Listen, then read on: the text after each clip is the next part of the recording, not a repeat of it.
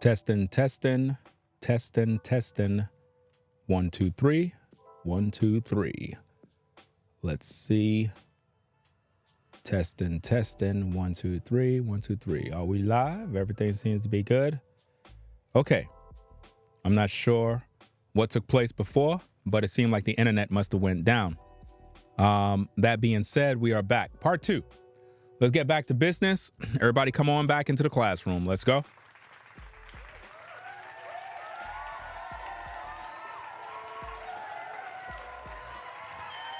Continuing off where we were at, pretty much we were talking about this particular section of the stream where we were focused on this area right here. Now, as you can see, and make sure you view part 1 in order to understand exactly what's going on.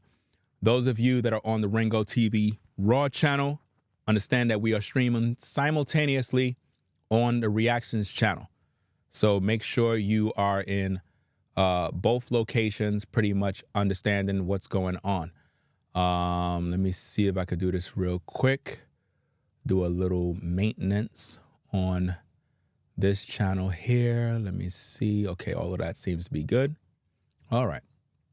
So getting back to the point, getting back to the message, join back into the stream, everybody that was here. I think we had about 800 people in the building. I want to kind of get people back up to speed so that they don't miss anything. But nonetheless, it seemed like the internet just totally went down and it came back up. So I don't know if something happened in New York where the internet went down. But nonetheless, let's get back to work. We got a lot of business to take care of. So if you're now joining in, this particular section of the stream was when we got by the hotel and you had a lunatic, a psycho, a weirdo at the hotel, thirsty, in anticipation to meet me for whatever reason. I don't know why. I don't know this guy from nowhere. I don't understand what kind of weirdo behavior is this. I would never be at a hotel looking and waiting for a man. I would not be doing that. It's weirdo behavior. And if you were watching the stream previously, Ralo was next to this guy, never did anything, never regulated anything, never said, hey, this is not right. You never seen that. So let's roll the tape. Let's go back to the footage. Let's go. Man, I don't want to forgive you, man. I don't know what to say. Man, I don't want to forgive you, man. I don't know what to say. Man, I don't want to forgive you, man. I don't know what to say. Man, I don't want to forgive you, man. I don't know what to say. Man, I don't want to forgive you, man. I don't know what to say. Man, I don't want to forgive you, man. I don't know what to say. Man, I don't want to forgive you, man. I don't know what to say. Man, I don't want to forgive you, man. I don't know what to say. Just listen. Just listen. Just listen.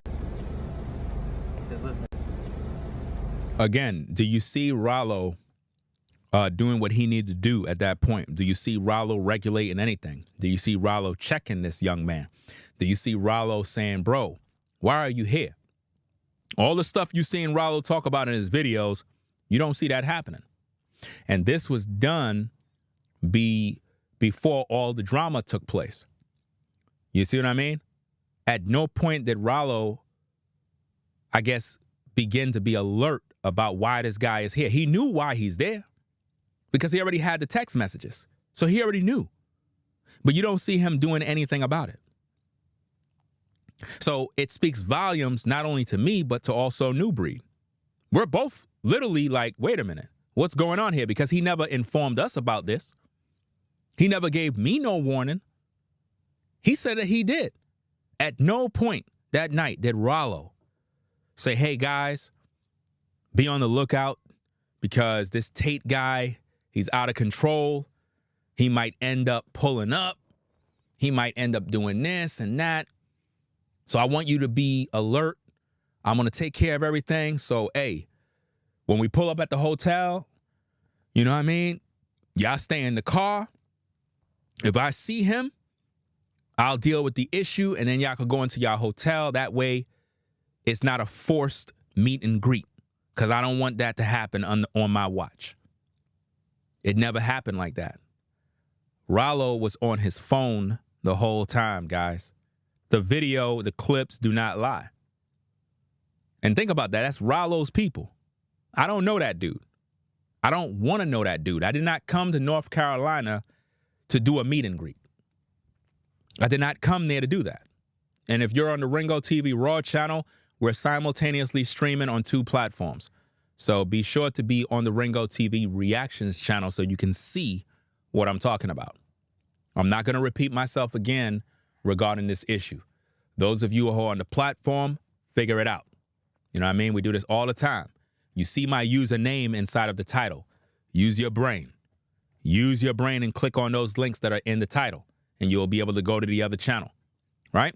So, again, judging by the clip, do you see Ralo regulating the situation? The answer is no. The answer is no. What does that say? It says that he's a part of it. That's all this says. It says that he's a part of it. He knew what was going down, and he didn't care. Why? Because Ralo was not in North Carolina on business. Not like me and Nubreed was. We were down there handling business the whole time. There was no hanging out, doing this, doing that. Not at no point. At no point while we were in North Carolina was there any like hanging out. You know what I mean? Now, of course, we were chilling by the pool, but that was all business too. All we had was conversations regarding business. We even did a live stream at the same time. All of that is business related. But at no point was there any hanging out. None.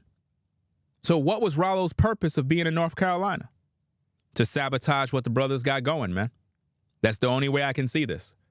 His spirit was revealed. His motives was revealed. And by the pure fact that this young guy was able to be there at that perfect timing right after we just finished coming from the bowling alley speaks volumes of the kind of dirty work that Ralo was doing behind the scenes. Check it out. Just listen. Just listen. Just listen. And keep in mind, all I was able to do is eat some of my fries. My burger was cold. I left that in the hotel room because I was pissed.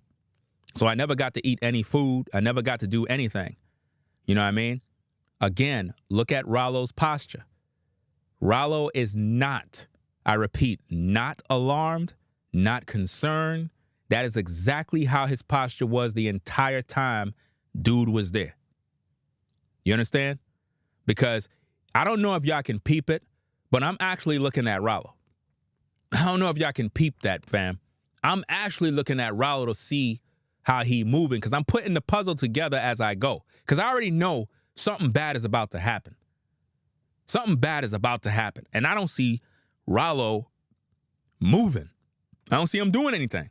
So that's when I figured it all out. Like, yeah, he got a little something under the table, probably a $200, $300 cash app. You know what I mean?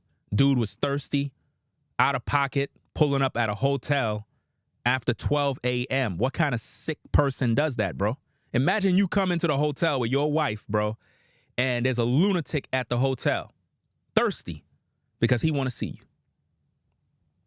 Now I know what celebrities go through. I used to always wonder, and I ain't no damn celebrity. I don't like none of that type of stuff. But now I realize what it is. You know what I mean? When you have celebrities out and about, and they got these crazy lunatics, weirdos, pulling up out of nowhere, out of the bushes, they with their families. Now I know how they feel. I used to wonder, like, it ain't a big deal, you know, it's just a fan, it's just this and that. No, I realize what it's like now. They don't want to see none of you. They just want to live their life. But when y'all come out of the blue, forcing yourselves into their world, that can get dangerous, man. It's really sick. I mean, here I am trying to come back to the hotel to get some rest. You got a weirdo standing outside because they're dying to see you. That's crazy, man. You would never see me doing that for nobody.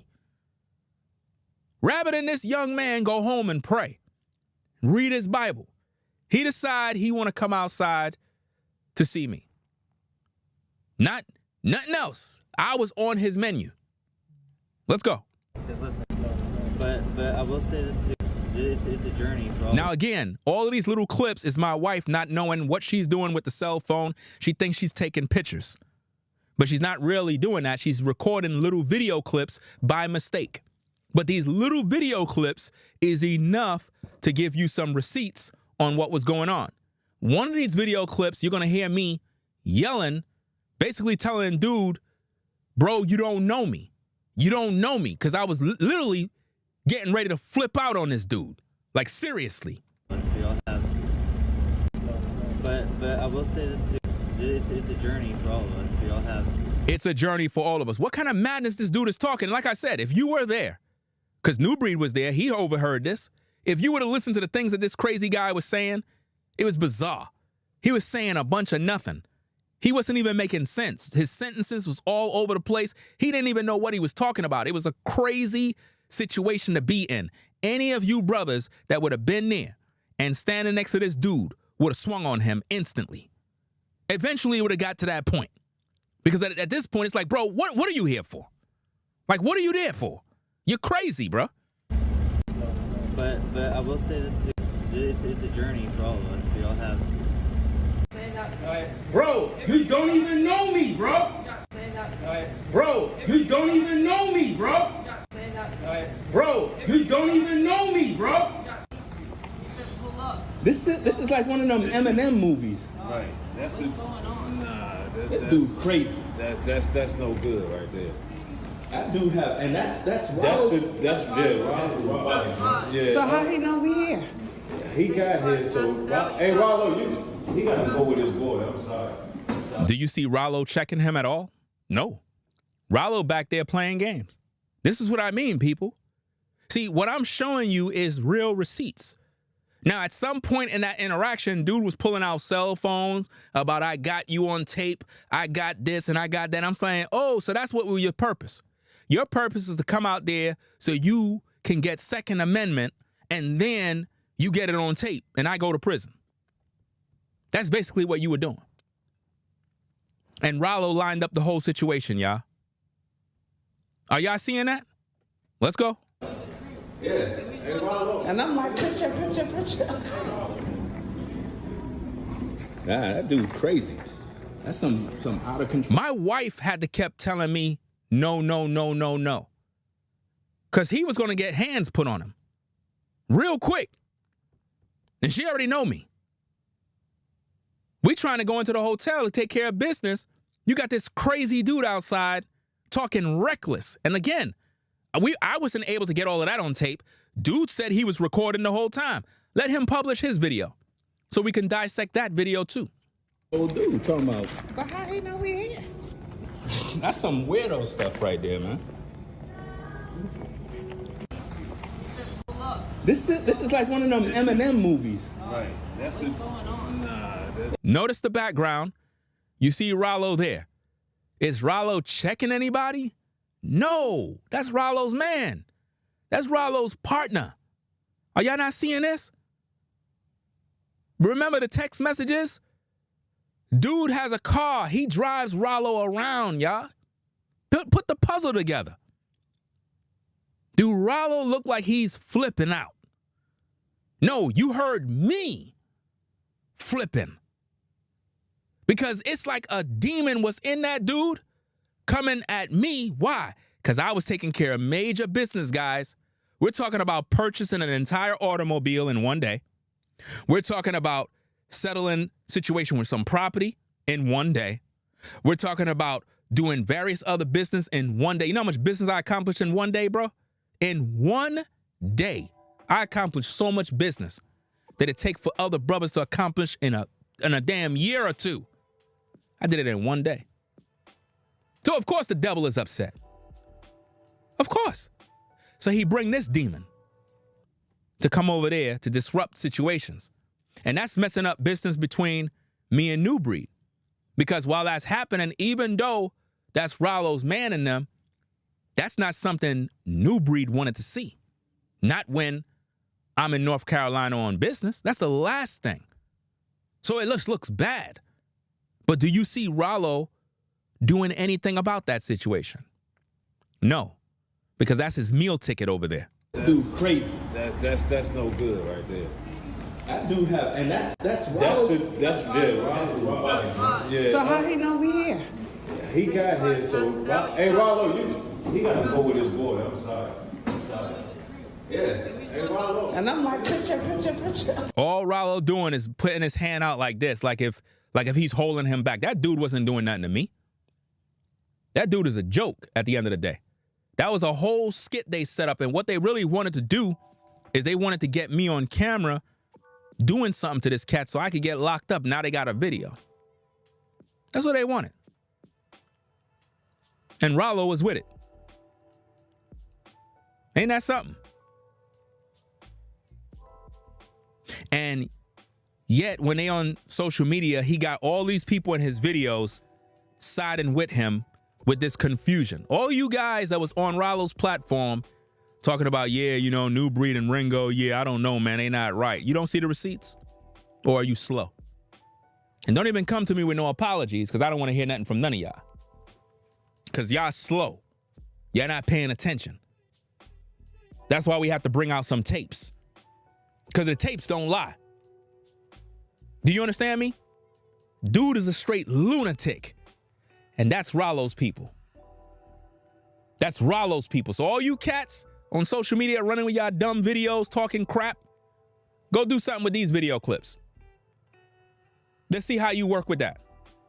Don't send me no DM messages, my bad, Ringo, this and that. I don't want to hear nothing from none of y'all. Every one of you cats that was in them videos, don't waste your time saying nothing to me. Real talk. Let's get back to these tapes. Let's go. Nah, that dude crazy. That's some out of control dude talking about. But how he know we here? That's some weirdo stuff right there, man. This is like one of them Eminem movies. Right. That's the. Notice the sicko comes into my live chat. This dude is obsessed, bro. That's Ralo's people. That's who Ralo hang with, bro. Ralo hang with obsessed lunatics that hang out at after dark at midnight thinking about a man. Think about that, guys. Imagine this sick lunatic comes to my live chat to waste time. Nobody want to hear nothing from you. You're crazy. You're a lunatic. And you're continually making Ralo look like a mess, bro. And yet, is Ralo doing anything about the situation? Of course not, because he already got paid under the table. This is how sick individuals. So why would you want to have somebody like Ralo around you when these are the people he moving with? These are his people.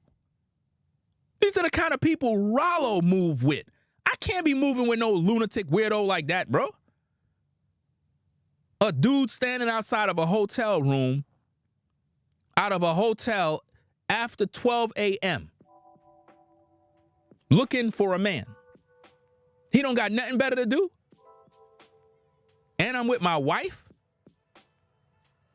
Come on, man. That's sick, fam. Sick. This dude's crazy. That's. Let's rewind back to tape. Let's rewind back to tape a little bit. Let's see if we get this tape. Check it out. Man, I don't know what to say. Man, Is Ralo checking him? No. Man, I don't want to forgive you, man. I don't know what to say. Man, I don't want to forgive you. Now keep in mind, his partner, the other dude, basically said it's a bad idea to show up. So why he show up? And how come Ralo ain't doing nothing? Because Ralo was with it, y'all. I don't know what to say. Man, I don't want to forgive you, man. I don't know what to say. Just listen. Just listen. Look how dude looking at me up and down. Dude is a weirdo. I mean, bruh.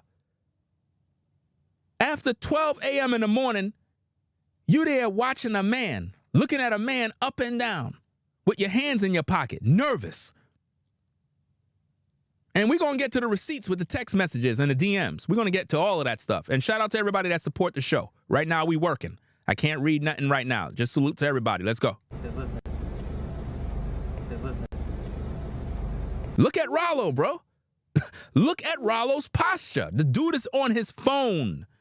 He's not doing nothing but watching his phone, man. Just listen. I look at all of that and I take all of that stuff serious. This dude got caught slipping, and clearly he's being exposed. Just listen. Just listen. That's Ralo's people, man. Just listen. Ralo ain't doing nothing to him. That's his man. But I will say this too. It's a journey for all of us. We all have. He's talking about it's a journey for all of us. I don't even know what the fuck this dude is here talking. I don't care for nothing with this dude, bro. But I will say this too.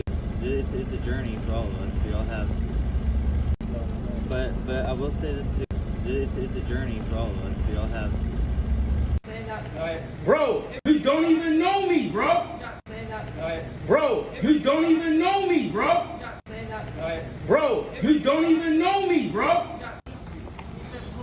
This is like one of them Eminem movies. Right. That's the. Nah, This dude's crazy. That's no good right there. That dude have, and that's yeah.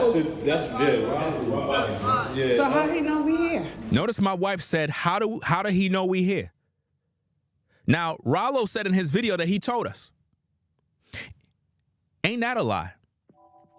In Ralo's video, he implied that he warned us about Tate possibly showing up. That's a lie. If that's the case, why would my wife say, how did he know we here? How did he know we here? Because that had everybody bewildered. How did he know we here? So they're trying to push this narrative of, oh, he knew where y'all were because he saw Nubreed when he streamed in the morning. Fam, it's after 12 midnight. Why is he here? Why he didn't come through in the daytime? Because he already knew where we were. Because Ralo was showing him where we were the whole day.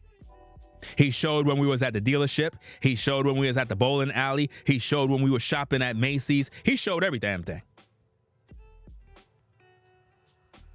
Ain't that something?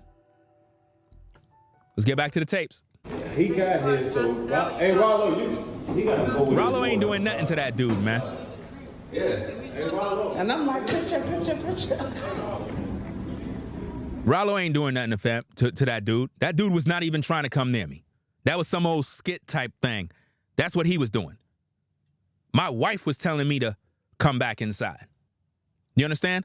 My wife was telling me to come back inside because I already knew what was going to happen. I already knew that. Because if I would put hands on dude, I'll be in prison, not him. They're going to look at him, oh, you know, the poor white boy, he was there, and this vicious animal black man decided to put hands on him. Details at 10. And it would have been all over social media. And Ralo would have been live. That's right.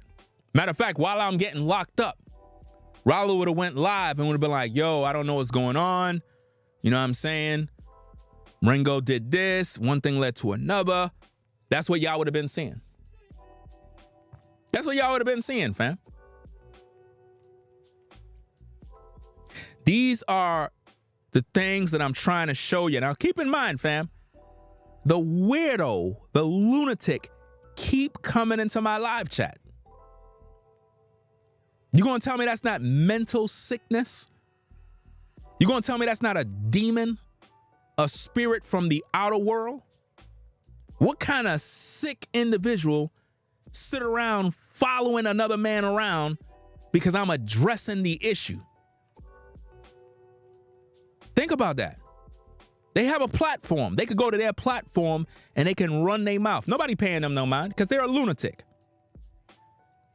So I want y'all to see how sick the mentality and the mindset of these people are. I want you to think about this. Think about what they're doing. Think about how, just think about this. With the amount of madness they've done, you would think that somebody like that would go in hiding and stay there. No, they're still out doing the same evil. And that's the guy that Ralo hooked up with. That's Ralo's friends, Ralo's people. So I want you brothers in the public that was out here trying to defend Ralo, I want you to see what's going on in real time. I want you to see this in real time. Let's go. Nah, that dude's crazy. That's some out of control dude talking about. But how he know we here? How he know we here? Because Ralo told him. Ralo was communicating with him while we were at the bowling alley, fam. There is no way he's going to be standing by a hotel unless he knew we were coming back. Because technically we were supposed to go hang out at a lounge and get some drinks. So why would he be at the hotel when we decided to come back home? Because Ralo already informed him. He's not a mind reader. We could have been at the lounge for an extra 2 hours chilling. But guess what? He would have known because Ralo would be communicating with him. Let's get back to the tapes. Some weirdo stuff right there, man. This is like one of them Eminem movies. Right. That's the. Nah. This dude's crazy. That's no good right there. That dude have, and that's Ralo. Ralo. Yeah. So how he know we here? He got here. So hey, Ralo, he got to go with his boy. I'm sorry. All of these issues started when Ralo came to North Carolina. Can't have people like that around me, bro. People like Ralo cannot be around me. I realize that he's the problem. Those other demons that he's with, those are just demons. The real issue and the real problem is Ralo. Those are his people. You know? That's what's going on here, fam. Let's go. Yeah. Hey, Ralo. And I'm like, picture. Nah, that dude crazy. That's some out of control dude talking about. But how he know we here? That's some weirdo stuff right there, man. This is like one of them Eminem movies. Right. That's the. Nah. This dude's crazy. Look, ladies and gentlemen, I want you to see how many times the troll makes a new YouTube channel to keep commenting. You're going to tell me that's not mental illness?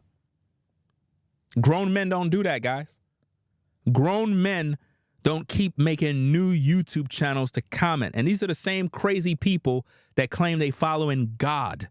They're crazy. That's what religion does to you. It turns you crazy. Grown men don't do that. Obsessed with a man. These are the kind of people that hang around Ralo. That speaks volumes. See, the kind of people you hang around says a lot about you. Now, you see how easy it is for me to cut dude off? Because I don't hang around with weirdos. I don't hang around with people that hang with weirdos. I don't do that. I cut those people off. But for Ralo to be hanging around a dude like that, it says a lot about him. That's just the way it is, man. Birds of a feather flock together, fam. People that are crazy and mentally disturbed, they hang around each other because they all the same. That's just the way it is. Let's go. That's no good right there. That dude have, and that's Ralo. Yeah. Ralo said that he was checking him. Do you see that? So how he know we here? He got here. So hey, Ralo, Was Ralo yelling at the top of his lungs? No. Was Ralo getting aggressive? No. Ralo wasn't doing nothing. Ralo was relaxed the whole time. That was one big skit, guys. Now think about that. You tell me, are you going to be cool with Ralo after a situation like that? After looking at what I'm showing you? Do you see somebody that is aggressively handling a situation that he created, mind you? Because we could have been in the car and he could have came out the car if he would have let us know what it is and then handle that situation. We shouldn't be handling a situation. It's just like how when you have celebrities pull up at a spot and you got a bunch of lunatics outside and weirdos, what normally happen? The security come out, look at what's going on. You can't be there. Boom, boom, boom. They handle the situation, then they get out the car and they go where they gotta go. If Ralo was privy to this information, how come he didn't put us on game? How come when we pulled up at the hotel, he didn't say, you know what? Let me make sure y'all good because homeboy out here on demon time. Let me make sure. Matter of fact, I see him right there, y'all. Y'all wait right here in the car. Y'all wait right here. Let me go handle this real quick. Bro, why are you here? Yeah, you gotta go, man. I don't know why you here for. Oh, I want to meet. Bro, you gotta leave. That's all he had to do. Come to the car. Yo, y'all good, man. He jumped back in his car, man. My bad, man. But hey, at least I handled the situation. My bad, my fault. But at least I let y'all know what the situation was. That's how Ralo was supposed to handle that situation. I know that's how I would. But then again, I wouldn't even have weirdos with me to begin with. I wouldn't have weirdos coming pulling up at a hotel after 12 a.m. to talk crazy in front of grown men. That didn't even make no sense. Let's go. He got to go with his boy. I'm sorry. Yeah. Hey, Ralo. And I'm like, picture. Nah, that dude crazy. That's some out of control dude talking about. But how he know we here? That's some weirdo stuff right there, man. And how old is this dude, fam? Like seriously, how old is this dude? Because this is some sick stuff. Now, this is Ralo pretty much copping the plea, right?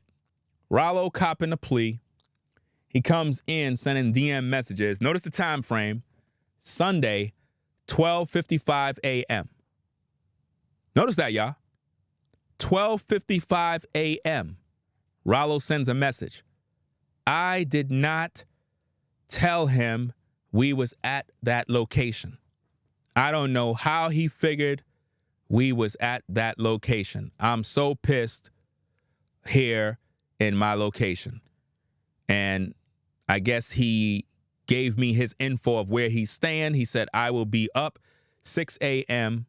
My phone number, blank, blank, blank. I crossed all of that information out because I'm not doxed in anybody's situation. Now, notice what I said to him. I says, you on your own. You and your man tried to line me up in front of my wife. Cool. That's your people. You stood there and watched and didn't do anything to check your man. Now, notice how I'm telling him this thing straight. I don't know him for him to even be talking to me at that time of night. How he knew where we was and that we was coming back. I have to do what I have to do. That's your people, and the timing was too perfect. I'm out, and I don't trust you, and will never trust anyone after what happened. So that's clear. At that moment, I'm done. That's just me being straight. He come back. He said he blocked for good. He blocked for good, which means he just blocked him. Did you just get that? So I hope that's confirmation also to Nubreed that dude wasn't blocked. Ralo said he blocked him beforehand. That's a lie. No, Ralo blocked him at that moment to try to save face concerning me. He said he blocked for good. I don't play this stuff at all. Never do some stuff like that. I told him the F off. I don't rock with people like that. I apologize.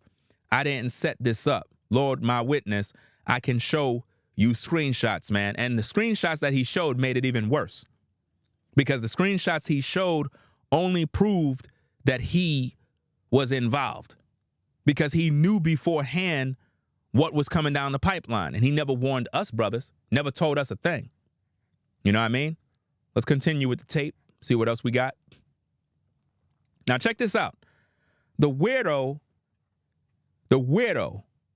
had sent this.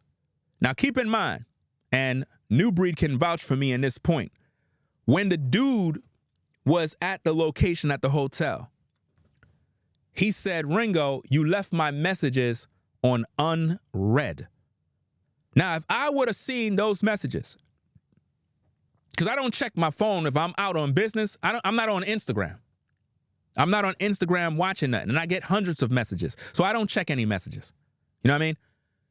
If I would have seen his message and noticed that this lunatic is talking this madness, I would have been on point in terms of knowing that there's a possibility that this dude is trying to come around the vicinity. And I would have told Ralo, I'm like, yo, isn't this the same dude that you went bowling with? Why is he sending me DM messages talking about bringing me a bottle of Ciroc and all this other nonsense What? I hope this dude ain't trying to come up around here when we trying to handle business. And the conversation would have been like that with me and Ralo. I didn't check no messages. When Nubreed was there, when everything was going down, that dude said out of his mouth, yo, you ain't checked none of your messages. You left me on unread. You know what I mean? You didn't even read your messages. Why? Because I never checked it. If I would have checked it, I would have known all of this. I checked the messages afterwards. And then I realized that the same crazy dude was here using a Ciroc bottle as bait. Number one, I'm not taking no Ciroc from you because I don't know you. So I won't be taking anything from you. He said this was going to be my gift for you after planning on meeting with Ralo this morning. He ended up saying he'd be too busy to see me. I hope I can give this to you since I'm nearby. LOL. This dude is crazy. This is crazy. Ain't that something? This is a weirdo, fam. An absolute weirdo. This is the madness that we got to deal with, bro. Check it out. Who does this type of stuff? Who sends another man messages and talk about, yeah, I got a Ciroc bottle for you? That's weirdo behavior. That's called bait. In other words, like I'm going to be baited into meeting up with you because you got me a Ciroc bottle. I don't need your bottle. I don't even know you. You're crazy. Literally. You're out of your mind. Something wrong with you. Right? But it gets even worse, guys. It gets worse than this. Watch this now. Check this out. The weirdo sends me a DM message on the same day, the same morning at 4:32 a.m. in the morning, guys. 4:32 in the morning. This weirdo sends me this sick message. Now watch this, guys. This is how sick the kind of people Ralo hang with. Dude said, long story short, I saw the hotel spot in Nubreed's video, recognized the area, and decided to pull up. It was still wrong. So he's admitting that he's wrong. Ain't that something? Not obsessed, not a stalker. Nobody gave me the address. You gonna tell me this guy's not crazy? He says, I just wanted to do the man-to-man, heart-to-heart with y'all, meaning me and Nubreed. Just put yourself in my shoes, I guess. No, I can't do that because I'm not a lunatic and I'm not a weirdo. We don't pull up on a man and his wife after 12 a.m. when they're coming from a bowling alley to go home to the hotel to rest. We don't do stuff. You know, normal civilized people don't do that. Obsessed weirdos do that. Right? That's out of pocket. It's uncalled for. It's unethical. Adults don't do that. So for that to go down and Ralo stand by and watch the whole thing and wasn't really angry about it, because again, Nubreed is a witness. He was there. At no point did Ralo raise his voice. At no point did Ralo do anything. It was good in Ralo's eyes. Right?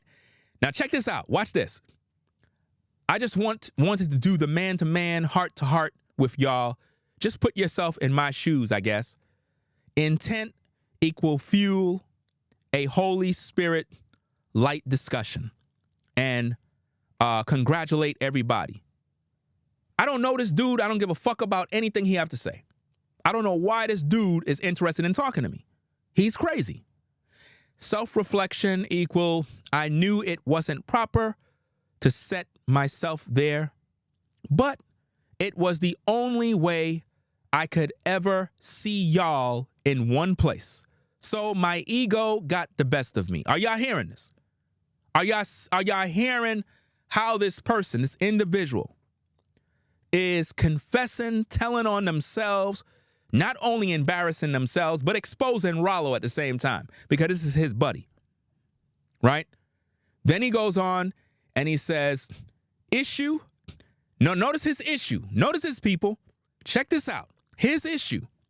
I needed closure on if y'all were truly filled with the Holy Spirit.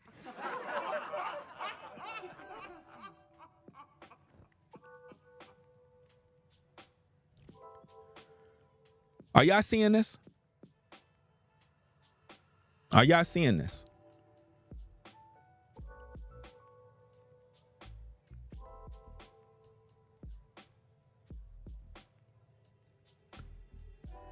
This dude said his issue and reason for coming out there, pulling up. He says, I needed closure. I don't know what the hell he mean closure for. I don't know him. Again, religion is what makes people turn crazy, y'all.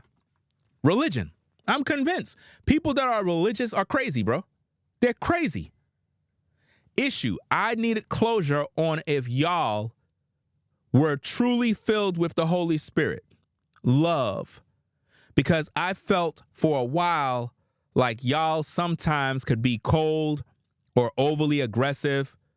So I needed to witness y'all in my heart of hearts.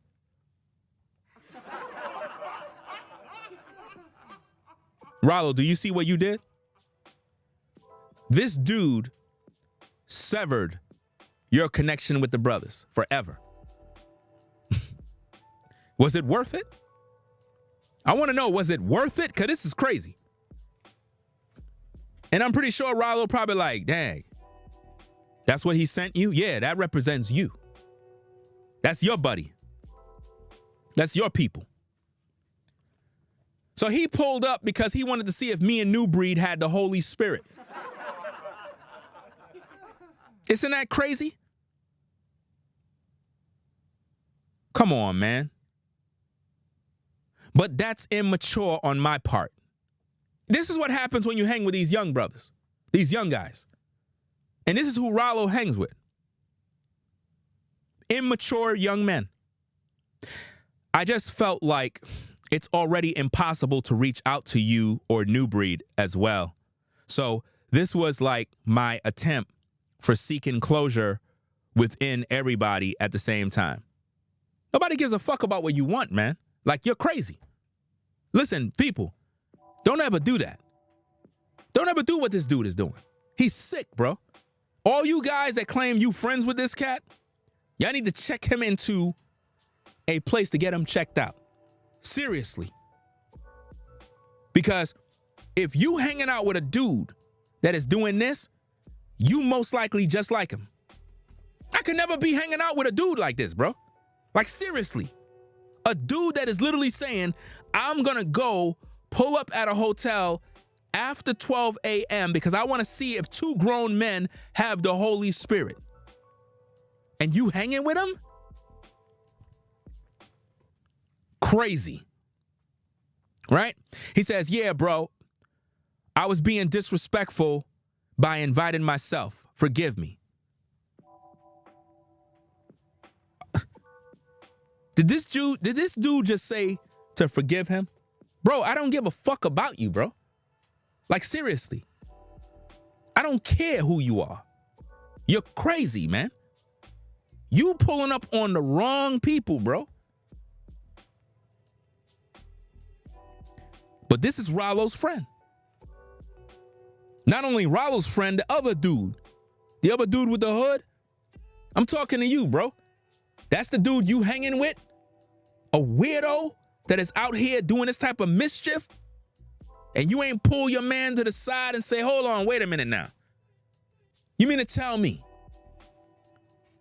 you pulled up to a hotel after 12 a.m. in the morning because you wanted to see if two grown men have the Holy Spirit? What the fuck is wrong with you, bro?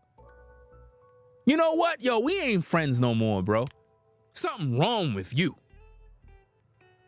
That's weirdo behavior, fam. That's crazy. You don't ever do stuff like that, man. So to homeboy who didn't showed up, you were on Ralo's platform running your mouth, talking about, oh, Ralo ain't this, Ralo ain't that. You got some of this to blame too. Because if you knew what was going down, how come you didn't reach out to the brothers? How come you didn't reach out to the brothers and say, hey, yo, fam, heads up? You know what I mean? I know we don't talk and whatnot, but you know what I mean?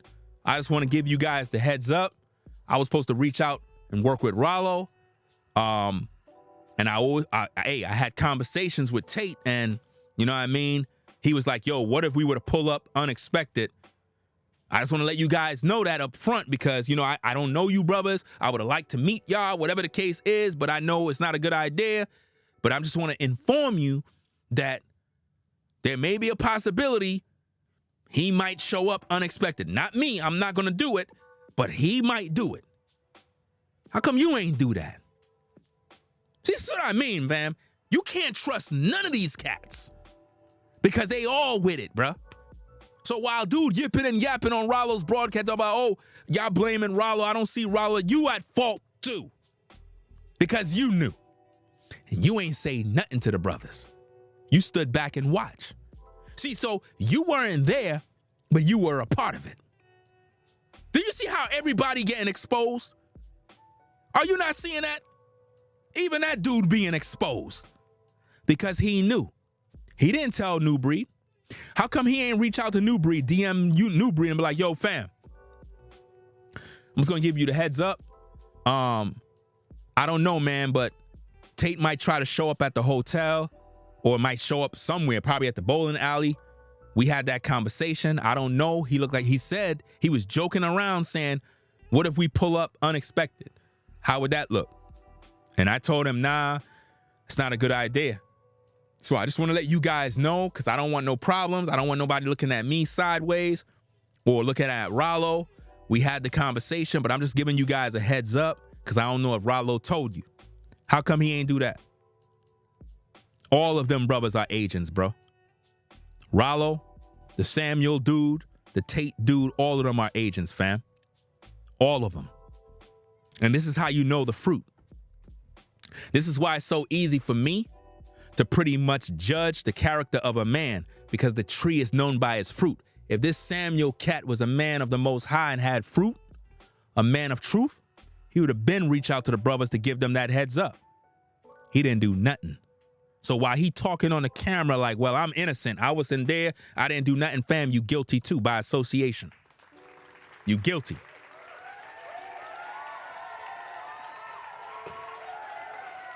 All of y'all guilty.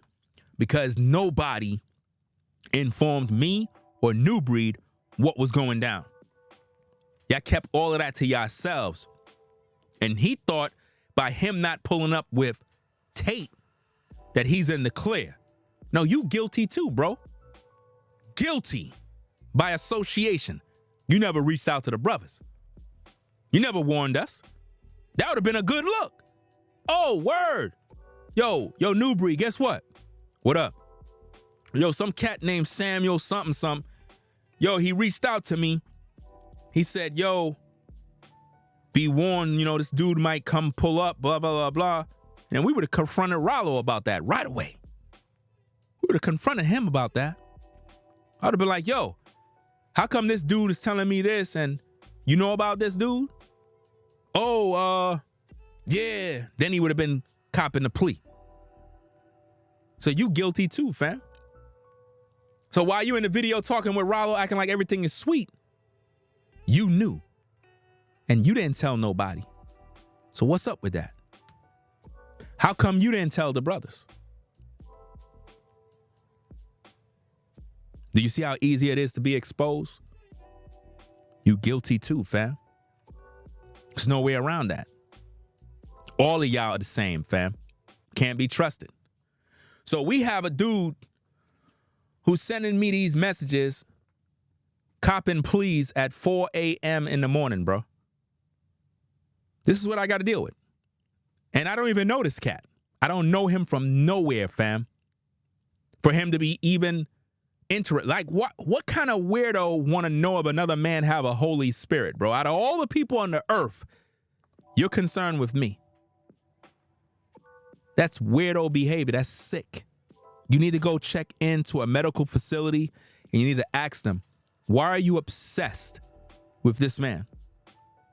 Why is it so important to you to know if he have the Holy Spirit at 12 a.m. in the morning? Y'all can't see this? This is crazy, man. Absolutely crazy, bro. Let me get back to the tape. Do what we need to do. I just needed for you to see those receipts. Because all the details about the situation are out now. I only got Tate's side, then I got your side, then I got Nubreed's side. So anything I say, yeah, it's not it's not personal, you know? It's just open rebuke. We live? Yeah. Okay.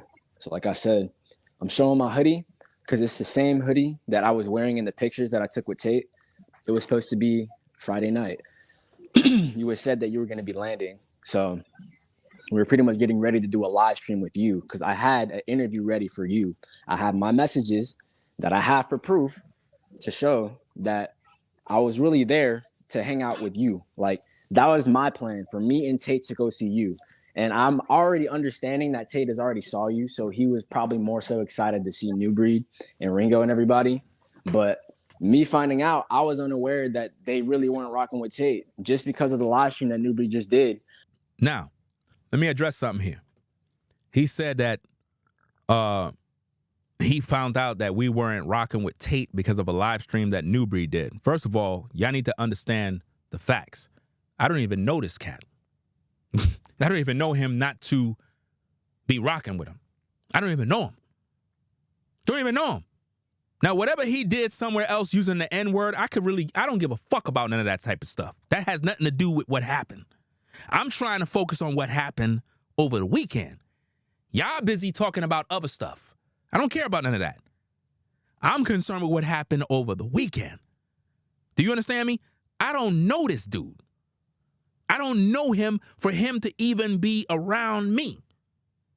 So by the pure fact that all of y'all plotting and planning on all these secret meetups and meetings with this one and that one, nobody came and informed us about any of this.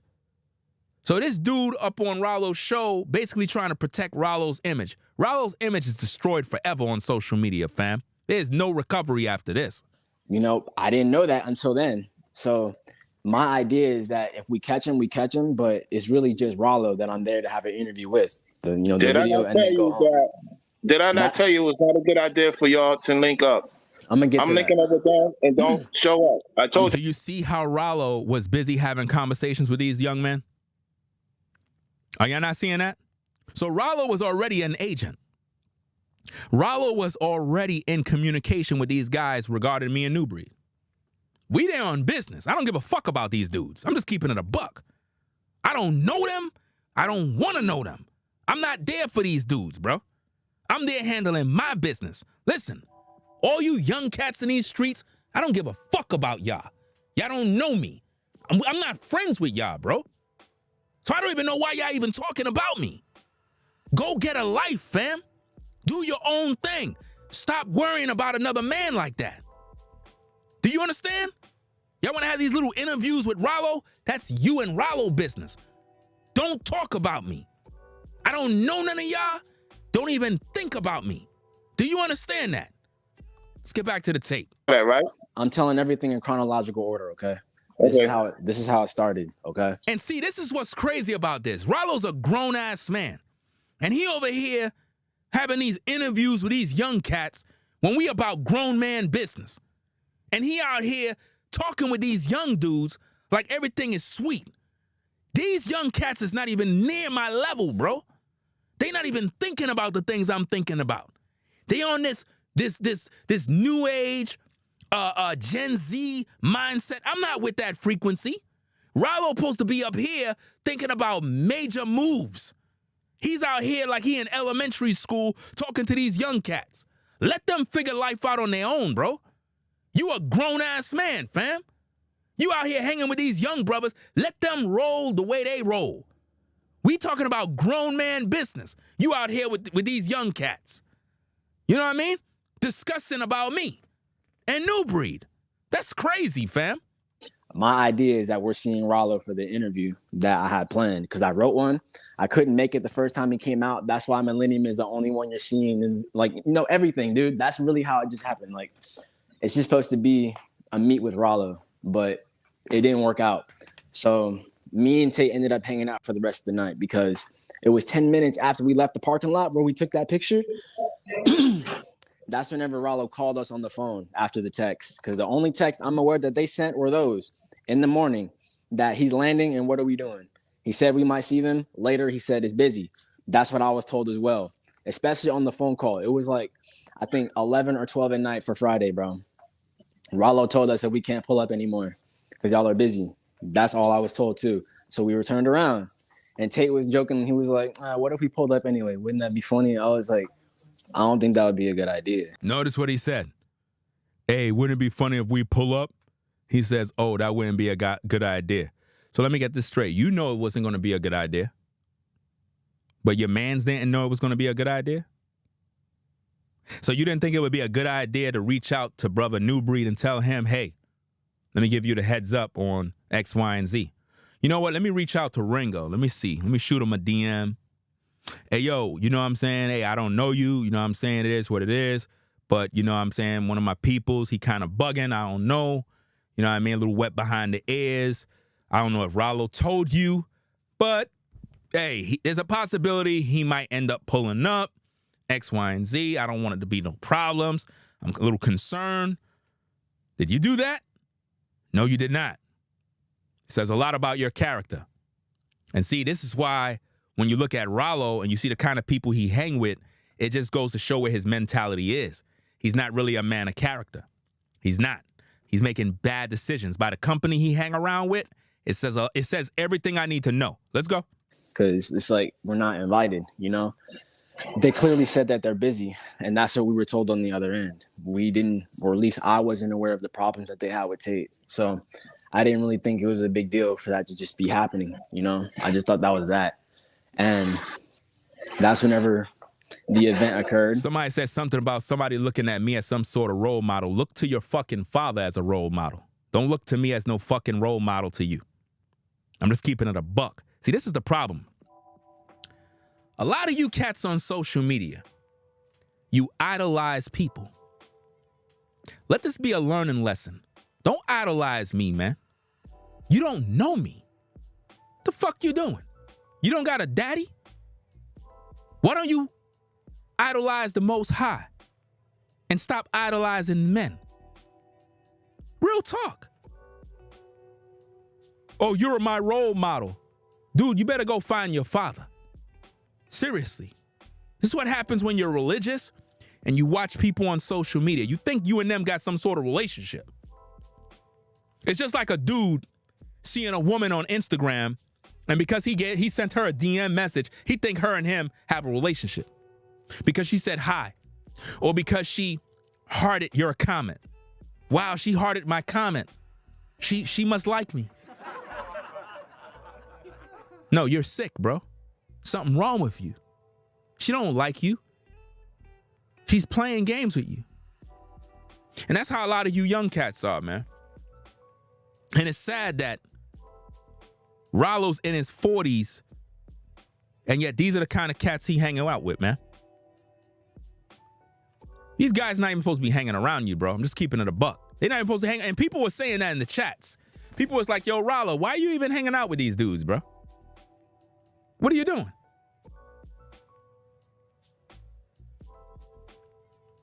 Let's get back to the tapes, man. Let's go. He ended up going there anyway the following day, you know. I'm aware that y'all probably had other phone calls as well that are outside of the text, but I don't think Ralo's going to be deleting any messages. It's funny how he keeps saying what Ralo's not going to be doing as if though he's his handler. Why is you speaking for Ralo, man? Ralo's a grown man and he got this young dude speaking for him, bro. Why are you even speaking for another grown man? Like, you know everything that he's not going to do. Well, Ralo wouldn't do this. Ralo wouldn't do that. Like, really? That don't make no sense. Ralo didn't tell us nothing. Ralo didn't give us a heads up about none of y'all. And like I said, I don't care for none of you cats. I don't give a fuck about y'all. Real talk, real spit. I don't know who listen, see, this is the social media thing that I cannot stand. This is why Nubreed said that he's disassociating himself from the Israelite community. This is what I mean. A lot of these dudes be thinking like we all cool. This is what they be thinking, because they'll see you make a video talking about the Most High. They'll hear this brother make a video about the Most High, and they think because we quoting scriptures like we all friends. I don't know you. I don't know you. You know what I mean? So like, y'all gotta stop this fruitcake weirdo mentality thinking like we all cool. I don't know you. Stay out of my fucking way. Do you understand that? Like, seriously. This is why when you see these celebrities and they trying to live their life and you got some weirdo running up to them, hey, hey, hey, and they like, you know how you look?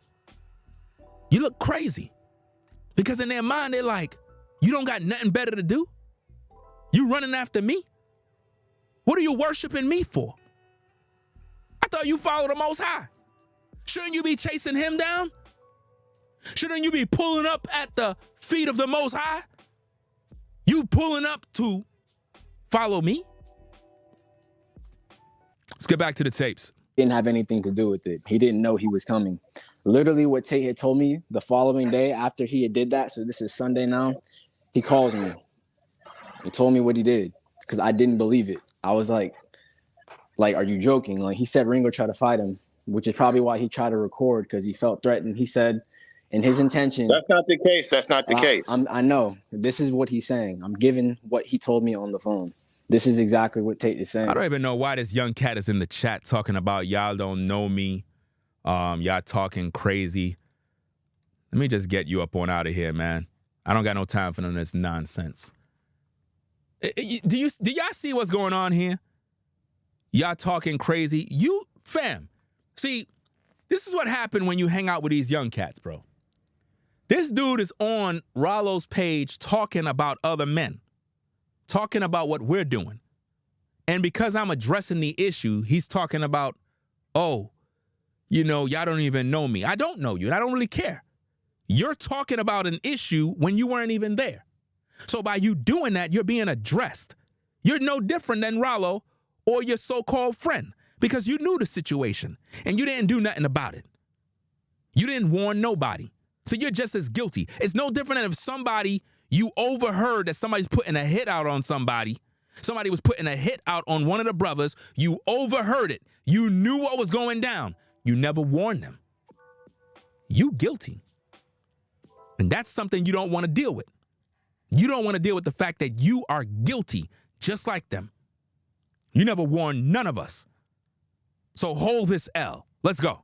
Because, you know, I met him on the land walk. Like, I'm not just... Did I not, hold on, before you say, did I not approach him saying, what the hell you doing here? What the F you doing here? What the hell you here for? I was speaking to him and pushing him. Did I not push him? Did he tell you that? I wasn't there, but he didn't say that in his story, though. You know, he said that he saw you, but he said that you were kind of like, you know, like bewildered. You know, you were surprised that he was there. Bewildered. Surprised that he's there. Does that sound like a man that's being aggressive? Does that sound like a man that's checking somebody? No. That sounds like a man that's calm, cool, and collected. Ralo didn't check nobody. Ralo didn't care. All three of these guys is guilty because they were all plotting. All of them. All of them. Ain't no innocent party here, fam. And see, this is what happens when you don't know people. But they all talking like we all cool. When Ralo came out here, that was my first time meeting Ralo. First time. I don't know Ralo. It's my first time meeting him. And due to that first meeting, everything that transpired after 12 gave me everything I need to know regarding the situation. But yet people looking at it like, yo, y'all cutting people off. It's too early for that, blah, blah, blah. No, you don't understand. I could care less. I deal with real people that are about business. Once I see the shenanigans and the BS and the nonsense, you got to go, bro. I don't got no time to entertain that spirit. Because you already told us not to do anything that weekend. You said that y'all were busy. So I was like, all right, respect. Like, maybe it's another time. And Tate was adamant on going anyways, which he ended up doing. And you didn't say nothing to the brothers, so you guilty. You didn't say nothing to the brothers. You didn't go to the brothers privately and say, hey, fam, Tate is adamant about going out there, meeting these guys. Hey, I just want to let you guys know, you know what I mean? I'm kind of concerned about Tate's safety. I mean, he's trying to pull up on you guys. I'm a little concerned. So I'm going to hit y'all up and be like, yo, you know, this is what's going down. I'm going to let y'all know this, man. You know, he's bugging. I'm not going, so y'all ain't going to see me. But I know if he do, my name going to end up getting caught up in the mix, just like it is now. And you didn't do nothing. You sat back and you watched. You sat back and didn't do a thing. Ain't that something? But yet, bruh man was on Ralo's show acting as if though, well, you know, I wasn't there. It was just Tate. So, you know, I'm good. No, you guilty. Guilty by association. You were there. You knew exactly what was going down. You didn't inform none of the brothers. You're guilty. See, you didn't think you were. I'm exposing the fact that you are. See, if a crime was being committed, right? Let's say, for example, Tate did something and he ended up in a bad situation. Something went down real ugly. You know you're getting called, right? You're going to get a call because those text messages indict you. Your videos, everything. You coming down. That's right. You were a part of it. You knew. Yeah. You're going to have to answer a lot of questions for your involvement. There's no way around this one. See, y'all were plotting the whole time. Plotting interviews, meetups, greet-ups, all that type of stuff. It didn't go as planned, didn't it? It's not a good look, man. And see, this is why social media is dangerous for a lot of cats that are religious, because they think that we all know each other when we don't. We don't know each other. And that's a problem. We don't know each other. Stop thinking you know me, man. Stop thinking that if you run into me in the street, it's going to be on some old buddy shit. You don't know me. Do you understand that? You don't know me. So stop thinking you know me. You don't. We're not cool. Do you understand that? Do you not understand English? Like you don't know me. Use your brain. Yo, what's going on, Ringo? Hey. You don't know me. Right? Understand that. Okay. Let's get back to the tapes. I told him not to come. I told him not to come. Yeah, you told us both not to go that weekend. That's why I went back home. At all. At all. They don't at all. Not And just no. Notice, he said he told them both not to do X, Y, and Z that weekend. Did Ralo inform me and Nubreed about this? Nope. Did Ralo pull me and Nubreed on the side and said, fam, listen, these guys are trying to pull up. You know what I mean? It is what it is. I just want to inform y'all, give y'all a heads up on what's going on. I don't want y'all to be blind. Nope, he didn't do that. Supposed to see me. Yeah, I didn't know about the Tate situation until later on that time. You get what I'm saying? If I'd have knew about that, I would have not been messing with him. Yeah, I didn't know. Like I told Tate on the phone, bro, like it was open rebuke. I had to be honest. Like there was some things that he was doing. Like whenever we stopped at Walmart, I told him this at IHOP. He was kind of being aggressive. Like whenever we were skateboarding in the back, we were just chilling, and the guy. So you said, had an issue with him as well. He be doing some weird stuff. I wouldn't say an issue, but there were some suspicions. Like, why are you being so aggressive? They're like, why are you acting like this? Like, it's not that big of a deal. Okay. You know, that was stuff I was questioning. But it's like it wasn't until he did that where I'm like, yo, you might want to look at that, because you know, I give people the benefit of the doubt. I'm not here to be judging and being like, oh, he got demons, because I'm telling you, man, this is what I mean by these cats to have no discernment. Clearly, his friend got demons, but he's like, oh, I don't want to be judging. See, this is why you can't really hang out with people like this. This is why I don't understand why Ralo is even hanging out with these cats. You could never see me with dudes like this, bro. Like, seriously. You got to be sharp. They're not.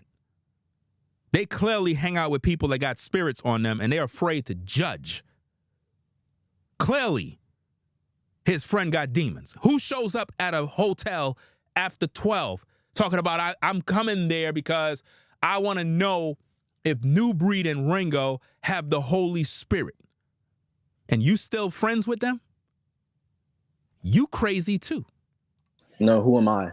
But at the same time, there was just some stuff I was like, you know, kind of looking sideways. You know, I would like, as soon as they said like, yo, y'all can't be doing that in here, I'm walking away. I'm like, all right, yo. And he's kind of like being aggressive. And it's just kind of like, you don't need to be doing all that. It's kind of extra. But what he told me on the phone is that he recognized where they were because of the architecture alone. Ralo had nothing to do with it. He called me and he said, Ralo have nothing to do with it. Ralo never informed us about none of y'all conversations. Ralo have everything to do with it.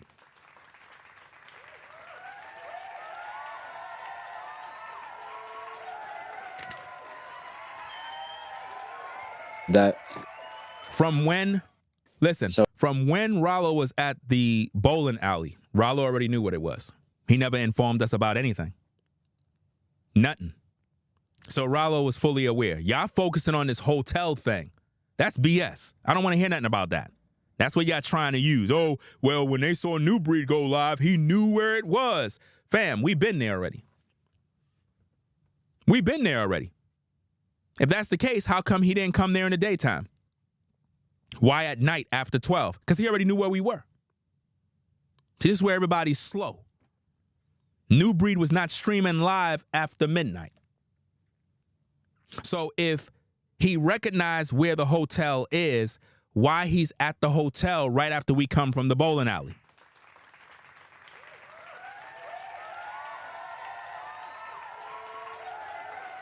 The timing is too perfect because, again, we were supposed to go out to a bar at some sort of lounge, eat some food, and have some drinks. I decided I'm not going. And when we said we're not going, we were heading back to the hotel. We stopped off at the McDonald's, got some burgers and fries, came back to the hotel. And in the process of driving to the hotel, I was like, yo, it's not really 11 p.m. It's actually 12 a.m. And then Ralo was like, oh, snap, man, come on. Aw, man. It was like he was upset about it. And then Nubreed and them was like, you know what, man? You know what? It don't even make no sense. We go hang out. So then we went back to the hotel. And on our way back, we see this weirdo standing there. Now, what are the odds that he would be at the hotel waiting if we were supposed to go to a lounge to get drinks? Make it make sense. He was told. He was told that we're coming back. Do you understand? When you're using these phones, man, you can put your location, you can communicate, you can do that. And Ralo was all in his phone the whole time. He was in his phone the whole time, communicating. That's how dude knew to go to the hotel. But everybody acting like they don't see that. Let's go. And he even wanted that to be known, but he's blocked from Ralo, so he can't say that now. But he wanted me to at least let that be known that Ralo had nothing to do with it because it's true. Like, if he did anyways, you know how detrimental that would be, especially all the credit or credibility, I should say, Ralo has gained over the years. I don't think he would throw that away. Oh, he threw it away, all right, because now he don't have none. You said it good. The credibility that he gained from us content creators saluting him. Yeah, it's all done now. He don't have no credibility. That's right. Is it worth it? I mean, is it really worth it? Some guys don't really understand how important relationships are. And when you do stuff like this, it destroys your name and reputation. For some money, because like I said, we were even on the land walk. So, you know, if y'all had the suspicions then, like, or now, you know, why weren't they showing then? Because I hate when people do that type of stuff, what he just did there. Oh, if you had suspicion then, you should have did this and you should have did that. Really? That don't even make no sense.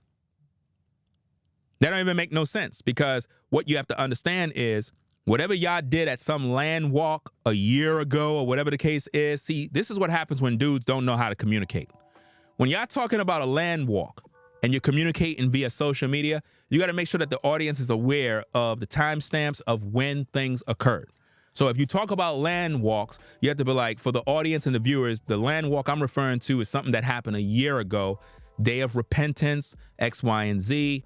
There was a land walk and we were all invited. It was open to the public. We came out. It is what it is. You have to make sure you communicate that bit of information, because if you don't, what happens is the people will believe that there was some sort of land walk over the weekend.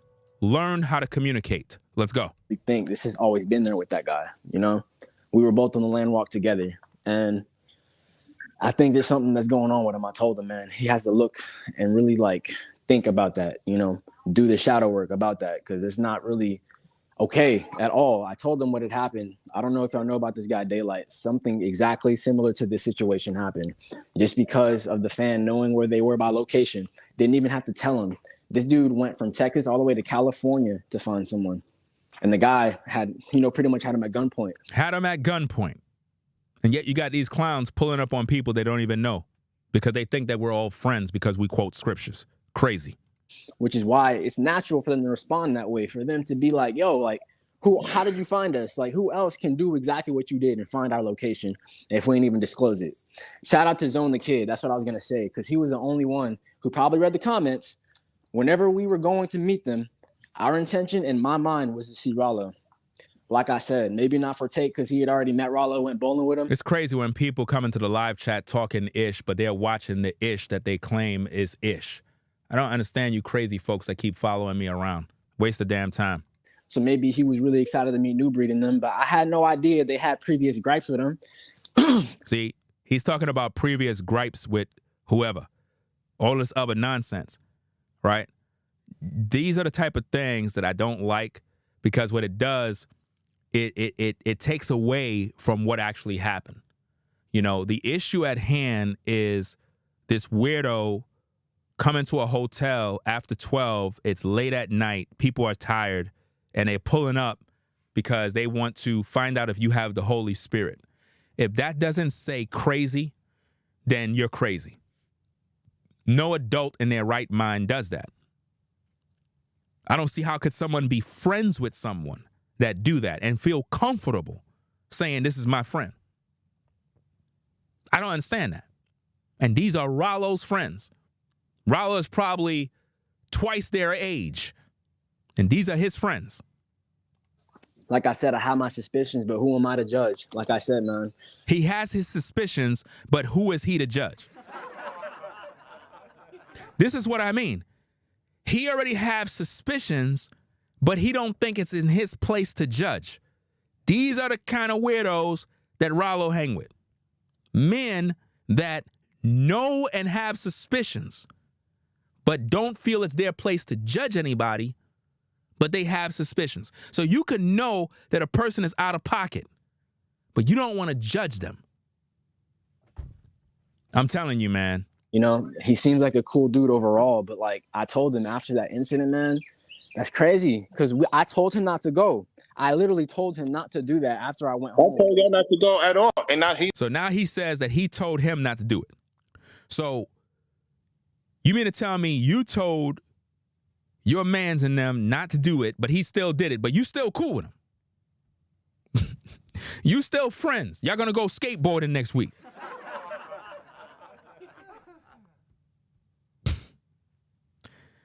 Man, oh man, I tell you. They're going skateboarding next week, fam. They're gonna hit the ramps. He told him not to do it. It's a bad look. All of y'all literally being exposed, and now y'all still friends. Telling you, bro. And y'all expect that to be around the brothers? Nah. Can't have that, man. Moving forward, cats like y'all can never be around these brothers, man. Never. Because y'all don't even know what business is, man. Y'all trying to sabotage what Nubreed and the brothers got going. Y'all try to sabotage the connection, the relationships that we building. That's what y'all did. Y'all the damn demons that came by trying to sabotage this work that we got going. No, stay over there and continue doing y'all buffoonery and y'all religion. not supposed to meet up with them. I told y'all, no, that's not a good idea. I said that to y'all over the phone. You did. They said I didn't have no conversation with y'all over the phone. I did. Yeah, I can didn't actually. delete no text messages. Yeah, I didn't delete no messages. I forgot to screen record the call log because you called us. I called you, I think twice. I called you twice from my phone, and then you called us. You see all the phone calls they having? Are y'all not seeing everything being exposed? Are y'all not hearing this? All of these phone calls are happening between these guys. Did Ralo at any point inform me and Nubreed on anything that's coming down the pipeline? Nothing. And then Millennium called you again. But I literally have the call logs from the night where you turned us around, said we couldn't go anymore. So I said, cool. But it was bothering him. And I didn't know it was bothering him that much. That's what I'm saying. Like, that's probably, and like, I don't know what happened on y'all's end. Why, you know, it probably wasn't a big deal on your end. Like, dang, like he just kind of popped up. That was crazy. But like, you know, it's miscommunication, man. Like, you know, it's all would have been cleared up if it would have been like, yo, man, like, I don't know what happened. Like, bro just kind of pulled up on us. That shit was crazy. But like, it sounded like it was miscommunication after I heard Nubreed's story, man. I don't know what happened between. Miscommunication. Yeah, y'all listening to this madness? Miscommunication. At what point did Ralo communicate with us brothers regarding any of this nonsense that y'all dealing with? When did Ralo inform any of us brothers throughout the day of any of the conversations y'all had that you felt was suspect that, oh, he might end up trying to do this and that? We never got no warning. And where I'm from, if you have information that something's going down or something might be happening and you don't inform us brothers about that, that means you lined everything up. That means you were a part of it because you never revealed anything. You let it play out. And if you go back to the video, if you go back to the stuff that I was showing y'all and you look at the evidence that I put out on the screen, you can clearly see Ralo is just standing there with his phone. Ralo is not moving dude out the way, telling him, bro, why are you here? It's late. Like, damn, bro, it's after 12 a.m. in the morning. We've been out working all day. Why are you here? You're a lunatic. Something wrong with you, bro. No, Ralo didn't do that. Ralo stood there like, bro, didn't I tell you I was going to get you this interview? Didn't I tell you I was going to make you meet Ringo and Nubreed? Didn't I? Hey, I told you, man, appreciate the Cash App. He's looking at his phone right now, looking at that Cash App like, yeah, man, I got paid. I'm good. Thanks, man. Appreciate that love.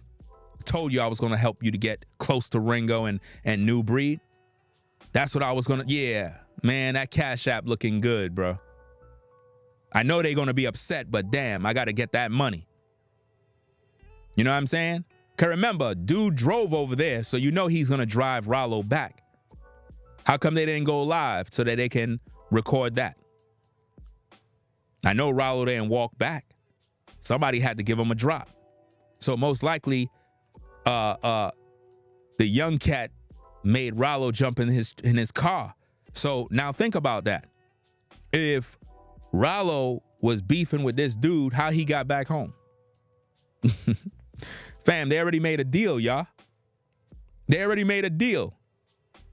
Dude drove Ralo back to his spot. You see that? Dude drove Ralo back, probably like, yo, thanks, bruh. Appreciate the fact that you made me meet Ringo and stuff. I know it's out of pocket, man, but hey, no doubt, bro. Good looks on that Cash App, fam. You know what I mean? Next time you want me to line somebody up, man, hey, just holler back, bro. That's what he did, man. That's exactly what he did, y'all. It's crazy. But that's how it goes down in these streets. No, on that end. But I had told him not to go. That's all I could say is I told him not to go. And I'm the black guy, so-called black guy in the picture. This is the same hoodie, by the way, if anybody's just joining. You know, like, what else could I do? I can't control anyone. I can just tell them, like, yo, that's not a good idea. I can't control anyone. I can't do nothing. That's not a good idea. Did you hit up Nubreed? No. Did you hit up Ringo? Yo, I want to give y'all a heads up on some situation, man. I don't know, man. I just don't want nothing bad to happen. I could see something coming down the pipeline. I just want to inform you, brothers, straight up. I don't know if Ralo told you. Did you do that? No. So you didn't do your job. You failed. You're guilty just like everybody else. because he had told me that he was thinking about it. Then he said what happened afterwards. That's like somebody telling you they're thinking about killing somebody and you know about it and you ain't saying nothing about it. That's how serious I take the situation. So while everybody is saying it ain't no big deal, you know, it just goes to prove that a lot of y'all not really thinking about the severity of the issue. That's like if somebody is saying they want to harm someone, you know what they're going to do. You heard it, but you don't say nothing to the people in which it was directed to. That means that you're guilty. That's why I'm saying the Samuel dude guilty just like Ralo and everybody else because they all privy to the information.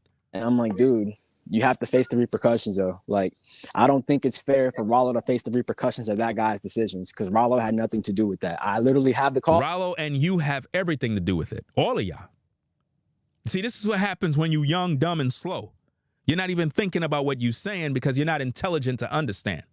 Dude don't even know what he's saying. Seriously, he don't even know what he's saying, man. And this is the problem. He's acting as if though Ralo have no fault in what's going on when Ralo never informed neither me nor Nubreed of anything that was coming down the pipeline, bro. That's crazy. So we were literally in the dark about everything when Ralo already knew what was coming down. So you tell me. Logs, like I said, I forgot to put them like for the screenshots. You know, I could have put that up here, but I wasn't thinking because it's just on the fly. And I think this is spiraling out of control, and it's not fair to you, bro. It's not because, like, if I told y'all not to come, and I told Tate, they don't want to see you. I said that. I said they didn't want to see you, and I said, okay. First of all, I don't even know where Ralo's coming from with this thing here because he's saying that he called Tate and said they don't want to see you. I don't even know him for him to even imply that. I never told Ralo, hey, I don't want to see Tate. I never told Ralo that. I never spoke to Ralo about that. So I don't even know why he's saying that. I don't even know why he's saying that he said they don't want to see Tate. I never had no conversation with Ralo for him to even say that. Because I don't even know who these people are. I don't know. I don't hang out with these young cats, bro. I don't do that. I roll completely solo. I don't talk to none of these dudes, bro. So for him to be saying this, I'm like, who is he talking to? Who said that? Because it wasn't me. So what is he making? He making up stories as he go? Because there's no receipts for that. Let's go. On the basis Samuel want to see me. But I was not even, I had an issue with Tate before, like later when we met up. It's like, I didn't want to be, he don't. You hear all the stuttering? Are y'all hearing all the stuttering in Ralo's voice? You don't even know what he's saying. You wanted to see me. That's why I was like, okay, cool. I want to know why is it that all you guys want to see each other? I want to know what's going on here. That men all want to see each other. Cause this is crazy. I didn't care for Tate like that. You wanted to see me. So his intention was to start this narrative. I didn't start this narrative. I didn't do no skit. He pulled that skit off on his own. I didn't recognize him at first. I will admit that. I didn't even recognize him. How you don't recognize the man you were bowling with? It's very easy to spot the same white boy that you were bowling with. Very, very easy. How Nubreed was able to spot him right there. You knew exactly who he was. You were just playing like you didn't know. And that's what makes the situation worse, is that you knew who he was and you try to act like you didn't know. And then when you finally knew who he was, you didn't do anything about it. Until Nubreed said, yo, and for Nubreed to say that I didn't check him, I checked him. Because Nubreed left, Ringo and his wife went about their business, and I checked him. I was in his face. Fam, we already showed the proof. We already showed the video clip. You didn't do a damn thing. You were on your phone. That's what you were doing. The clips don't lie. A picture is worth 1,000 words. You're relaxed. You're not alarmed. You're not doing nothing. That dude was running his mouth for a while. talking reckless and crazy. And the whole time, I'm pissed. And I'm watching you, and I'm like, damn, Ralo set this up? All right, cool. That's what's up. I'm kind of just taking notes, seeing how everything play out. At no point did Ralo regulate the situation, pull dude to the side, pack him up, and ship him out. Nope. Because most likely Ralo got paid under the table. Now, he ain't going to talk about it. They're going to continue to deny that. But when I look at these images here, it speaks volumes, man. I'm telling you. And if you were here earlier where we played the footage of this clip that you see on the screen, you saw that Ralo was not even alarmed. He was comfortable. He was comfortable with what was going down. And he didn't do anything about it. Let's get back to the tape. I was literally in his face. And you told us we couldn't do it this weekend. So I was like, it's straight, you know? Like, it was literally that, bro. It was literally simple as that in my mind.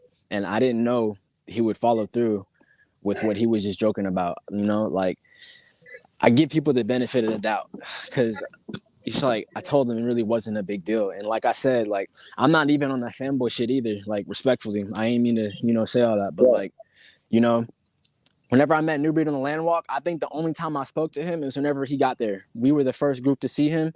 I dapped him up. I said what's good. And then I didn't talk to him for the rest of the time. So you don't know him.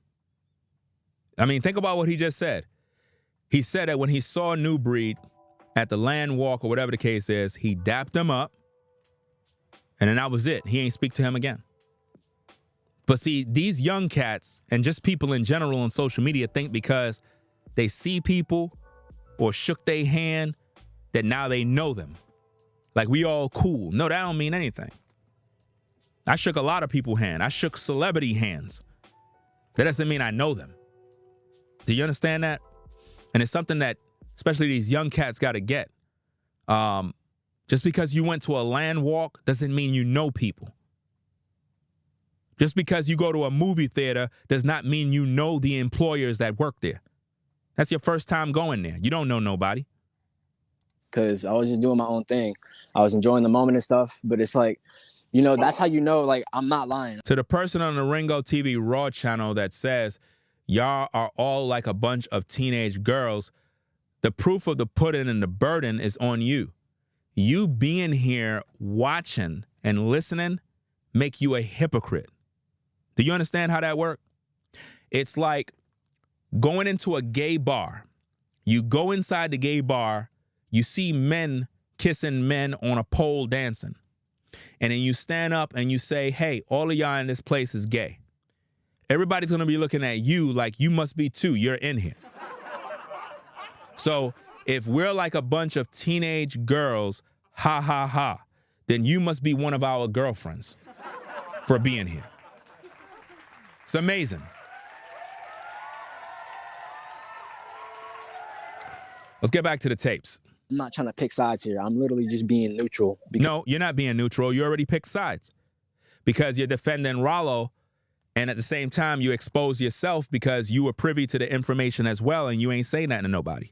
So you're guilty. This is what happens when you're young and naive and you don't know how to articulate situations or put the puzzles together logically. You are incriminating yourself as you go by being on video talking about it. You're exposing that you knew what was coming down the pipeline.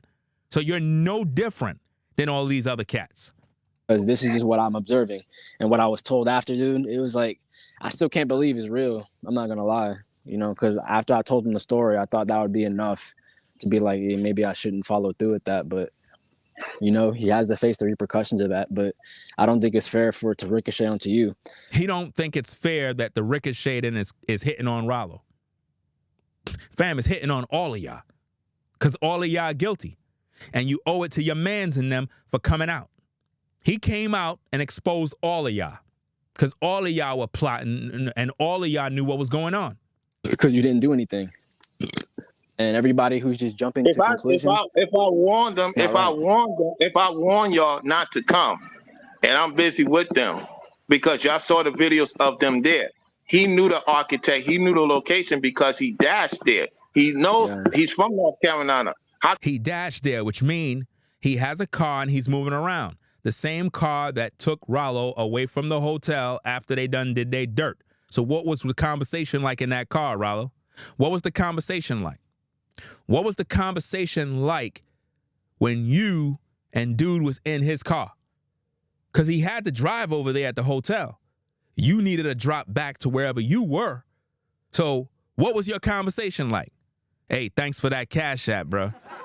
That was the conversation? Was the conversation, hey, I'm checking you while you in the car? Nah, y'all buddies. Can I stop somebody from being there? How do I know? If I cut off communication with y'all saying, don't come, don't show up, I'm going to be with them, I'm not going to deal with y'all. I'll deal with y'all another time. You heard that exactly. So what more do I need to do? And when I told y'all, don't send nothing, I'm not going to take no gift from nobody I don't know. So, yeah, I showed that receipt. And I told Tate, no, he ain't going to take no offer. Ringo ain't going to take that. Come on, he don't know you like that. What man takes a drink from another man he don't even know? How come he didn't bring Nubreed a bottle? How come he didn't bring Ralo a bottle? Come on now.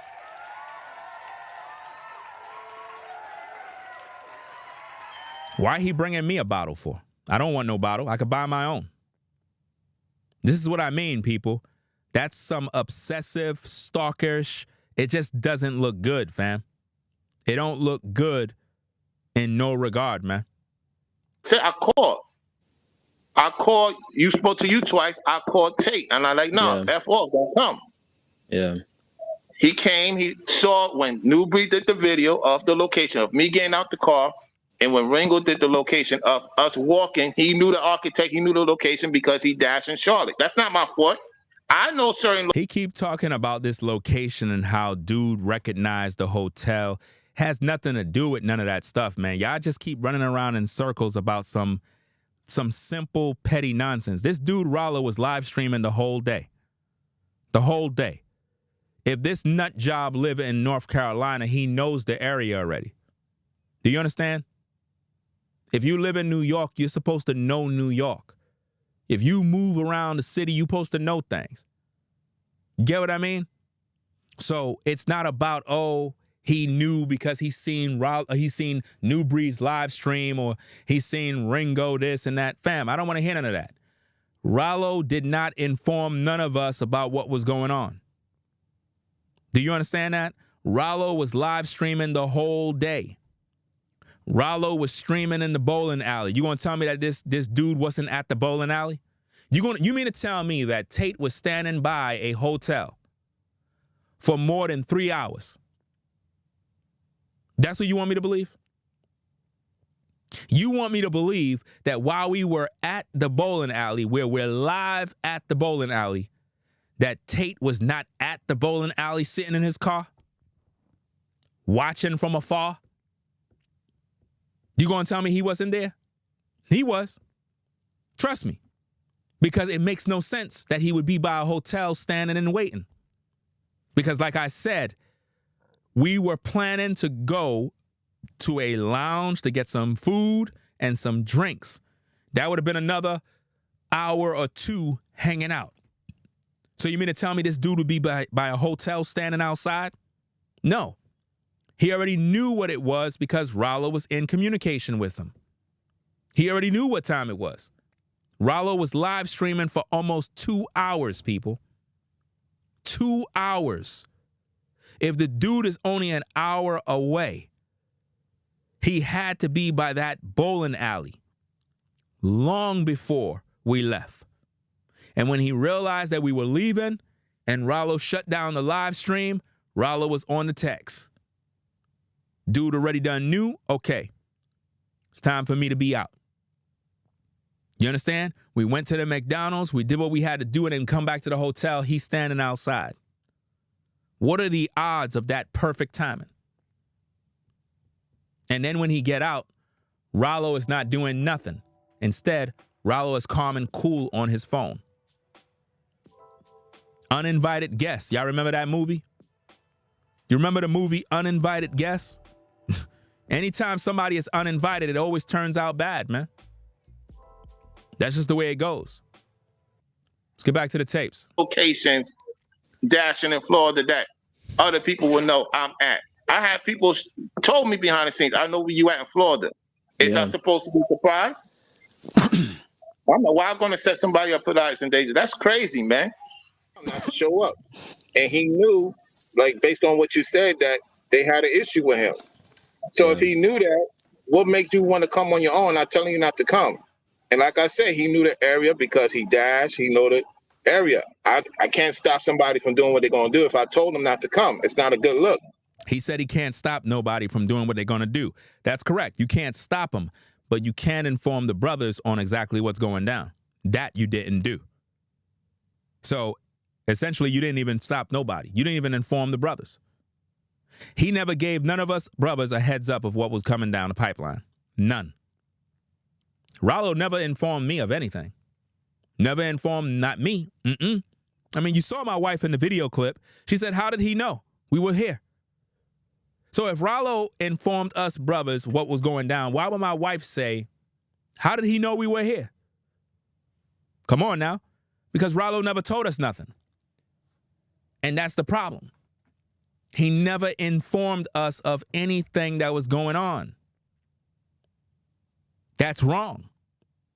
So he went on his own, and I didn't recognize him at first until Nubreed said something to him a couple of times, and then I realized that don't make me slow. I just didn't see him there.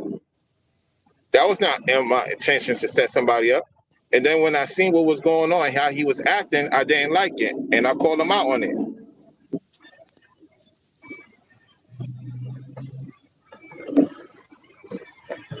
But they were. See, this is the problem with religion. This is why when it comes to business, you got to separate religion. Because a lot of these people on social media, man, y'all got things all twisted.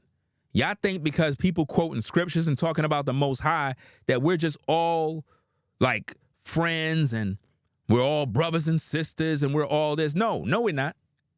We don't know each other. We don't know each other. And this is why I don't play all that religious BS, man. I don't got time for all of that stuff because it creates a false sense of unity. And it seems like people believe like, oh, if I run in a Nubreed, he's going to be this great guy because he quotes the scriptures. Or if I run in a Ringo, he's going to be this great guy the way I envision him based on my own personal belief system. See, I don't got time for all that madness. You don't know me. Stay the fuck away from me, bro. Like, seriously. Is this so hard to understand? See, this is the problem. If you come around a dude that you know don't follow the Most High, you know to stay away from him.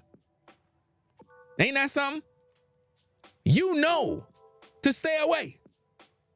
But it seemed like, again, with religious people, they think that because you follow the Most High, they could just pull up around you, do little things, and it's all good and sweet. No, it's not. It's crazy because you don't know me. Do you understand?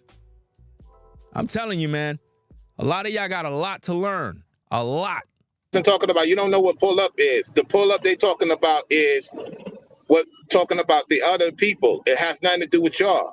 Notice what Ralo just said there, because I explained this thing throughout the day. A lot of these people on social media, they just don't have no brain cells. It was said that we're lazy, we don't put in no work, we're not doing anything. So I said, come outside and show your work. Come outside. Why are you hiding? And I explained it. Come outside mean to show your work. What are you doing with yourself? What are you building? Come outside. Show yourself. Show what you got. What are you building? But these young knuckleheads, they don't understand what that means. They thought come outside mean come to a hotel to get a Second Amendment. That's what they thought come outside mean. You coming outside to a hotel in front of men you don't know, acting crazy, and you expect it to go good? You're expecting it to go well. Does that make sense? You don't got to work in the morning. You don't got nothing to do. Again, these young cats think they safe because they figure brothers follow the Most High. They believe because we quote scriptures that you ain't going to get these. This is what they think. In their mind, you have to understand how dumbed down and slow they are. They really believe that if you run into brothers that follow the Most High, that nothing can happen to you because we just follow the Most High. As if though I'm not going to get pissed off. This is what they believe. This is what religion does to people. I'm telling you, man, a lot of you cats out there are wild. Y'all crazy. What you took wrong. Pull up doesn't mean you pull up on a person. If I say pull up, I'm talking to other people that talking about they doing something they're not doing. So pull up and show what you're doing. You got the misconstrued of what they said. So even though they have an issue with me and have their right to have an issue with me, still and all, I have enough sense to know if I say pull up, that doesn't mean for you to pull up. That's oxymoron. And I told you about that. This is what happens when you hang around young guys. This is what happened. They think it was some sort of challenge like, hey, Ringo's challenging us to pull up. So let's pull up at 12 a.m. in the morning. Let's pull up so we could get handled and thrown around the streets a couple of times, get it on video, and then watch these guys go to prison. They're not smart. They're slow. Man, people are just chatting. I'm trying Yeah, to y'all read, just don't know. Y'all don't know the New York lang and certain lanes. Y'all just don't know. Yeah, post If I say millennials. come outside, that doesn't mean for you to come outside and see me. They're talking about other people's work. What work are you doing? Because they say they're not working. They working. Those young guys ain't doing no work. They're young and slow. They're not doing no work. They're too busy wanting to see other men rather than build. They're too busy worrying about, oh, I want to see this person. I want to see this content creator. Fam, you better go pray. You better go pray for some discernment. Because y'all mentality caused all of this mess. That's why the Bible talks about not a novice, lest he be lifted up with pride and fall into the condemnation of the devil. That's exactly what your man Tate fell in. The devil took over his mind. And it was to That's meet all you. it was. Yeah, it was to meet you. Open the panel. Post millennium's content, not content, comment. Because he just pretty much said what happened. He pretty much saying exactly what it was. And that's the guy. Like, I don't know why y'all talking. I don't know shit. All right, Kid Chris, I don't know why you here. Don't make no sense.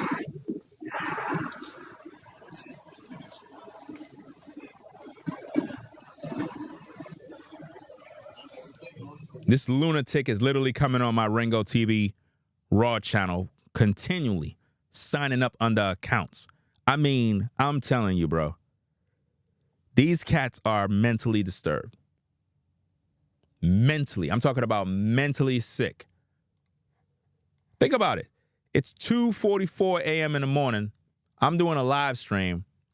A lunatic is literally keep coming in commenting as if though I care. I don't care about none of your comments, bro. Like, seriously. I don't even know why you commenting. You wasting your damn time. But they don't get it. They'll keep on commenting. That's the mental illness right there. You see what I'm saying? I mean, check this out. On their video, he says, I went there on my intent. I saw the hotel. It's a popular hotel in Charlotte, easily recognizable. So for Nubreed and Ringo to say pull up is funny. Why did they get so mad after saying pull up? Do you see the mental illness right here? These are the people that Ralo hang out with. How come this young cat didn't pull up in the day? How come he didn't pull up at the bowling alley? How come he didn't pull up at the car dealership? How come he didn't pull up in Macy's? He waits till after midnight to be hiding in a corner like a stalker. I'm telling you, man. This is making Ralo look worse. Because these are his friends. These are his buddies. These are the people he hang with. And I call him out on it. He don't get the lingo. And they can run it back. I don't have nothing else to say, to be honest. They want to talk. They want to get on the panel. I'm not about to be talking to these niggas because they obviously ain't freaking listening. Rewind it. I already said my side. Like, Yeah, if he wants to come on, he wants to come on. I don't have nothing to say to him. He could come on and testify his own thing. I have nothing to say to him, just based on the topic. But I really don't have nothing to say to him. But I put him on just for that. I have nothing to do with him because I would not do that to a person. Even if I know somebody have an issue with me, I would not go there on my own merit and act the fool because that makes me look bad. yeah.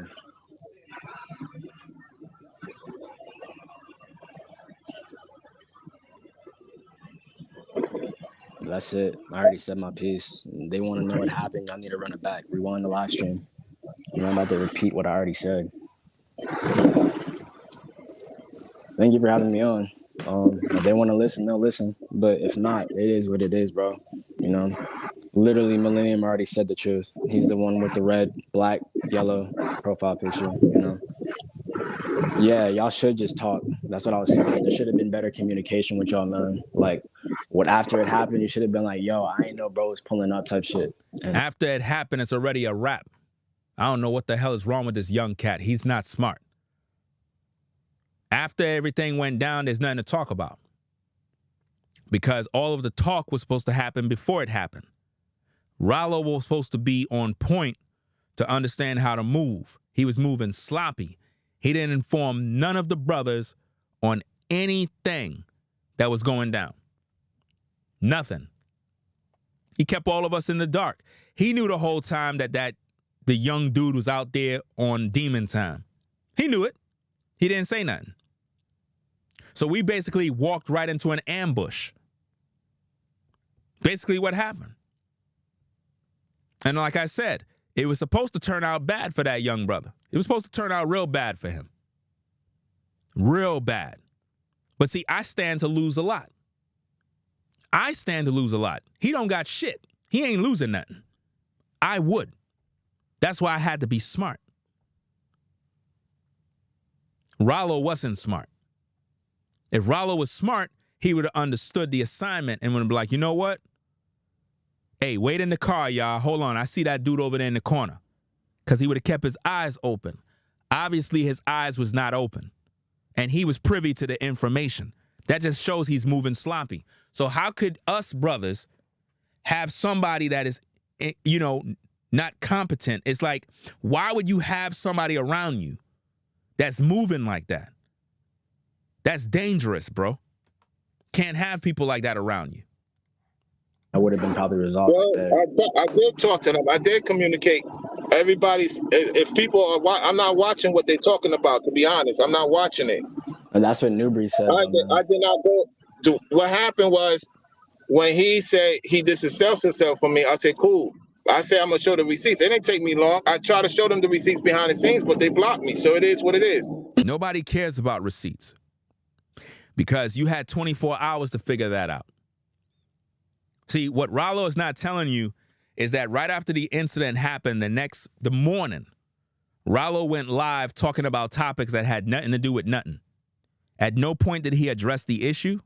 At no point did he bring awareness to what's going on. At no point did he say, you know what, fam, my bad. Yo, last night, X, Y, and Z happened. You know what I mean? I saw, you know, a couple of people that I know all inside his live streams. I didn't say nothing. I was just watching. They were saluting him. They were doing all of that typical stuff. And I was just there listening and watching the show. Like, really? So you're not going to say nothing about last night? Then he did another live stream. So hold up. You're not going to say nothing about what happened last night? You're not going to say anything, right? Then he made another live stream and didn't say nothing about what happened. It is until Nubreed went live, made a live stream about the situation. That is when Ralo started talking about, oh, I'm showing receipts. He never said nothing until Nubreed brought out the first video. And then that's when I started bringing out my videos. This is my first live stream about the situation, mind you. Everything else was pre-recorded videos of things that I talked about before everything transpired. Let's get back to the tapes. How can I send somebody something if they block me permanently? No, I mean, like, after Tate pulled up and after y'all dispersed, like, he said you didn't say anything after for like a day, is what I'm saying. They blocked me after that. That literally Like- within that time frame, when I sent the messages, I was trying to send another message, they blocked me. They didn't give me enough time to get the video set up. Fam, nobody cares about you being blocked or having time for you to do anything. You already done destroyed your own reputation. Once everything went down, there's nothing to say. You already done know what went down. You already knew what time it was. So you getting blocked is just us pretty much making it very officially clear that we don't got nothing to do with you no more because you moving sloppy. You know what I mean? At the end of the day, that's pretty much what it is. You know what I mean?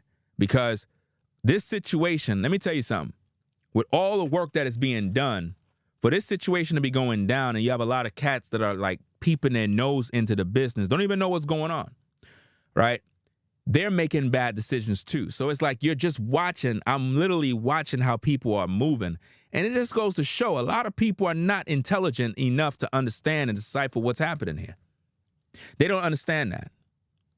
You know? They really don't. Ralo never informed me nor Nubreed about what was going on behind the scenes regarding these young brothers plotting and planning, trying to have little secret meet and greets. I don't give a fuck about none of them, bro. I'm keeping it a bean. Make sure you're looking at me, fam. I don't care about none of you young cats. I don't come out there to do no fucking meet and greets. I'm there on business with my wife. Do you understand me? So all that religious nonsense y'all got going on social media, don't bring none of that stuff around me. You know what I mean? And what's crazy about this is you got cats, grown-ass men, mad with me because I'm keeping it official. I don't fucking know you, bro. Like, you don't understand that? You out with your wife and your kids. A bunch of damn ninjas pull up. Hey, you know, we would meet and greet. What you gonna do? What you gonna do? What you gonna say? What are you gonna do and what you gonna say? And you find out that dude that you thought was cool, oh, he the one that invited everybody. What you gonna do? See, this is where you find out who's who. Because it's easy for everybody to sit in the clouds and sidelines, talk your little talk, but you ain't walking in this walk. This ain't affecting you. This is entertainment for you. And that's the problem with people, man. They're just not paying attention. And to send the receipts. I didn't know that. They blocked me within that time frame that night. They both blocked me. They told me they was going to block me. Did you drop the link? I think Millennium was trying to join. Oh, he Hold said on, let he me can't. drop it again. I think he said he can't. He's at work. But well, I'm the guy in the picture. Like, I'm not about to. I don't know if they actually have valid questions. I'll answer them. But like, I already said everything in the live chat, and they're just gonna be saying stupid shit. I'm gonna leave because this is what I don't like about drama on the internet. Like, it's literally a misunderstanding. Is why I'm on here. I'm not just going to be talking. Said it's not fair to Ralo for what Millennium just did on his own accord. And I'm the guy in the pick. I didn't go because I thought it wasn't. He's talking about what this Jess guy did on his own accord. Well, Ralo did what he did on his own accord too. He ain't informed the brothers. And that's something that a lot of cats are missing. Y'all all being bamboozled by the shenanigans. Y'all not paying attention. Ralo never informed none of the brothers on what's going on. So we're in the dark about everything. Do you understand that? Imagine coming home to the hotel, you tired. You've been up all day working. You've been up all day taking care of business, and you tired. Just coming from this bowling game thing, trying to get to the hotel so you get some rest. You got to get up early so you could do a long road trip. And you come out of the car and you see this lunatic and you're like, what the fuck is going on? You see this? Now think about how you feel. Because see, it's easy to be in the clouds as a spectator, watching and kind of just looking at the show and being entertained. But think about this. You've been out looking at properties all day, purchasing vehicles, checking out other stuff, shopping, doing all different things throughout the day, handling business. And then you come to the hotel to get some rest because you gotta do like a 7-8 hour drive. And you see a weirdo wearing a hood, pacing back and forth with his hands in his pocket. And he's talking about he there because he want to see if you got the Holy Spirit. Please explain to me, what are your thoughts? What are your thoughts? What are you going to do? You're going to pray, quote scriptures? That's what you're going to do? Your wife is there with you. Think about that. Now, what if my kids were there? Kids come out of the car and they're looking at all of this mess. What are you going to do? I'm telling you, man, social media is a drug to a lot of people. Good idea. And he did it anyways. And this is what happened. And I think Ralo was an agent. Kid Chris, like, why are you even in here, dude? You're fucking lame. Saying y'all are kids and you're watching kids. Okay. Like, don't. See, let me show you how this G-Man Perez is slow. He said why y'all was worried about Tate. Worried about him? Nah. Worried about myself going to prison. See, that's what you don't understand. See, this is what I mean about social media. People say things and they don't put themselves in situations. You saying people worried about him. Nobody gives a fuck about him. I'm concerned about what I'm going to do. That's what I'm concerned with. And that happens when you have foolish people invading people's space. But because you slow, you can't see that. Nobody's worried about him. I'm concerned about going to prison for what I would do to a lunatic weirdo pulling up in a space that he wasn't invited. That's what you don't understand. Let somebody do that to you. Let's see how you feel about it. Let you and your family be at a particular function or some sort of place, and you there minding your business, and some weirdo pull up, talking about he there to see if you got the Holy Spirit. And your wife looking at you like, let's see what you do. Let's see how you feel.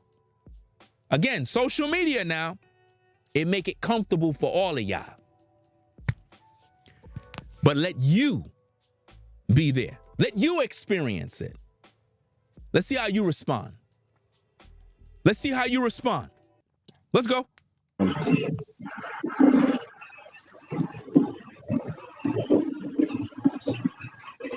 But yeah, I was just showing my face so they knew it was me. But if they're just gonna have some weirdos watching me, yeah, pick the Bibles up, boys. Okay. Yeah, so I don't know what's going on over there. I'm not watching what's going on over there. So I don't know whatever y'all talking about, it is what it is. Yeah, I'm a dead it. It's already on the air. I said my piece.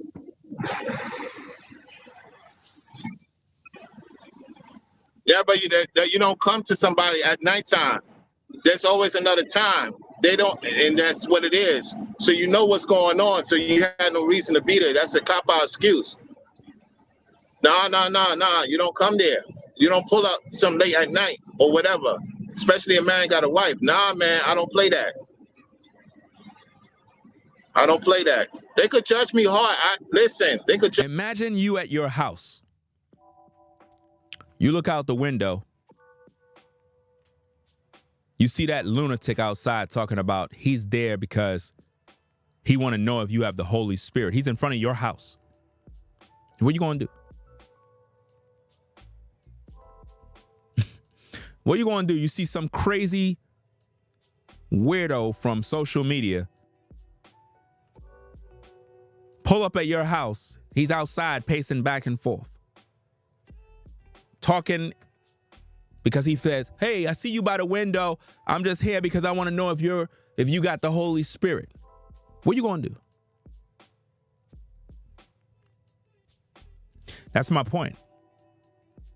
You're going to go outside. You're going to have a few words.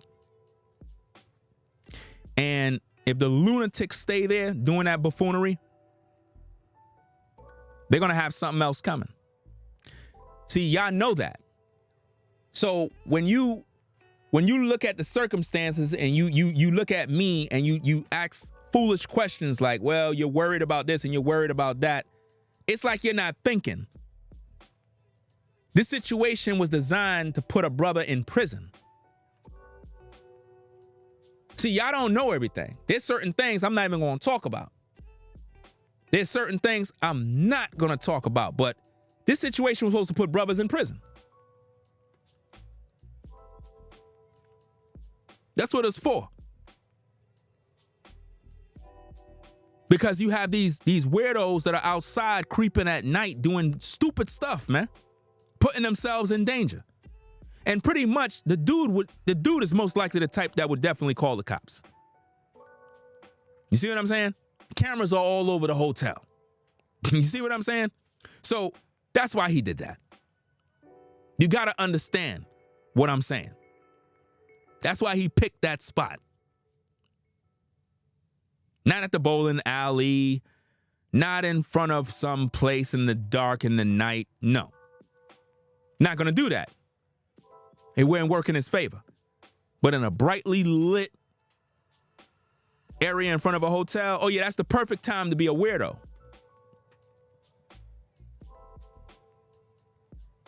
They know what they're doing. And the whole time, Ralo knew and didn't inform the brothers about anything. Let's get back to the tapes. Touch me hard. At the same time, yeah, okay, he said that. Okay, I know I'm not like that. So what's your point? I know I'm not like that. So what's your point? See, you don't get it. You're saying things he said. Okay, so what's your point? I know I'm not like that.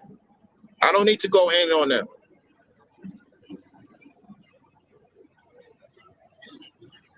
Okay, so there it is.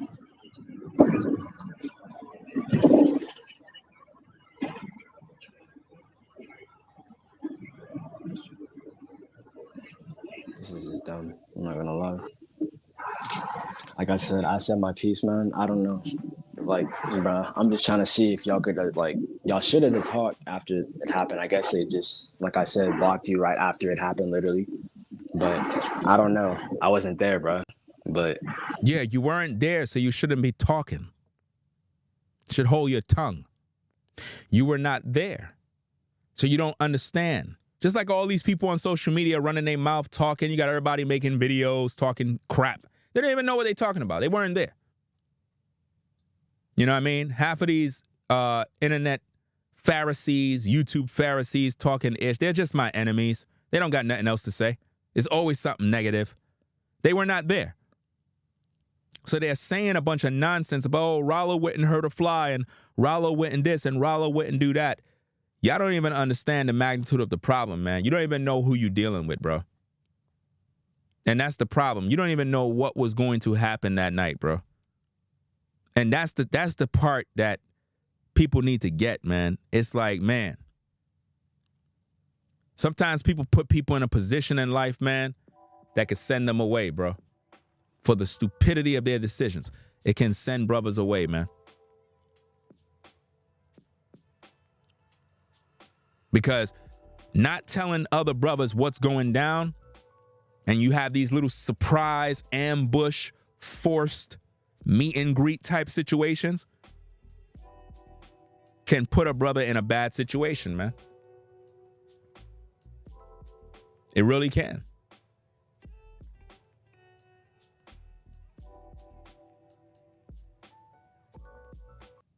You know, should have been better communication about this because, like I said, I already tried to tell Tate shouldn't have went. He did. And now it's kind of backfiring on you. And it's backfiring on Ralo because Ralo's the mastermind. Ralo already knew what it was.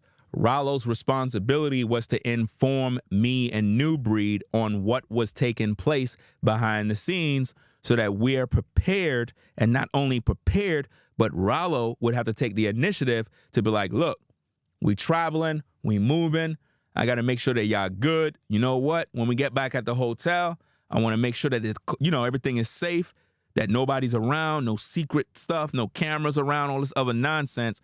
And then if he would have followed that plan, he would have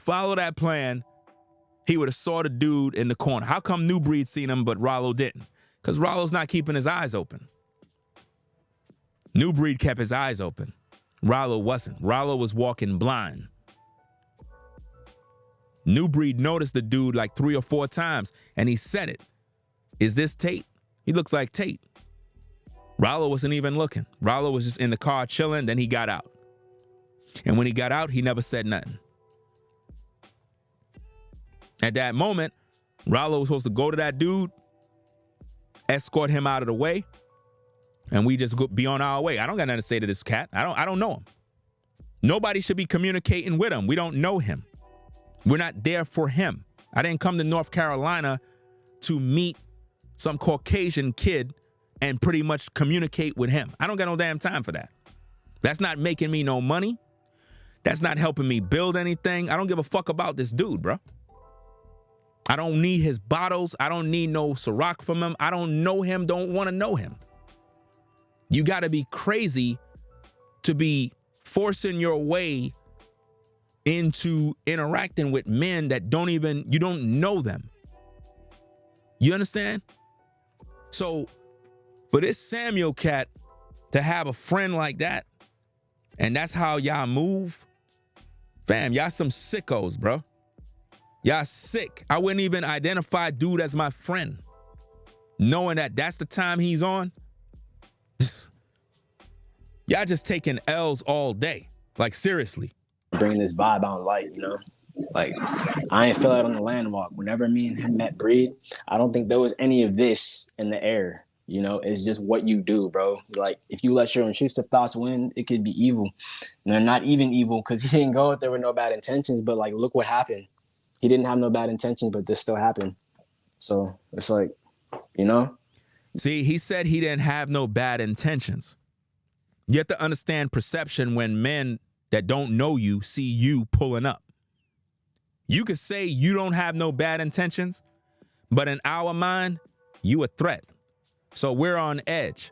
So you're putting me and Nubreed in a compromising situation. Think about that.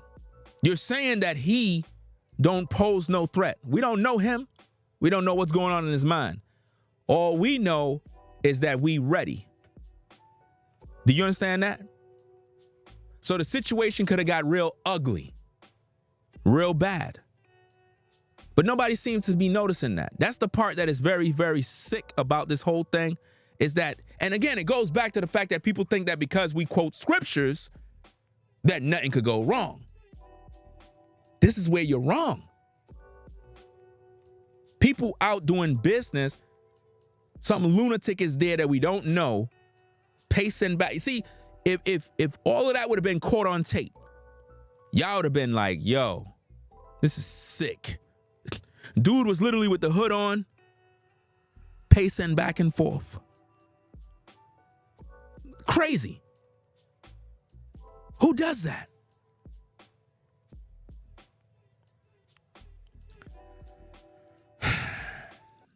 Did he show up unexpectedly? Yes, he did. He said that. He did it on his own merit. Ralo didn't give the location.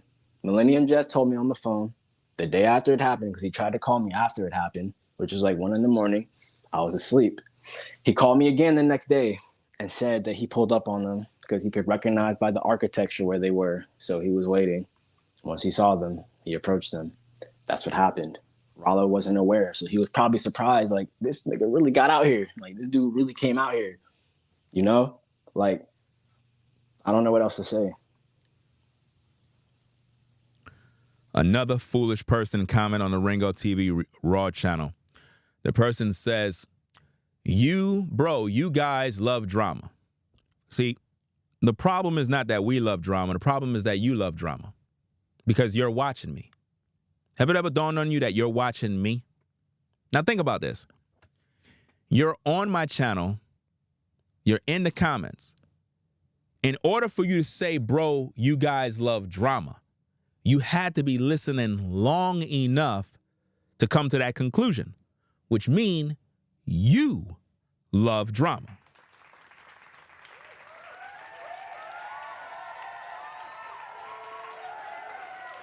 I'm telling you, man, it's a lot of mental illness on social media. Imagine coming into a live chat telling people that, bro, you love drama, but you watching the drama. People are sick, bro. Very, very sick. Let's get back to the tapes. A lot of lunatics. And yeah, I agree. They do have the right to question things because you never know. People saying I'm paid by the devil. That's crazy, man. How many? They told me what happened, what really happened about the situation Saturday night.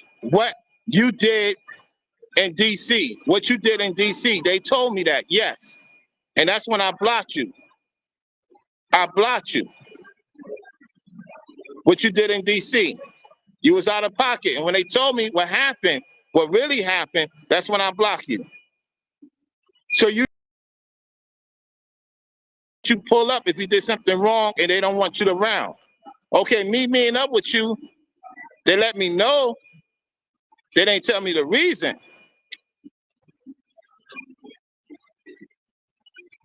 Why would I bring a so-called white man there? Are you crazy? Do y'all hear yourselves?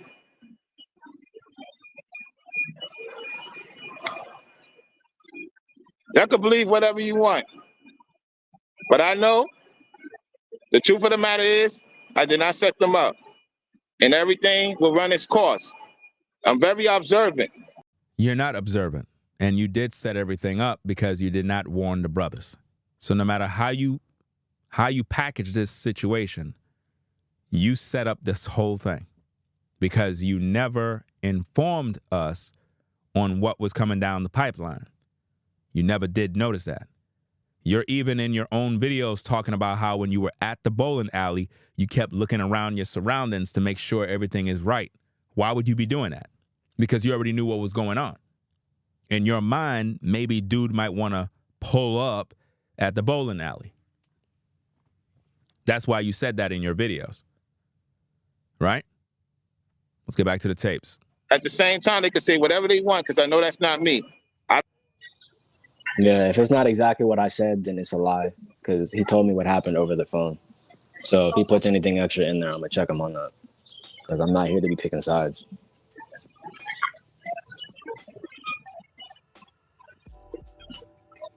Because he came on his own. I'm always about business. I ain't got why would I scare these people, put them lives in danger for what? That don't make no sense. This dude is out of character, out of pocket. You don't pull up somebody like that, unattended. And I told you not to come. I told you not to come. And you did.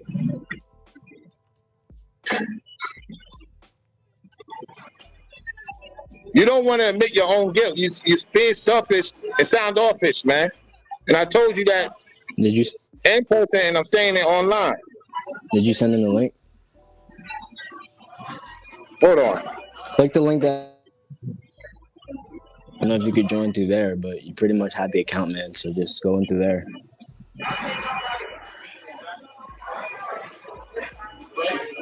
Hello? You hear me?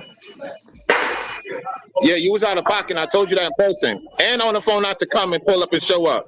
I told you that. So why the hell you figure where they was at on your own matter because you know the area. That didn't give you no right to pull up. If somebody, let me finish. If somebody have an issue with you and you know they have an issue too, they don't want to talk to you, you cut them off. That's it. Why you gonna pull up somebody late at night?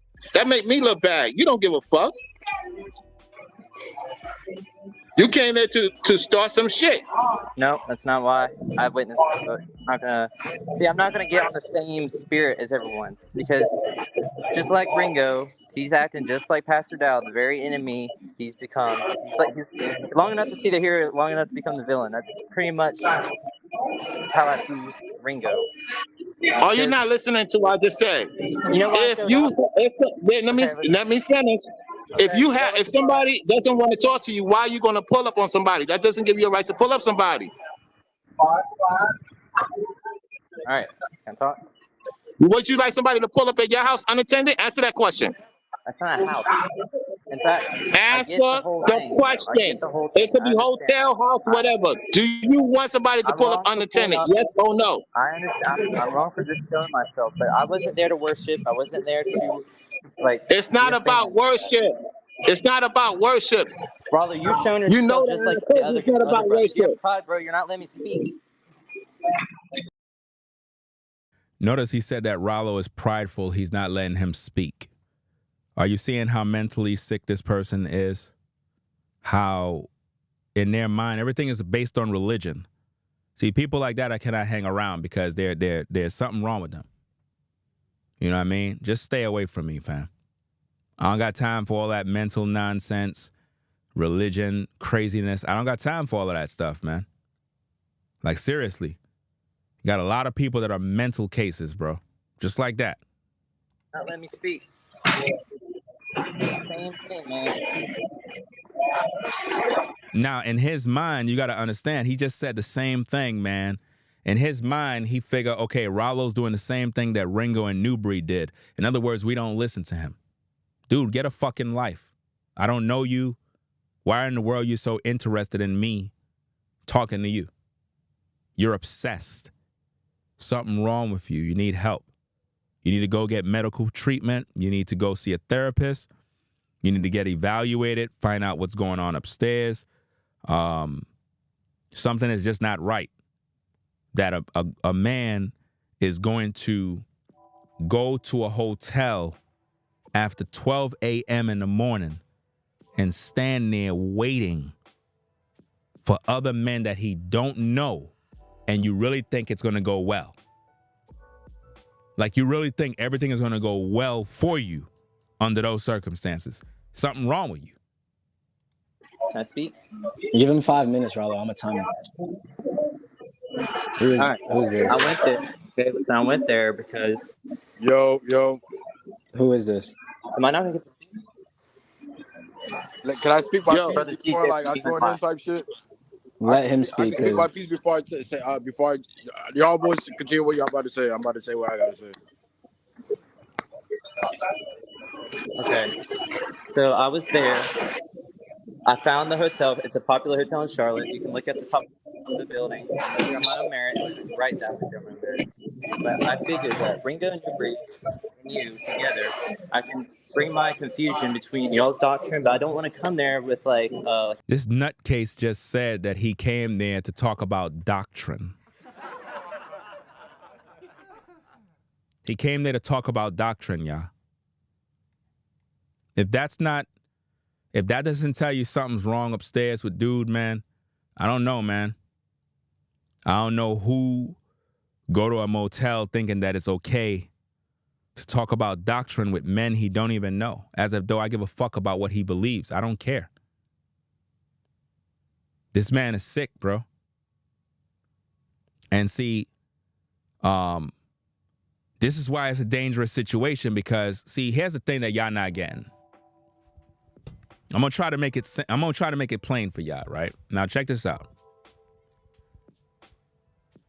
You got a man from New York, in North Carolina. You got a crazy man, a weirdo with mental problems, right?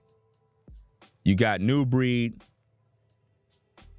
You know, he can see what's happening too. He's on edge. And then something end up happening to the dude. What do you think gonna happen to me? Especially if he's mental. Are y'all putting it together? Are y'all trying to put it together? Are y'all at least trying to see what I'm saying? You see what I mean? So if something happened to him, first thing they're going to say is, oh, he's having some sort of mental episode. That's why he was out there. He had and because somebody did something to him, now we're looked upon as villains, animals. Black men attacking this man and that man, and he has mental problems. After an evaluation of the young man, it finds out that this young man was attacked at such and such hotel, X, Y, and Z. Comes to find out he just wanted to preach about Jesus. And are y'all seeing this? Are y'all understanding it, right? That's how it would have been played out. And then it would have been all over social media. They would have posted news footage. They would have had the hotel cameras. You know how it go. See, I'm smart. And I understand the play, and I understand what was at risk. And I knew that that would be what would be going down. And what's interesting about that is right after that situation, I'm talking about right after that situation, that's when the officers in North Carolina got killed. Right, I'm talking about, listen, right after that situation, right? Right after everything went down that night and we got into the hotel room, the 4 officers or whatever the case is in North Carolina got killed. It's almost as if that devil that wanted death decided to go find its death elsewhere.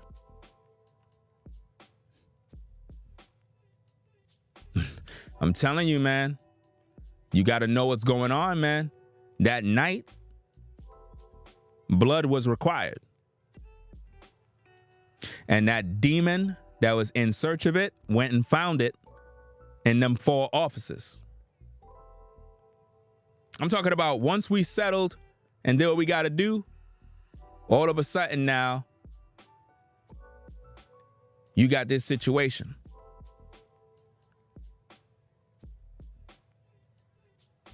I was like kind of shocked because I was like, wow, officers shot Charlotte? Really? Wow. What's going on? That was the death demon. It was out there looking for blood. And I knew what time it was because I understand how much business I took care of in that day. I accomplished a lot, ladies and gentlemen. In that one day, fam, I accomplished so much.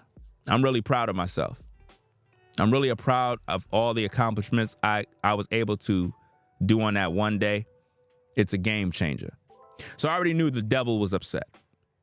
So when the demon was at the hotel, I already knew what that was. I knew that's a part of the fact that I made all this progress. So Satan had to send his messenger. And what's interesting is that the young dude believed that he's trying to see if me and Nubreed have the Holy Spirit, but the whole time he's possessed by demons.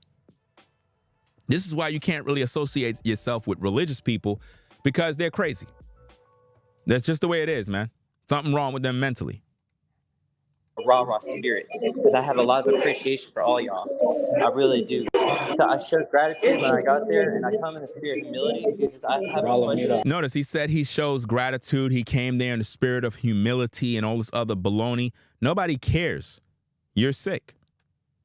You're talking about you came there in a spirit.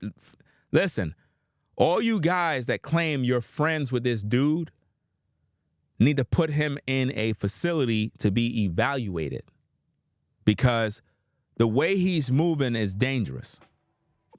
And if y'all really friends, y'all need to get him some help. You understand? You need to get him some help. If you claim you this dude's friend and you just letting him move sloppy like this, again, social media want to see bloodshed. You have to understand how social media is. Social media, all these fake YouTubers that act like they content creators, they just want to see blood. That's all it is. They get kicks out of it. They're like, please, could we see something? Could we hear that you put hands on somebody? We need some sort of drama, something. That's what they wanted. They don't care about nothing. They don't care about the truth. They don't care about the lie. They care about the drama. That's it. You understand? Anything that could get them the view. So if the news reported that Ringo put hands on X, Y, and Z, or Nubreed did this and that, and dude ain't around no more, that's what the internet want. The internet want that. So if Samuel, if you supposed to be dude's friend, because I'm, like I said, I don't give a fuck about none of y'all. I'm just keeping it a stack. Don't hit me up with no DM messages. Don't do nothing. Moving forward. I don't know none of you cats. Don't even say nothing to me. Do you understand that? Right? But if you supposed to be dude's friend and you ain't trying to get him no help, you ain't sitting down having those man-to-man talks with him like, bro, I watched Ringo's video. He basically said he don't want nothing to do with none of us.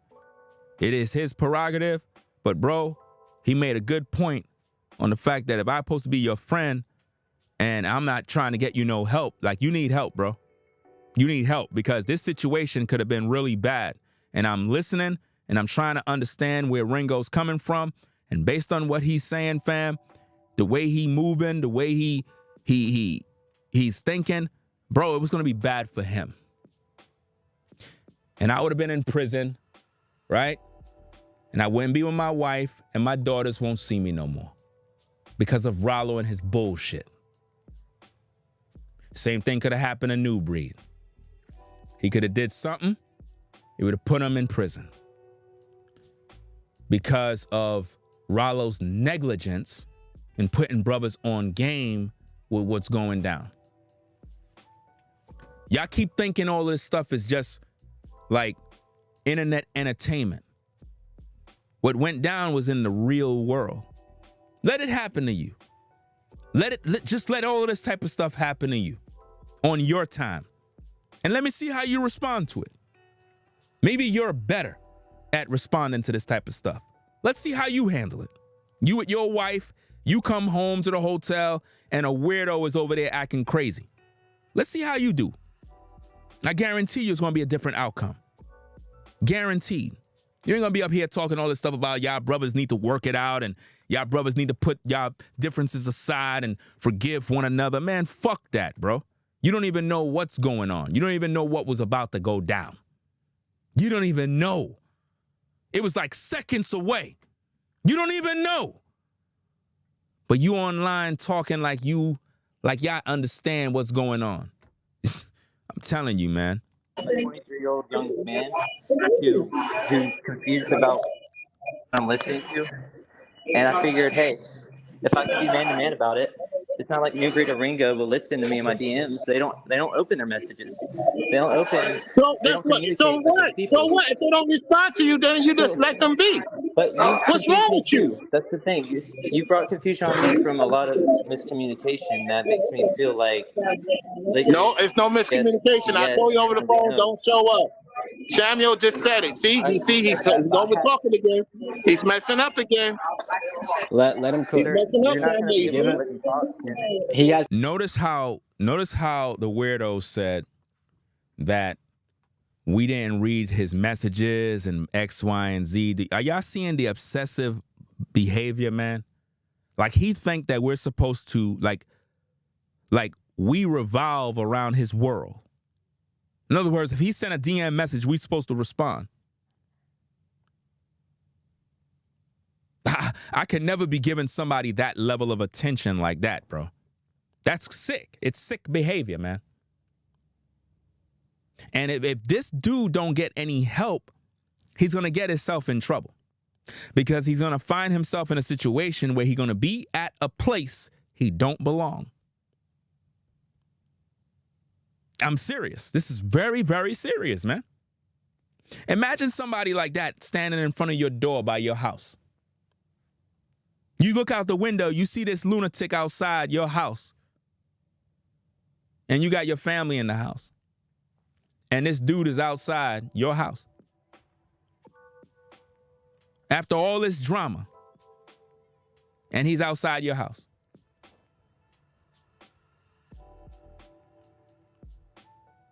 It's not going to be good for him.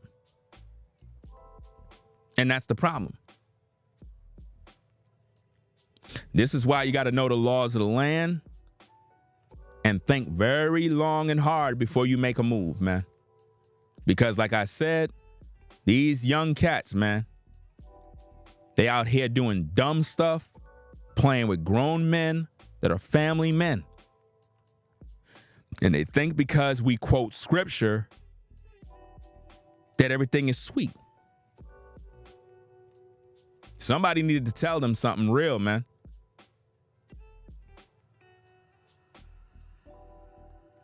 See, again, social media want to see blood. Y'all got to understand what I'm saying. Social media don't care about the truth or a lie. No one cares about this. They just want to see the blood, the drama. That's how they feed the machine. Do you get it? They don't want to hear the truth. It's like with this situation here, nobody cares about the truth. They want the drama. That's all they want. The bloodshed. Ooh, what happened?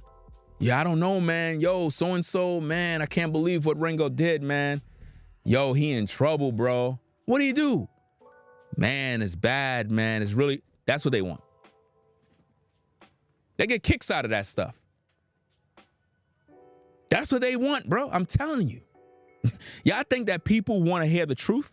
No, they don't. They want the drama. That's what they want.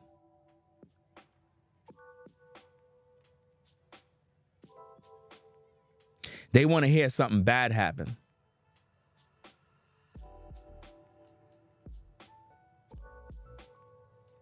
Serious, man.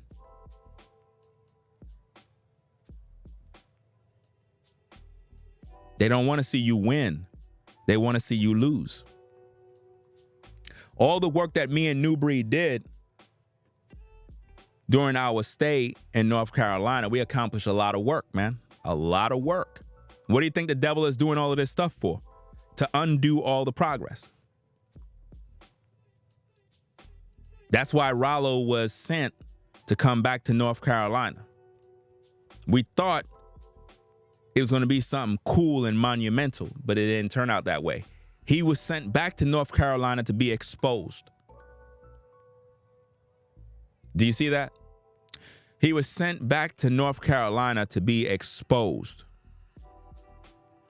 That's what he was sent there for. To show who he is, so that me and Nubreed can understand, okay, now we understand. Because I can't have people around me that move like that. Because like I said, what was supposed to transpire that night was supposed to put me away and prevent me from, how can I say, with all the work that I accomplished that day, all of the business moves I made, it was designed to undo everything that I've done in one day. And there's a lot of men out here that are weak-minded, that they get into circumstances and situations, and because they don't think clear, they end up making a decision that costs them their freedom. Just like that. One slick of a move, one temper, one mishap, and you end up doing something, now you gone. And the other person is standing there laughing that they were able to get you locked up. That's why that demon came out that night. I promise you, fam. When he came out there, it was so that I could get locked up or Nubreed could get locked up. Yeah. We were supposed to get locked up. Because he had it coming. And see, that's how dangerous this game is right here. This is why Ralo is fully responsible. Because he had every opportunity to warn us brothers about potential threats, potential pop-ups, potential agents pulling a fast one. He had ample amount of time to inform us about these situations, and he never did.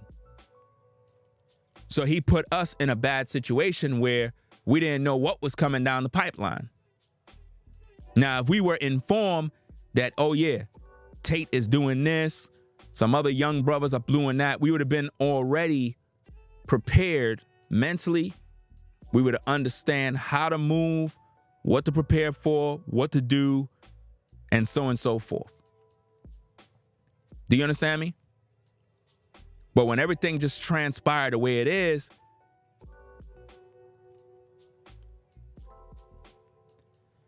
could have got real bad real quick. 3 more minutes. He has 3 more minutes. Just make it There's something wrong with all three of you. Yeah, I always That's what I want to say. And I went there to test the spirit to find that answer. He said he came out there to test the spirits because he felt something was wrong with all three of us now. So now he's saying something was wrong with Ralo, me, and Nubreed. He came over there to test our spirits. The man had a demon in him the whole time. How you testing spirits and you're possessed? You're sick.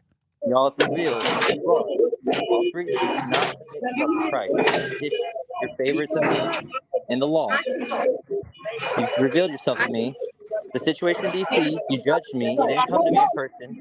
You never hit my DM about it. I'm telling you, this cat is crazy, bro.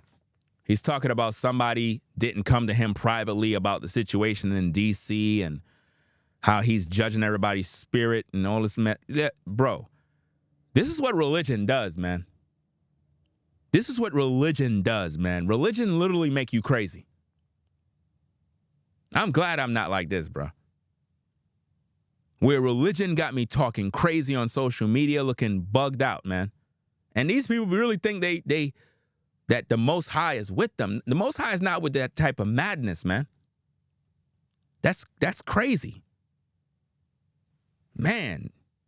I called you and told you not to come. I don't need to hit your DM. If I called you and said you not to come, you're not supposed to come. It's common You sense. judged me about, you just said something about DC, but you never came to me about that. Yeah, that's not what we're talking about.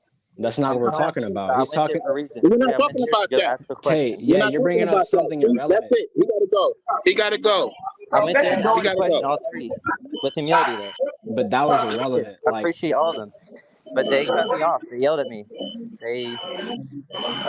But Ralo, he was gentle about it. I'll admit. Ralo, you gotta mute your mic. You hear me? Yeah, Ralo, I can't. We're gonna deal with the video that I think the lady name is Charity, I believe her name is. We're gonna deal with that video. There's a lot of issues that going on with Ralo that we're gonna have to talk about because I mean her testimony regarding him was very, very, very, very shocking. And to think that that lady, I think she derived from Nubreed's platform, and she, I guess, see that, okay, you got the brothers saluting one another. She probably felt that, okay, maybe he's official or something along them lines. And the whole time, it appears that the man did her dirty. And masquerading himself as, oh, this is my wife and all this other nonsense. Like, listen, you ladies, see, here's the thing. And I warned you ladies about this. I told you ladies to stop allowing these men to come in, and because you see me or Nubreed or whatever the case is, and you just assume that all of these guys are like us, I told you to stop doing that. I warn y'all to stop doing that. You judge a tree by the fruit. You know what I mean? So her story is very shocking. We're going to talk about that in another video because it appears that she was taken advantage of. And It's really, really bad.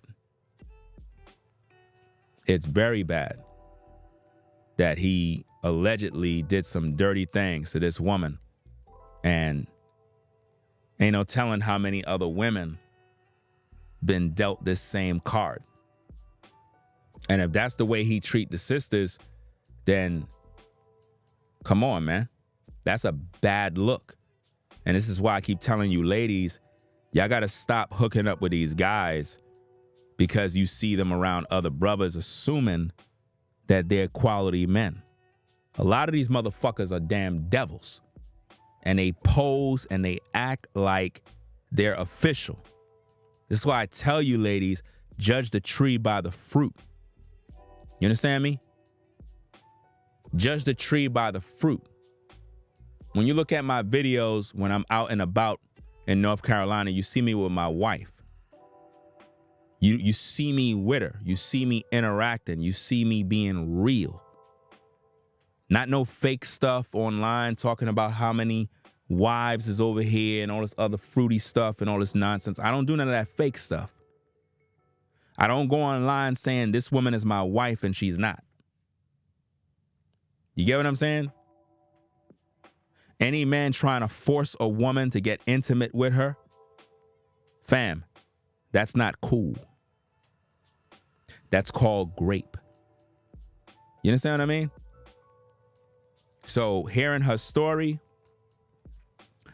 is just bad. And what's interesting about this is none of these cats on social media is talking about that. Ain't that amazing? None of these cats on social media is talking about the testimony of that woman regarding Ralo. Nobody's talking about it. You see? And that's a problem.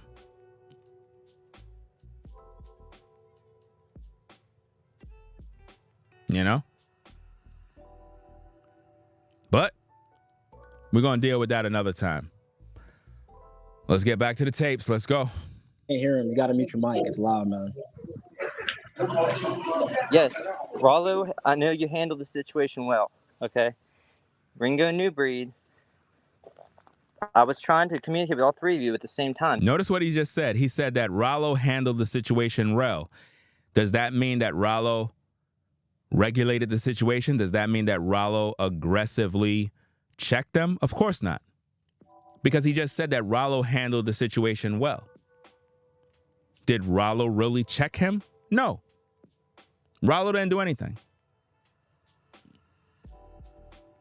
Ralo didn't handle nothing well.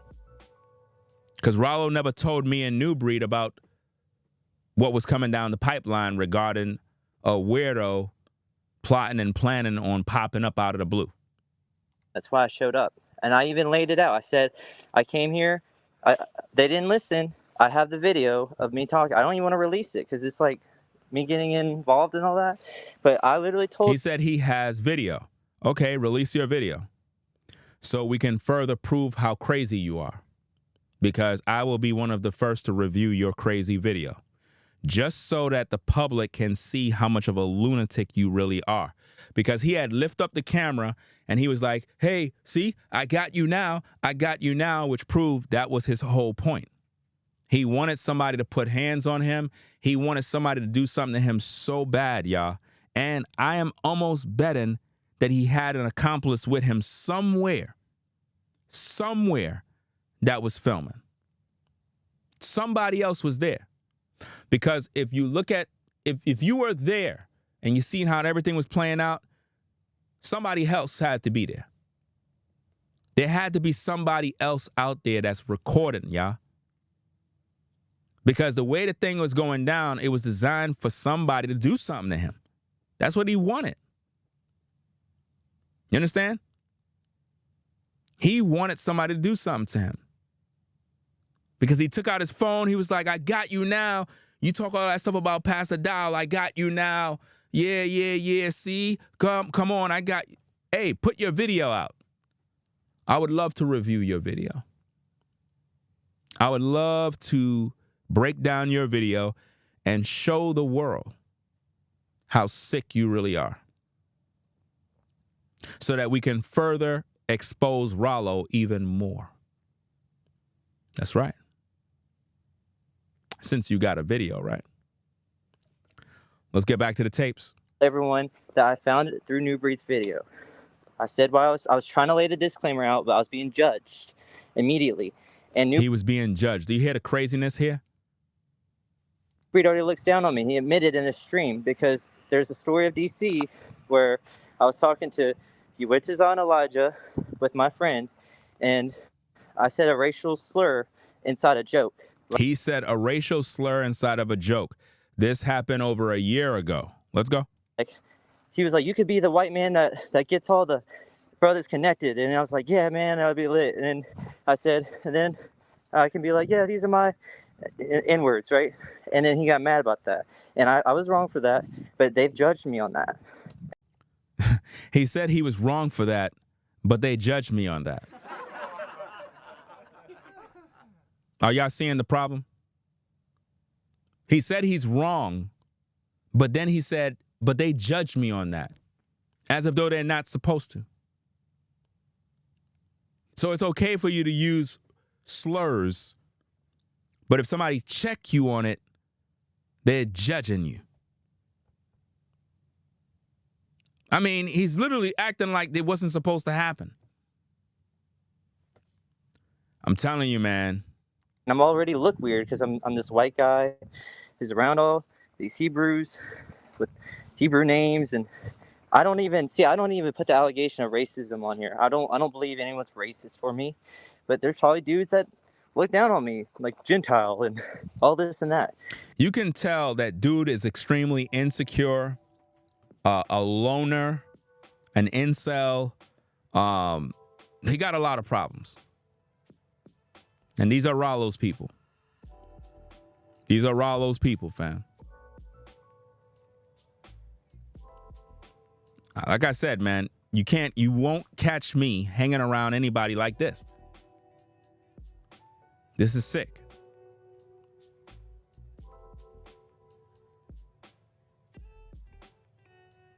He knows that people are going to look at him weird. He said it himself. I'm not even saying anything. He said it himself. He said that he's weird.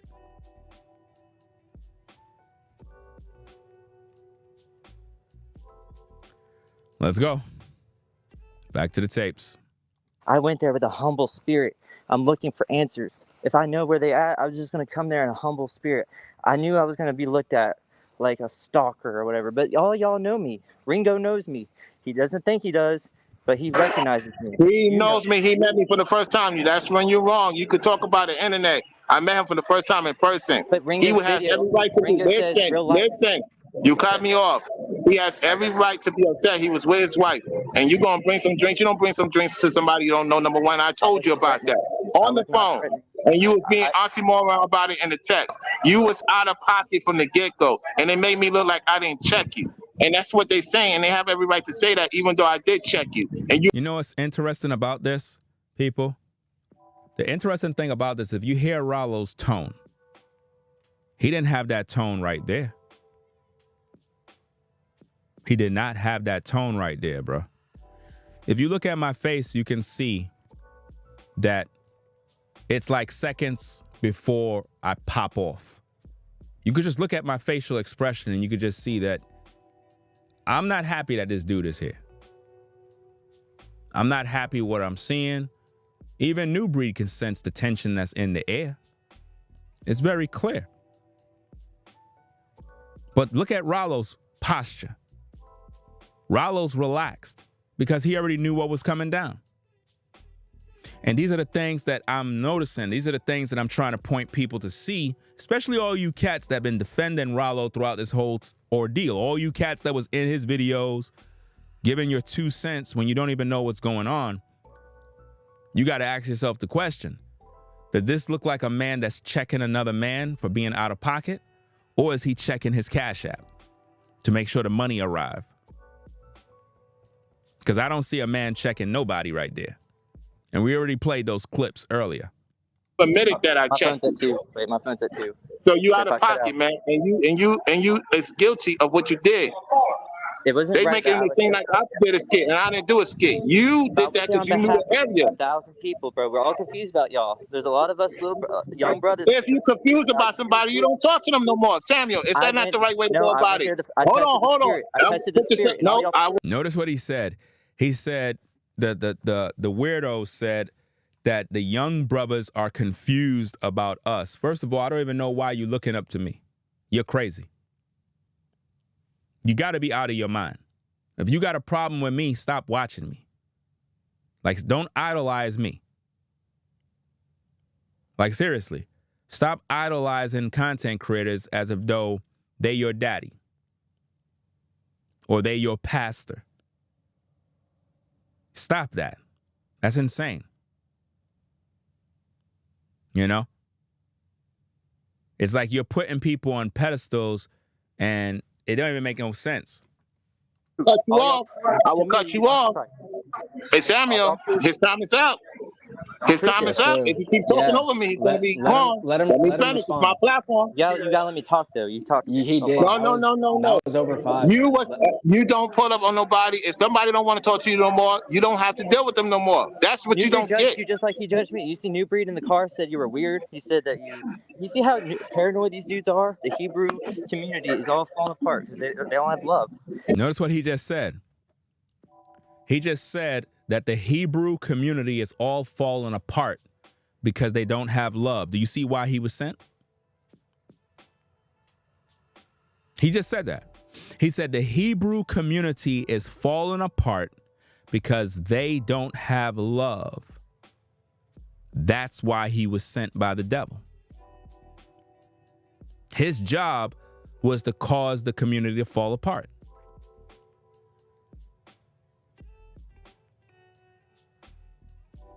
Yeah, he told on himself. That was his purpose. His purpose was to be a mole and agent to pretty much cause confusion. Because like I said, fam, Nubreed talked about it a little bit. I talked about it a little bit. But at one point in that nighttime, me and Nubreed had to have a conversation, like a real talk conversation. There was some tension between me and Nubreed that night. Do you see what I'm saying? Over this situation. And we had to chop it up in the parking lot of the hotel. Now think about this. Early in the morning, 4-something a.m. in a parking lot. So you know our voices are echoing all over the place. And we were there for about a good 45 minutes chopping it up so that we can see eye to eye. So that's what the devil was after, to sabotage what we were working on the whole week. That's what the devil was after. The devil was after all the work that we done accomplish. Because like I said, before Ralo showed up, there was no issues. And this is why I keep saying that on social media, things are one way. But when you meet people in the real world, that's when you get a feel for them and see how they move. And before you know it, you be like, yo, I don't even like that dude, bro. Like, you don't bring him around no more, man. Don't bring him around no more, bro. Why? What happened? Now he moving funny, man. Something wrong with him. You see? And that's the main issue here, is that entire situation that night was designed to cause an issue between me and Nubreed. Ralo was sent along with his pack of weirdos to infiltrate the work that was being done. Yeah. So it was designed to really cause a separation. But then when we chopped it up, we started looking at the scenery, started looking at stuff, and we started putting it together like, wait a minute, man. This stuff got us literally looking at each other funny, fam. Let's just calm down for a second. Let's kind of chill. You know what I mean? Relax. Let's think about this situation. See, this is the thing. A lot of y'all on social media, y'all hear these stories, but y'all were not there. Y'all don't understand how high the tension was in the room. Y'all don't understand how serious the situation was. Y'all just don't get it. And some of y'all never going to get it because, like I said, you weren't there. So you won't know. You won't understand unless you were there. And all of that could have been avoided if Ralo would have communicated with the brothers beforehand by letting us know about the potential threat of people popping up out of the blue. If he would have told us that from the jump, we would have formulated a plan on, okay, this is the plan, this is what we're going to do. And that's how it would have been. Like I said, one of the best ideas and the best plans is if we know somebody going to pop up out of the blue and we're all on the same page, we drive back to the hotel. All Ralo had to do is say, yo, y'all stay in the car. I'm going to get out, make sure everything good. Walk in the building, walk out, everything good. Because you can't get in the building unless you have access to the building in terms of the card. I mean, I don't think somebody's going to be that much of a lunatic to rent a room just so that they can be in the building creeping around. You know? So it was one of them type of situations. And what's even more crazy also, if I can add to the story, my wife had lost her access card. So in the back of our mind, we thinking, well, maybe somebody found that card and got access to the building. So it was one of them things, man, where it was just a crazy night. It was really a crazy night. You know what I mean? And that was our last night. So it's like, that's our last night in North Carolina. And it's like, that was like designed to sever all relationships, all work undone because of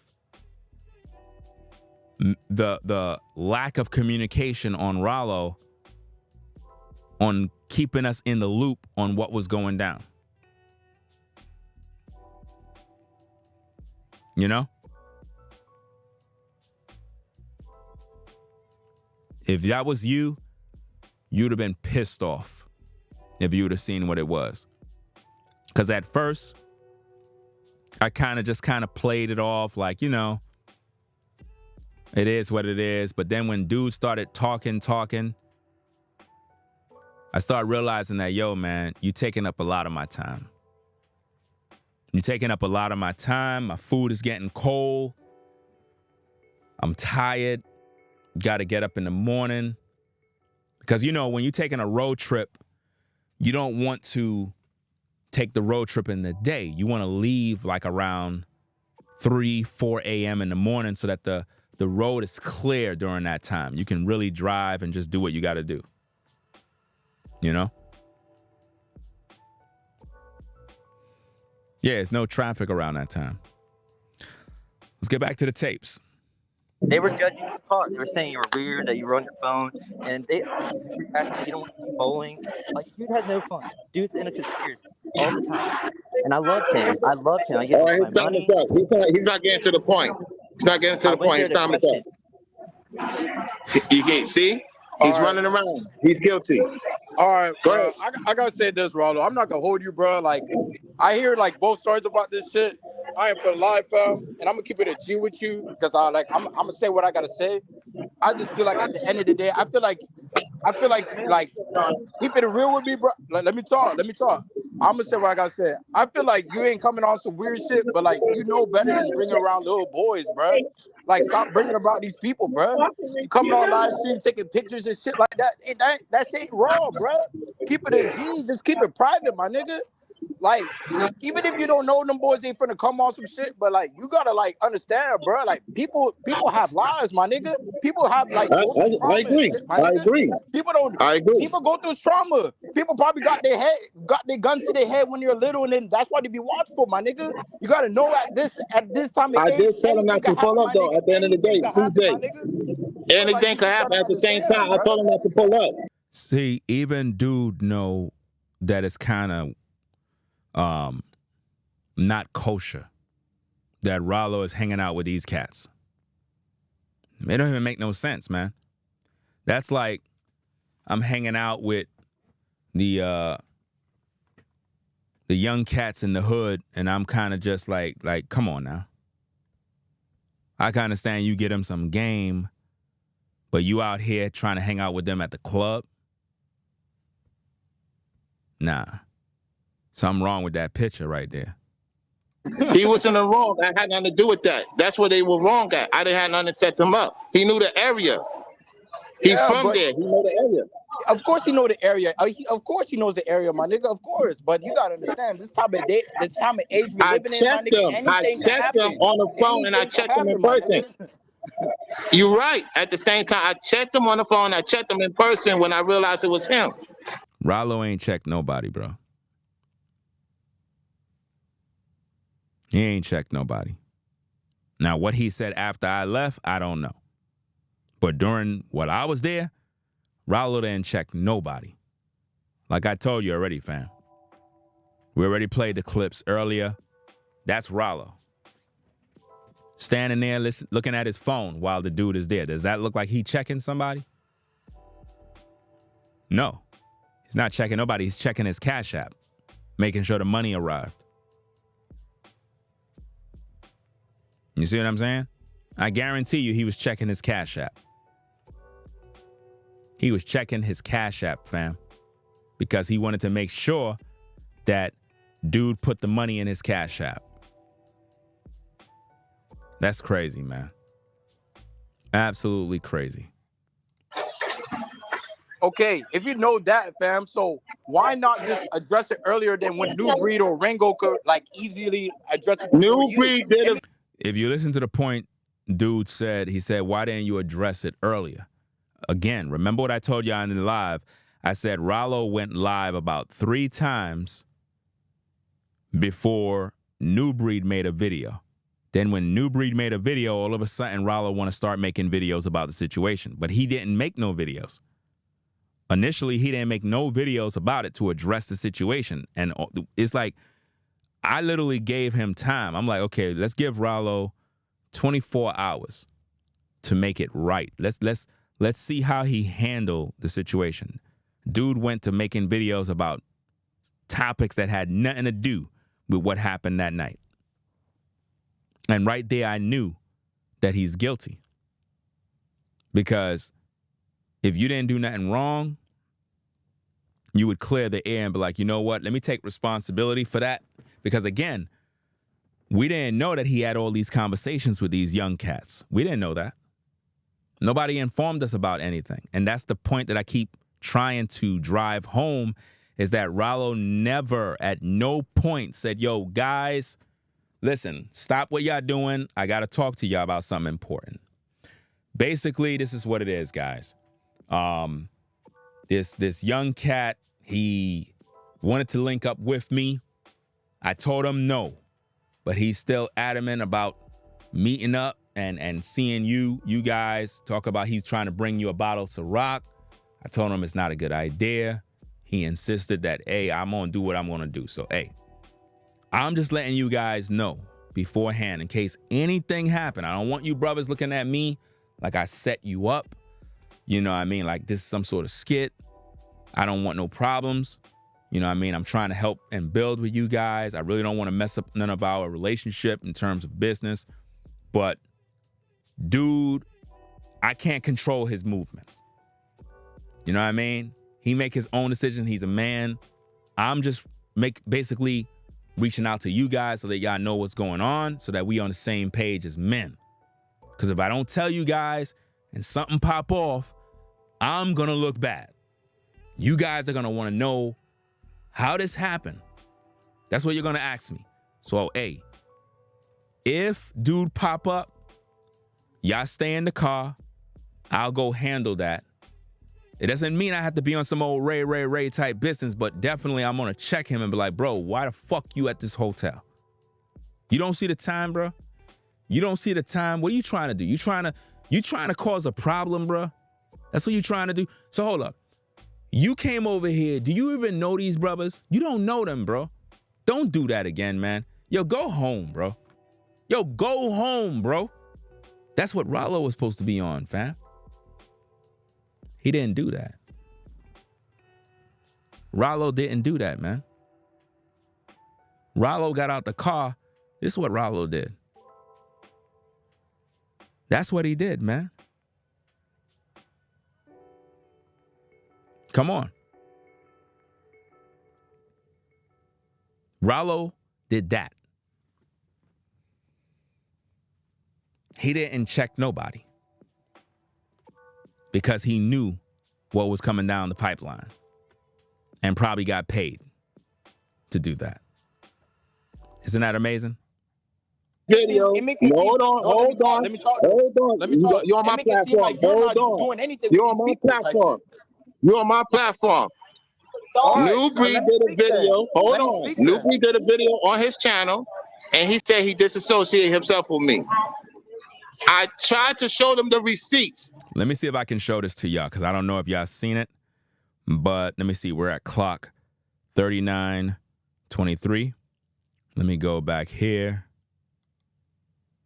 Let me do this. Okay, let's look at that. I said 39:23, right? And the guy knew the location because he's from there. Okay. Man, I don't want to forgive you, man. I don't know what to say. Man, I don't want to forgive you, man. I don't know what to say. Man, I don't want to forgive you, man. I don't know what to say. Man, I don't want to forgive you, man. I don't know what to say. Man, I don't want to forgive you, man. I don't know what to say. Do Ralo look like he's checking anybody? Do Ralo look like he's checking anybody, people? Do Ralo look like he's checking anybody? Do he look like he's regulating the situation? Do he look upset? Do you see any signs of him saying, bro, did I tell you not come here? Do you see that? Are y'all seeing any body language of him being, I guess, alarmed by the situation? No, he's very relaxed. Man, I don't want to forgive you, man. I don't know what to say. Man, I don't want to forgive you, man. I don't know what to say. Man, I don't want to forgive you, man. I don't know what to say. Just listen. Just listen. Just listen. Just listen. Notice, Ralo's in his phone while a weirdo is talking to me that I don't even know. Come on now. Y'all can't see that's a problem? Yeah, at Rise Above Anything, Ralo was so relaxed. That's what I'm saying. Yeah, he's plotting the whole time, man. That's why, listen, I already could see the play a mile away. Nobody's fooling me. You know what I mean? Dude was down with them the whole time. Just listen. Just listen. Just listen. Just listen. But I will say this too. It's a journey for all of us. We all have. But I will say this too. It's a journey for all of us. And we were there for a long time. My food got cold, and then I got frustrated. That's when I was literally, you know what I'm saying, getting into another mode. You get what I'm saying? Check it out. But I will say this too. It's a journey for all of us. We all have. Bro, you don't even know me, bro. Bro, you don't even know me, bro. Bro, you don't even know me, bro. This is like one of them Eminem movies. Right. That's the. This dude's crazy. That's no good right there. That dude have, and that's Ralo. Yeah. So how he know we here? He got here, so hey Ralo, he got to go with his boy. I'm sorry. Yeah. Hey Ralo. And I'm like, picture. Nah, that dude crazy. That's some out of control dude talking about. But how he know we here? That's some weirdo stuff right there, man. This is like one of them Eminem movies. Right. That's the. This dude's crazy. That's no good right there. That dude have, and that's Ralo. Yeah. So how he know we here? He got here, so hey Ralo, he got to go with his boy. I'm sorry. Yeah. Hey Ralo. And I'm like, picture. Nah, that dude crazy.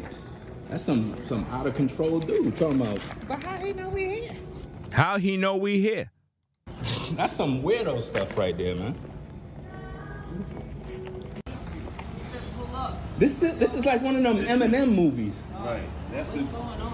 Do you see Ralo checking him? No. Ralo ain't doing anything. This dude crazy. That's no good right there. That dude have, and that's Ralo. So how he know we here? He got here, so hey Ralo, he got to go with his boy. I'm sorry. Yeah. Hey Ralo. And I'm like, picture. Nah, that dude crazy. There you have it, people. Let me go back to where I was. I think it was 39. Be open about that shit, my nigga. Hold on, 39. I think it's 39, 32. I think there is good. Ringo, I'm wrong. I'm not gonna lie. It make it seem like if you like. Wait, hold on. Okay, if you know that, fam, so why not just address it earlier than when Nubreed or Ringo could like easily address it? Nubreed did a video.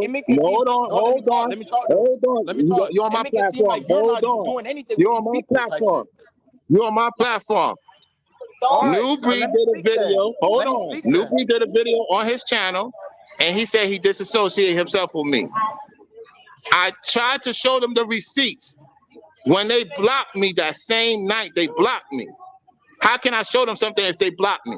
Okay. And I can't show them the text message. If someone blocks you, fam, you could easily address them on another night. I'm not trying to say stalk them, but like you could say, hey, I'm not gonna lie, like because no one's gonna listen to you anyways, bro. Because y'all on YouTube, y'all do content and all that stuff. So at the end of the day, they could see you. All you could say on your platform, hey, I'm not gonna lie, Nubreed Ringo, I'm wrong. I'm not gonna lie. It make it seem like you know what I'm saying, be genuine. Don't be all private. Let me address you to 2024. At the end of the day, my nigga, you're a man, my nigga. You're like, you have these little boys around you type shit. Hold on, CJ. Hold on. Let me address it 2024. Yes, back in the days, people set me up, so I set them back up. Get the story right. People set me up and lied on me, and I set them up just to teach them a lesson. This was not a setup. Basically, somebody must have asked Ralo about, but don't you set people up? Because this is something Ralo said in many of his videos. I'm not sure if any of you heard that, but there are many videos on Ralo's platform where he talked about how he set people up back in the days. You understand? This is what he pretty much put out there. I'm not here to focus on who he set up and whatnot. What I'm here to focus on is the fact that he did not inform me and Nubreed about what was coming down the pipeline regarding this lunatic and him wanting to bring a Ciroc bottle. Because remember, I did not check my DM message. If I would have checked my DM message, I would have saw that this dude is on demon time. And once that would have happened, I would have informed Nubreed, like, yo, check this out. I don't know who the hell this is. You know what I mean? This is the same dude that was with Ralo. And then we would have spoke to Ralo about the situation and see exactly where his mind is to find out what he know. But I never opened up my DM message to see all of that nonsense that the dude was doing.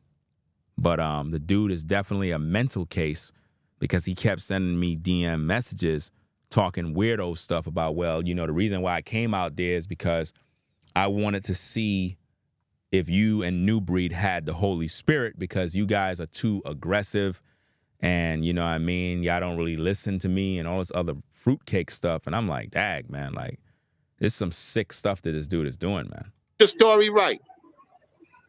But bro, the fuck you talking about? Do you know people's perception is reality? Of course, people might not think if it's a setup or not, my nigga. It's just a perception of the reality. People make it seem like it's a different type of way, my nigga. All you got to do is be like, hey, I'm not gonna lie. Like, be open, my nigga. Don't be on that prideful shit. Oh, they could take it as it is. Of course, them brothers are gonna say, oh, this nigga's being prideful. This nigga ain't on shit. And that's what they're looking like, my nigga. And that's exactly true because Ralo basically said, hey, they could just believe whatever they want. And that's exactly what it is. When you say that, clearly we seeing how you move. You know what I mean? Dude on that video is basically trying to help Ralo out, but Ralo is not understanding exactly the assignment. Again, he not realizing that first we gave him 24 hours to come clean and explain what in the world's going on. Because again, at this point, we didn't know that Ralo had these conversations with these cats on one of them meeting up. I didn't know nothing about this because he never told us nothing. So we're in the dark. So he had ample amount of time to come forward with a live stream and say, hey, guys, I take full responsibility. My bad. I should have warned you guys. I should have told you guys that something like this was going to happen. And, you know, I take full responsibility. It's actually my fault, you know, these guys. And under those circumstances, if he would have did that in a video first, before any of the brothers would even think about making a video, situation could have turned out totally different. But what happened was he got online and he didn't talk about nothing. He made 3 live streams, never mentioned what happened. It's almost as though he just brushed it under the rug. And then when Nubreed went and did his video, that's when he started to talk about the situation, which is rather suspect. It's like, why are you talking about it now? You didn't talk about it before. It's because Nubreed was going in. And he knew it was the end. It was going to be very bad for him. He knew that. So it's like, hey, you know what? Let me start doing my videos. And it's like he revealed a lot of stuff in those videos, even down to the point where he mentioned in this video titled Knicks Talk LeBron going to, you know, whatever the case is. He put this video on members only. In this video, he said that me and Nubreed will have a falling out real soon. This is what Ralo said from his own mouth, which means he was sent by the devil to do the very work. This is what I'm trying to say. Because why would he say that in a new stream recently that he put on members only? Because if you watch this video, you will hear him say that. You know what I mean? I was supposed to gather the receipt of him saying it, but he already put it on members only before I can actually get the clip. Now, what I was able to do is I was able to screen record another section of that video. There's another section of that video that I pretty much screen recorded that I can play real quick. Let me see if I can play this. It doesn't make you a bitch. You got to be smarter than the enemy. The enemy wants you to attack on his turn. It could have got worse than it was worse as it is to begin with. It could have got more worse had that been the old Ralo. Now he's saying had he been the old Ralo, it could have been worse. Ralo wasn't doing nothing to that dude, and he wasn't gonna do anything. Do you understand? So all of that talk about if it was the role, Ralo, X, Y, and Z, nobody's hearing that. I forewarned them already. They didn't listen to my forewarned. That's not what you're getting to. That's a lie. Ralo never forewarned any of us. That's a lie. I mean, he's lying. In the car, I forewarned them. That's even more of a lie. When I showed my wife that part right there, she said he's a liar. Like literally. Because Ralo was quiet in the car the whole time. I was the one talking in the car. I was the one that was talking about how haters don't want to see you win. They just want to plot against you. And Ralo was quiet the whole time. Ralo never mentioned nothing about, hey, you know, Tate is out here. He might try to pull up at the hotel. Well, if that's the case, why it was a surprise for everybody, him being there, if you warned us? It makes no sense. But everybody was having a good time. I forewarned them in the car. No, he did not, people. What, they just sit there and listen? Or what happened? Listen to what he say. Everybody was in their own world. He said everybody was in their own world. That's this man is a habitual liar, fam. The man never said nothing. Do you understand me? This man never said anything about this situation. Nothing. Ain't that crazy? Let's go. It doesn't make you a bitch. Bro, I didn't understand the last part you were saying about. If I tell you something, I say, CJ, you tell me, I say, oh boy, I'm supposed to meet old boy now. I don't want him around me. I say, all right, bet. I let him know. You can't come around. That's what I did. Prior to me coming in, I said I'm supposed to meet up, because I always do my live, say I'm going to meet up with certain people. So they let me know behind me. I said, okay, no problem. But they ain't tell me the whole reason why until Saturday night. I said, okay, I already blocked them already. You get what I'm saying? Yeah. So my point is this. You know, we got to really stop posting stupid ass comments like how to channel. You saying, I wonder why Breed trusted him.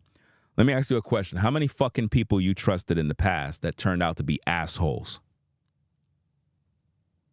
Could you answer that question? I don't like dumbass questions like that.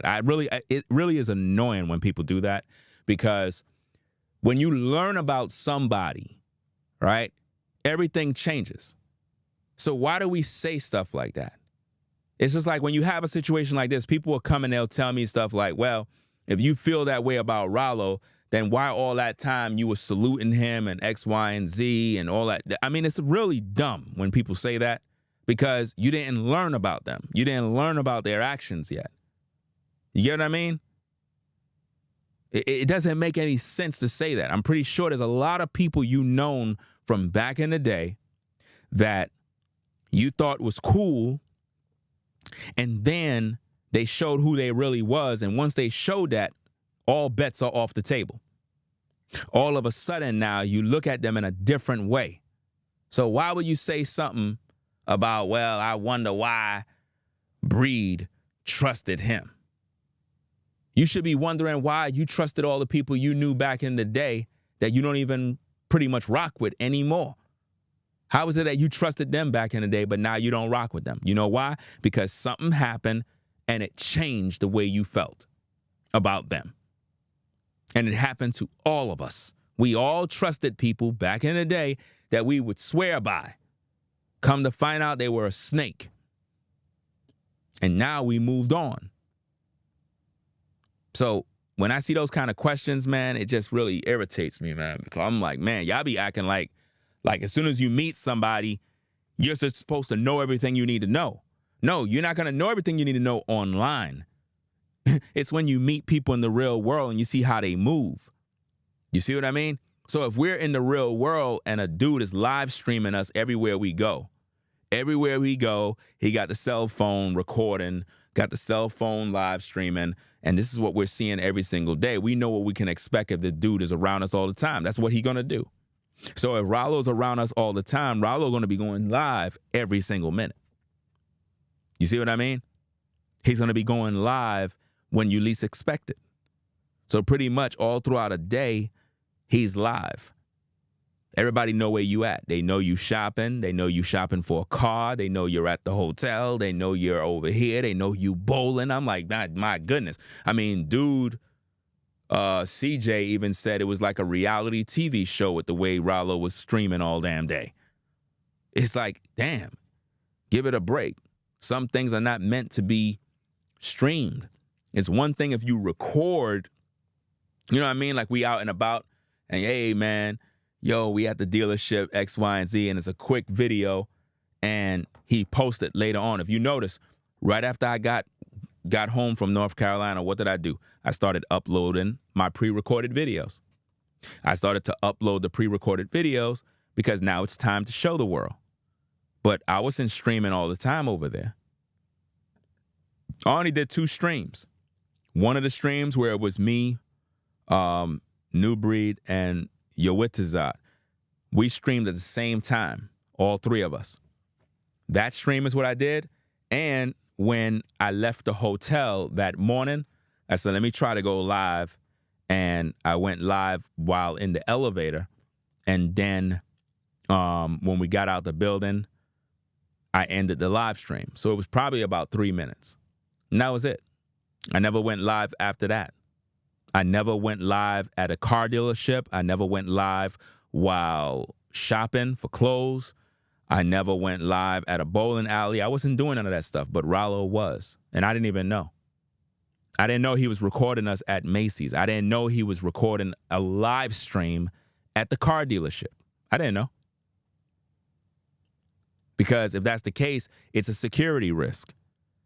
Ralo is not thinking straight, fam, because with all of those live streams, it's a security risk. He's making our location known to everybody. That's not cool if we're handling business. Listen, him coming out and we going down to the bowling thing. Number one, I don't bowl. I'm not into bowling. I'm not a fan of bowling. I never bowled a day in my life. You understand? We were not even going to the bowling alley that night.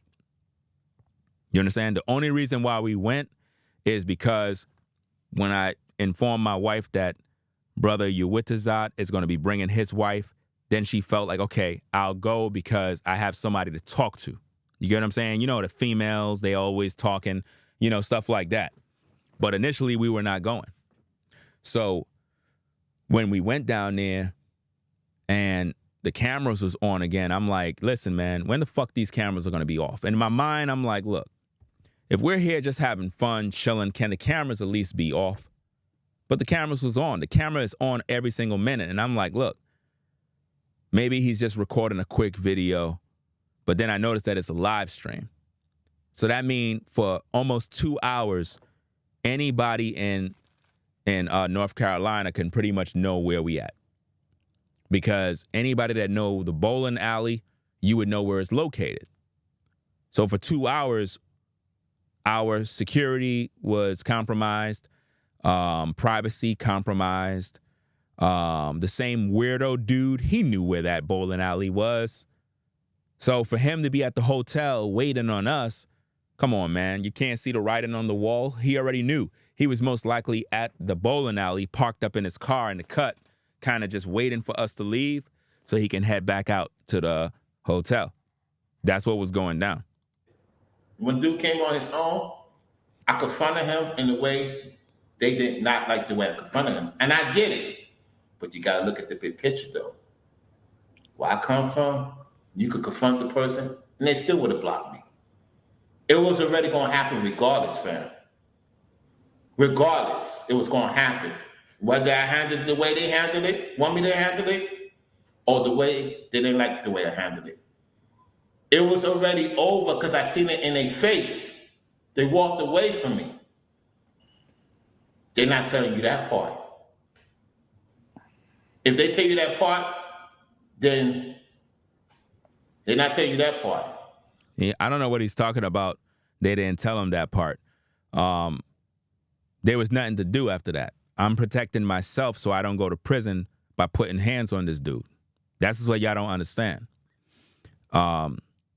It's funny how people act like they slow and dumb, but if y'all would have been there, you would understand the magnitude of the problem. I'm trying to protect myself. So when you say they walked off, people walked off to avoid getting themselves in a situation, a compromising situation. You're in the front of a hotel room where cameras are everywhere. If you put hands on anybody, they're going to see it as you are the aggressor. Even though the other dude is a potential threat and a weirdo, the camera don't see it that way. The camera see you reacting. You get what I mean? So I'm the one that's going to prison.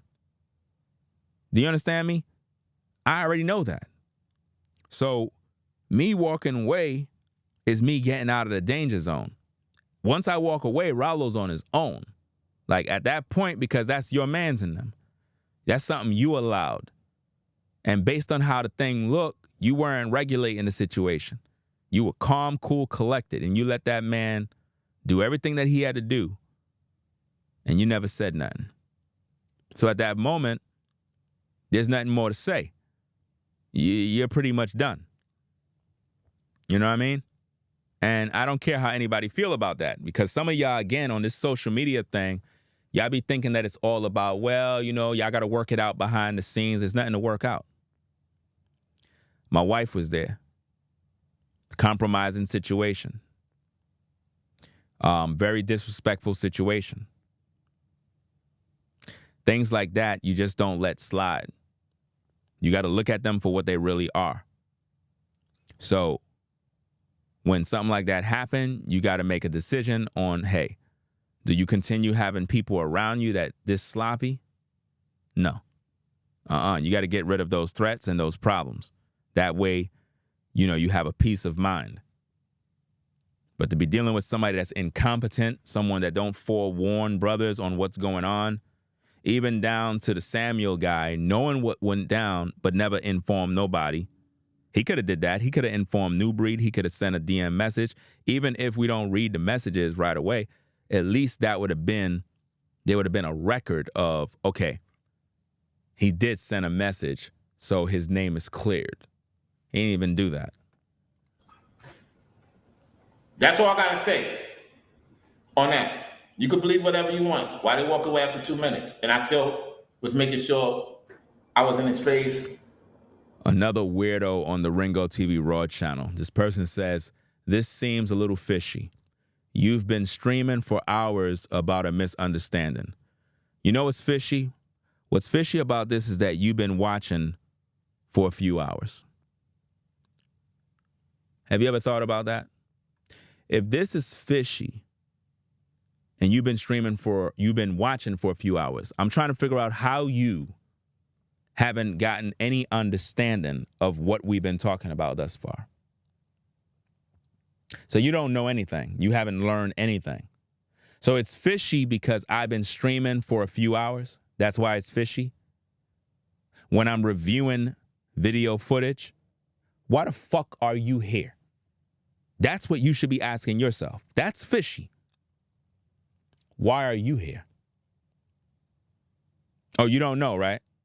Because you're not obviously here to learn anything, because if you did, you would know why things are the way they are. And I mean, this is what happens when you have these trolls that keep coming to the platform, fam. You just got to pack them up and keep it moving. Pushing him, whatever the case may be.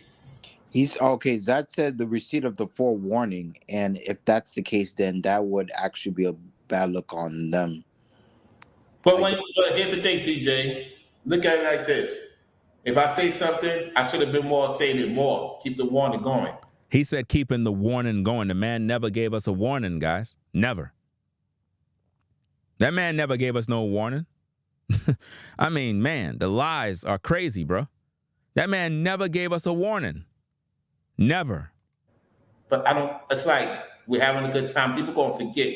When you're having a good time, people gonna forget. And it's like, if you look at my video, as much fun as I was having, you notice I was paying attention to the surroundings, right? Why would you be paying attention to the surroundings? Because you already knew what was on the menu. Why would you be paying attention to your surroundings? Because you already knew what was coming down the pipeline. You just exposed yourself again, man. Damn. You know, if you look in the video, the bowling, I was walking around. I didn't stay in one place. Unless I was recording. But I always was walking around. I don't care where I go.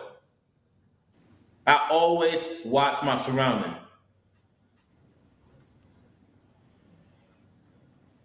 I don't know, man. I just feel, I mean, he said he didn't really see critical to see how Ralo tricked you.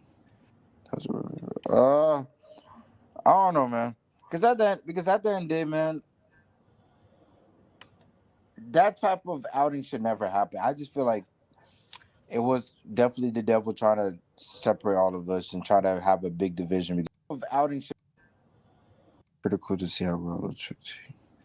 That's what, critical to see how Ralo tricked you. He said, actually, Breed kind of told on himself. Told on himself in what way? See, this is what I mean, man. When you got guys, man, that were not there, and they saying these type of things, man, it's just sad, bro. It's just really sad how people leave in comments. They were not there. They didn't see anything. But they're saying that Breed kind of told on himself. Oh, my goodness, bro. He said he didn't really see critically to how Ralo checked Tate. Fam, I showed video. Actual video. Ralo didn't do nothing. nothing. You know what I mean? And after we left, I don't know what he did. But during the altercation of whatever went down, Ralo never did nothing. I was the one that was flipping. Ralo didn't say nothing. He was just playing his part. I don't know, man. Because at the end of the day, man. Says that was a red flag for me. It's interesting how everybody got red flags, but don't even know the story. That type of outing should never happen. I just feel like it was definitely the devil trying to separate all of us and try to have a big division, because I think something else. Division has always been there. See, this is the problem with people that are slow. The devil wasn't there separating none of y'all, because y'all don't even agree. And y'all already are divided. What the devil was trying to do is sabotage what me and Nubreed was building. That is what he came there to sabotage, because most of you cats on social media, y'all don't even know each other. Y'all divided. Y'all haven't broken bread. Y'all haven't met each other in the real world. Y'all divided already. This is about what me and Nubreed pretty much was working on throughout the week so that it can undo all the progress. That's what it was for. Coming on with the mix, whatever the case may be, to keep us divided. So, like, I don't know, man. I just feel like. But let's get back to the point. What's the point? I'm saying the confrontation. No matter the race, you got to learn how to play the devil's way, the smart way. And I'm really good at that. He said you got to play the devil's way. And he said he's really good at it. This is what he said, people. He just said that he's really good at playing the devil's game. Wow. If they didn't believe I could defend them at that time, and I was willing to sacrifice myself knowing that this is a white kid and not caring of the. Listen, we ain't looking for you to defend anything. See, this is where he's getting it twisted. We're not looking for you to defend nothing. What we're looking for is the signs that show that you official, and we ain't see those signs. You know what I mean? I could defend myself. Do you understand that? What we're looking at is the fact that you never warned us about nothing, and you never react or respond in any way that showed that you meant business when you told this dude, don't show up at this location. So if you really told him that and dude violated, then why your words weren't matching how I was reacting? Like, come on now. You was very calm and you didn't even say anything. That doesn't sound like a man that is checking somebody. Consequences of potentially me getting locked up, the question is, will they bail me out? Ooh. I give you that. Ooh. And then the other dude said, I'll give you that. I mean, I don't know where their brain cells is. You understand that? I mean, what exactly are you going to do to get locked up that you're going to need to get bailed out? Because the type of stuff that I'm talking about, there is no bail. There is no bail, fam. So I don't know what you're doing that you would need bail. Checking somebody does not mean you do something to somebody to the point where you need somebody to bail. And if you got it like that, right, then why are you looking for somebody else to bail you out? That just proved that you didn't do nothing. See, he just exposed himself yet again. He said he checked him, but he didn't do anything. How you check what? You didn't do anything. And you're literally saying, would they have bailed you out? Would they have done this for you? I thought you got bread. I thought you doing good. I mean, come on now. This is not making any sense, man. You never did nothing. You never spoke up. You never said, bro, what are you doing here? As soon as you got out the car, you never said not a word. If you did all that talking after we left, it doesn't even value anything. In the beginning, when you saw and noticed that that was that dude, you didn't say not one word about, bro, why are you here? Didn't I tell you not to show up? Didn't I tell you not to be here? You didn't say that. You were quiet the whole time. Ooh, put some hot sauce in that, baby. Because I could have went to jail for them when they bailed me out. I agree, for sure. Oh yeah. Woo, got you folks watching and listening now, baby. But I know who would. I know who would. I won't say their names. Shoot, man. Even this nigga Zach says I agree. I would not have gone over there, especially when I came back from there. And he said he didn't see critically how to Ralo check Tate, and that's just a red flag for him. Yeah, in that regard, yeah, because at the end of the day, I don't know how it make it seem like Breed and Ringo were just I mean, they have all right to feel upset, but I don't know, man. I feel like you only could control what you could control, Ralo, and then you did what you had to do. I just feel like they were just so quick to block you and shit like that. You feel me? But like that's a red flag right there in itself. You said what? That's a red flag that blocked me quicker. Yep. Yeah, that's what I'm saying because ain't y'all know each other for like a minute for some shit? So like, do you see what I mean with religion? Dude said, I thought y'all knew each other for a minute. Even somebody in the chat said something crazy. Somebody said, I don't know what the hell is their name. They said, I thought you were families. Or what in the world he said? I don't know what in the hell he says. But my point is, man, this is what I mean. These people with this social media stuff, man, they just be thinking like we all cool because they see us on social media. No, that's not how it works. That's not how it works, man. You don't assume that y'all know each other because you chit-chat on social media. That is one of the most dangerous things you can do. It's like talking to a woman via Instagram and thinking that she's really liking you. Bad move. If you haven't met that woman in the real world, see her eye to eye, right? Got a feel for her, held hands, bro, your interaction with her is fake. Because she can lead you on and make you think that she liking you, but she don't. You know what I mean? So it's like you wasting energy, and then when things don't go your way, now you heartbroken because you thought that this woman was really with you, but she was playing you the whole time. Playing you. Happens to a lot of dudes, man. Let's go. No, that's the first time I met Ringo, his wife, respectfully, and I know his wife is dead, and it's not right.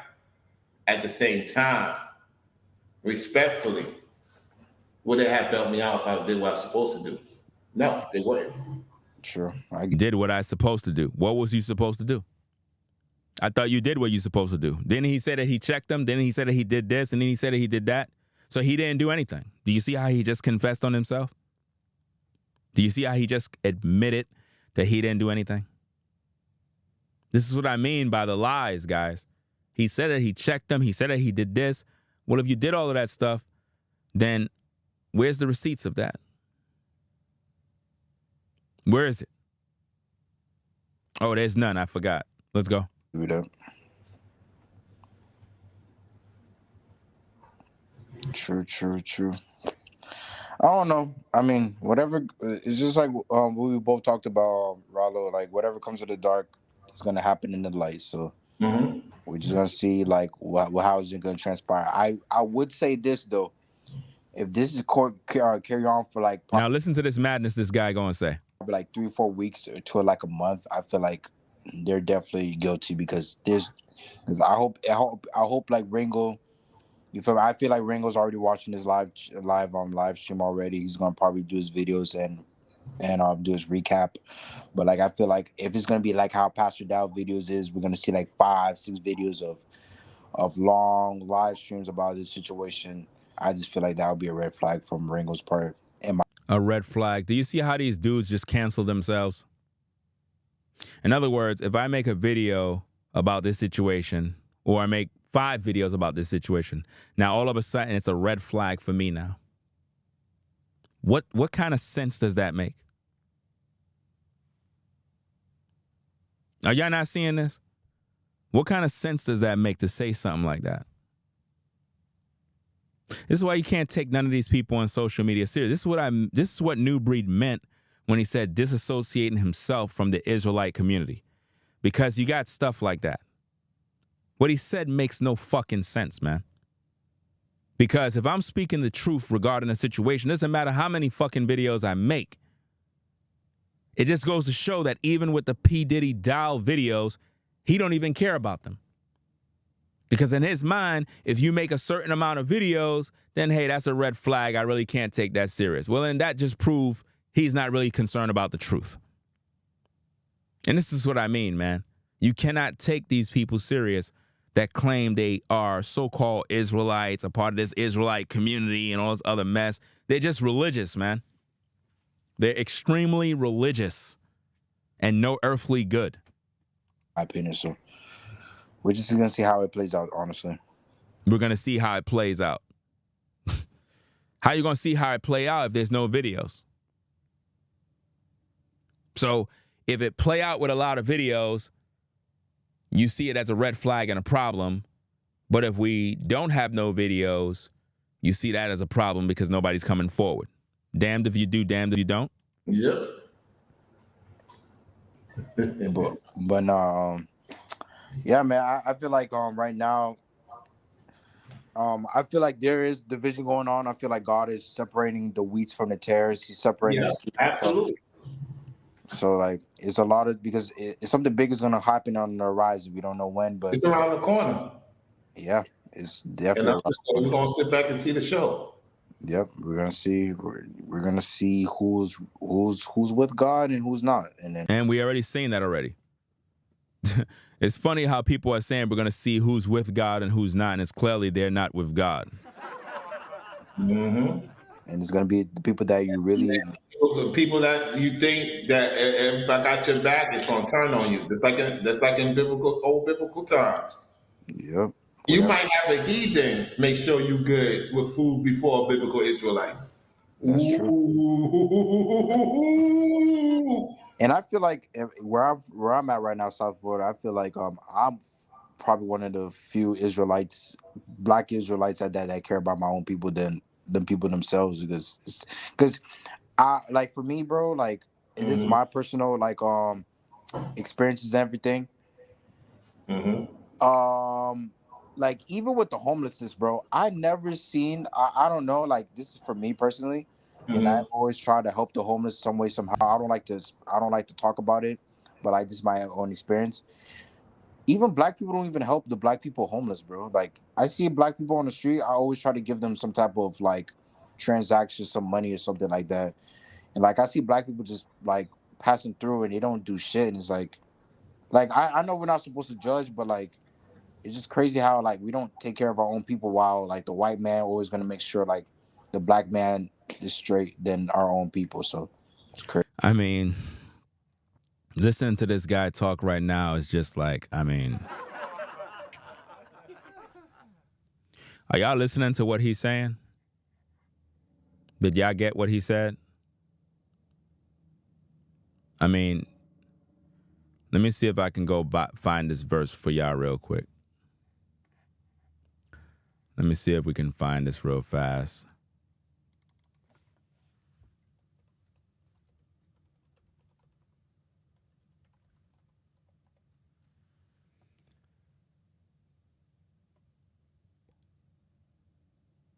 Okay.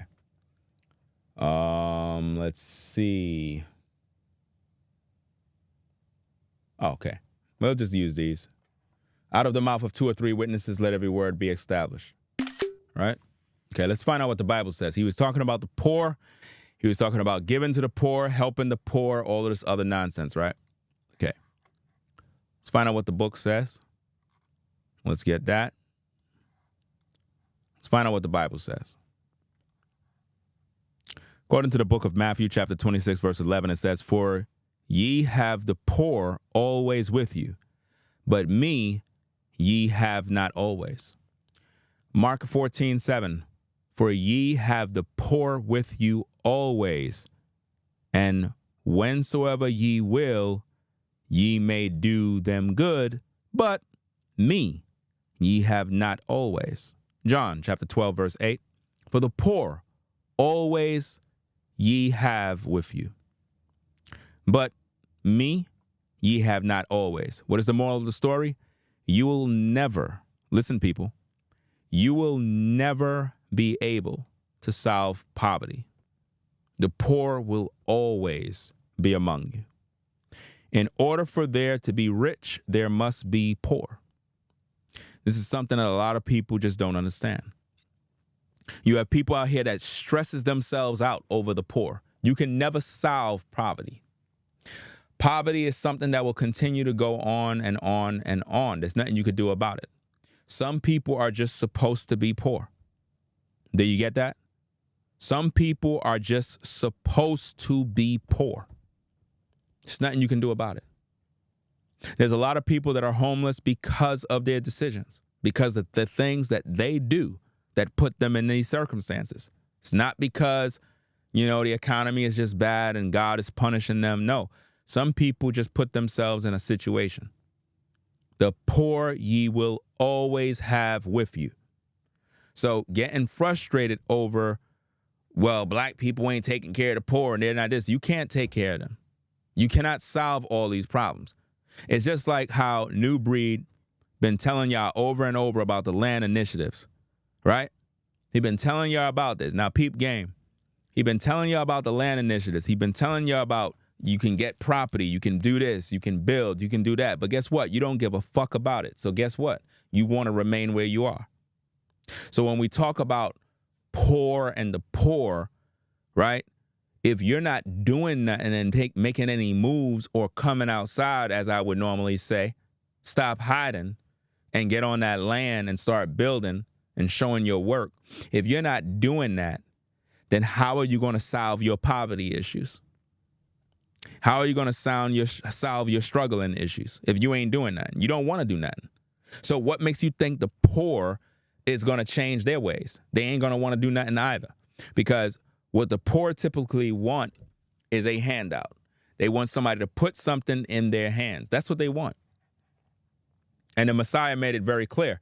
The poor ye will always have amongst you. You will always have people around you that are poor. That's just the way it works. You can go ahead and bestow all of your riches on the poor, and guess what? You will be poor, and nobody will be there to give you nothing. This is the way life works. The poor you will always have. No matter how many plates of food you give out, there will be still a need for another plate. Why? Because until you teach the poor how to prosper, until you teach the poor how to get off their ASS and actually make moves, if you're not educating them on financial literacy, if you're not doing none of these things, they're not going nowhere. It's just like people that are in the hood, they're trapped for the rest of their natural life. Why? Because it's not designed for them to leave. It's set up to keep them in a bind for the rest of their life. Only certain people will be able to break free and move on and prosper. Everybody else is not going, fam. It's just like the majority of your family is not going. All the success that some of you may be getting into or achieving, it is not meant for your family to come with you. They're supposed to stay behind. You're not supposed to take them with you. You know what I mean? So we got to stop this mindset of thinking that we're here and our job is to solve poverty. We can't. The Messiah said the poor you will have with you always. So poverty is going to always be there. I mean, even the Bible confirms it, that they're like until the Messiah shows up, there's going to be mourning. There's going to be people weeping. There's going to be people that's hungry. These are going to always happen until this life passes away.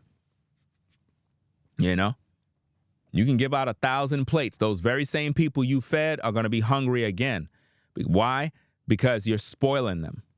You got to teach people how to be better people. If you're always providing everything they need and you're not educating them on how to be better people, they will always depend on you. And this is why the poor remains poor, because rather than the poor get educated on how to rebuild and do things to prosper themselves, you put food stamps out there, public assistance, Medicare, all these different things. You got all these programs in place to be a safety net for people to depend upon if they fall on hard times. So what happens is once people get these programs, and I'm not saying that the programs are bad and that people don't need them or can't benefit from them. What I'm saying is that there's a lot of abuse when it comes to these programs because people get on them and they never get off. And you have generations of families that are on public assistance for the rest of their natural life. I'm talking about they're on public assistance, they stay there, and then their kids get on it and stay there. And it's just a reckless cycle of confusion. And it happens all the time. Why? Because nobody's being educated on how to better themselves. And when you try to teach people anything, they don't want to hear it. You know, you try to teach people how to get money, how to do this, how to start a business. They look at that as, I don't want to do that. I need fast money. I need to, well, you know what? You're going to be broke forever because you don't want to work. You don't want to come outside. You don't want to show your work. You just think that life is going to hand you everything for free. It don't work like that. It takes hard work to succeed in life. It takes hard work. You understand? That's the only way. Right? Let's get back to the tape. Mm-hmm. Yeah, man. Yeah, but this has been a good one, man. This has been a damn. Kevin Durant to this stuff again. Yeah, we did. They won't watch anything I say. You know that. I'm not watching them no more. I'm not watching them no more. They're watching everything I say.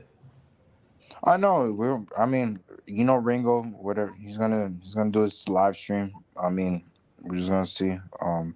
I mean, everyone's gonna see, but like at the end of the day, it's just as long as you do your thing, Ralo. You feel me? Yeah. I feel like you're not a bad brother, bro. I just feel like it's a misunderstanding. You feel me? And I don't know, man. I just feel like at the end of the day, just like what you said, the devil likes to play things smart because he doesn't like to play smart with him. He can't play his game because it's his world. Exactly, because it's his world, and he don't like when you know his world, like I do. I don't like others do. No. He said he knows the devil's world. I'm telling you, man. Oh yeah, for sure. Hell yeah, man. I mean, well, the devil can send your own mother and father to set you up, and he can send you. If the devil can send your mother and father to set you up, then he can send you too. You see how that works, people? See, he's trying to bring this thing to a level of your mother and father, which mean people closest to you. Well, then that means he can send Ralo too. Just like in the movie The Matrix, the agents, Agent Smith, jumped in and out of people that are still wired to the system. Do you understand? Do you remember that scene? Where he was talking to Neo. And he was talking about how, Neo, and I know that you, this specimen of people in the world, one world, you are a software designer, well respected in a corporation. And another, you're Neo, some such. This is pretty much what was going on in the Matrix. Agent Smith is continually jumping in and out of the software. That's what's going on. So it's very easy for men to get possessed by demons. This is why you have a fruitcake appearing at a hotel after 12 a.m. in the morning. What civilized human being does that? Who does something like that and think that it's cool? You understand? It's crazy. Let's get back to the tape. That's true. Even the Bible talks about your own enemies in your own household. So yeah. That's true. It's interesting how these folks are talking about you're going to have enemies of your own household, and they don't realize that it's talking about them. They don't even know what the scriptures is talking about, man. They don't even understand it. It's like they're quoting stuff. This is what religion does, man. Religion makes people quote scriptures, but they're not even building nothing. They're not living life. They're not showing their work. They're not doing nothing.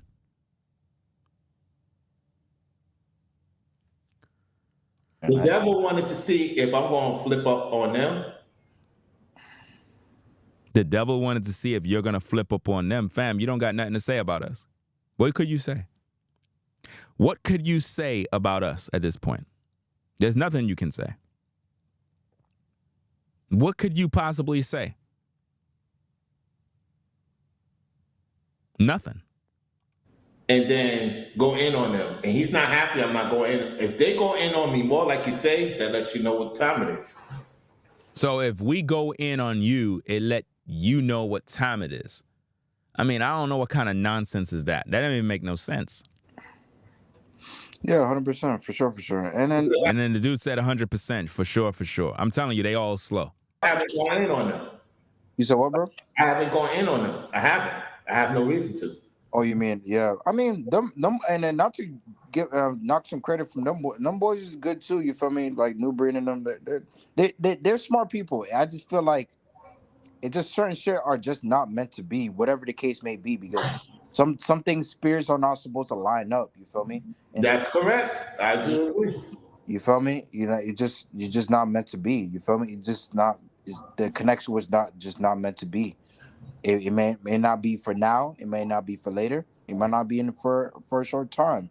It is what it is. And at the end of the day, certain people are meant to be around certain people. My thing is that I'm so far removed from certain things, and the comfortability is not my cup of tea. See, what Ralo don't realize is that the Most High removed him. The Most High is basically drawing the line in the sand and saying, hey, you know what? This guy don't belong around you guys, man. I'm just letting you guys know, exposing what needs to be exposed, and the Most High is making it very evident and clear that he's not supposed to be around us. That's why it's so easy for me to do what I got to do in terms of cutting people off.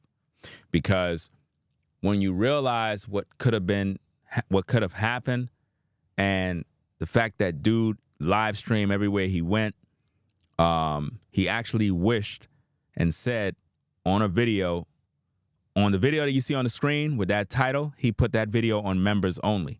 In that video, he said that me and Nubreed will be beefing pretty soon. So that was his agenda. His agenda was to cause chaos amongst the brothers. So that was his mission statement.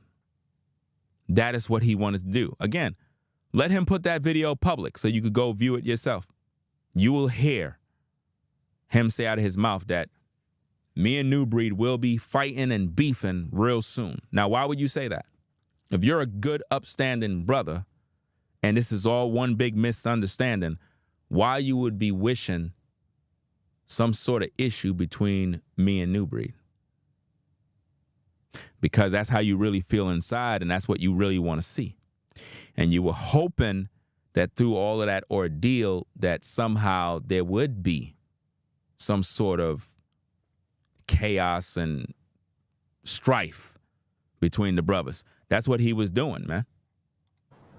for sure. And that's just how that's just your lifestyle. So yeah, that's true. Yeah, that's true. I mean, oh no, man. We're just gonna see. We're just gonna see, man. It looks pretty interesting, man. So, hey. And the more ladies you see, now you know why. The men gonna say what they gonna say. Watch the ladies, fellas. One thing you're gonna take for this: watch the ladies. How they really feel about me. They can't stand me because you can't control me, and I want all of you. I'm not to be controlled, and I'm not a fool. And just because we may did this and did that, doesn't mean you can't control me with your pussy either. yeah, man. That's words of wisdom. That's words of wisdom. Yeah. And then dude said that's words of wisdom. Are y'all not hearing how this guy sound? The laugh, the madness. I'm telling you, man. Something ain't right with him, bro. Let's go. But at the end of the day, I know you're probably like a good brother or whatever, because I see your content, my nigga. It seems like you just be doing your thing. But at the end of the day, my nigga, you just gotta know from P's to Q's type shit You moving from the forward type streets. shit. You You know from what the I'm saying? streets, right? CJ, you Huh? from the streets. You know how the I streets am is. from the. Okay, No, I'm no, gonna no, say no. this. Hold on. Let me You're talk. letting me I'm talk, my trying to nigga. explain. You out there, out and about.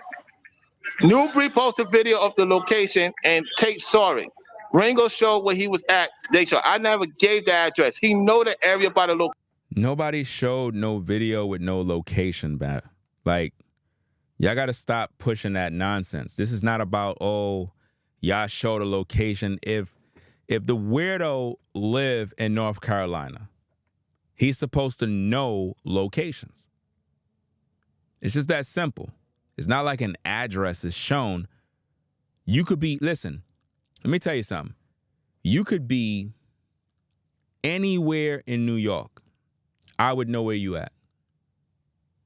Listen, if you come to New York and you take out your cell phone and you go live anywhere, I would know where you at. Because I know New York. You see what I mean?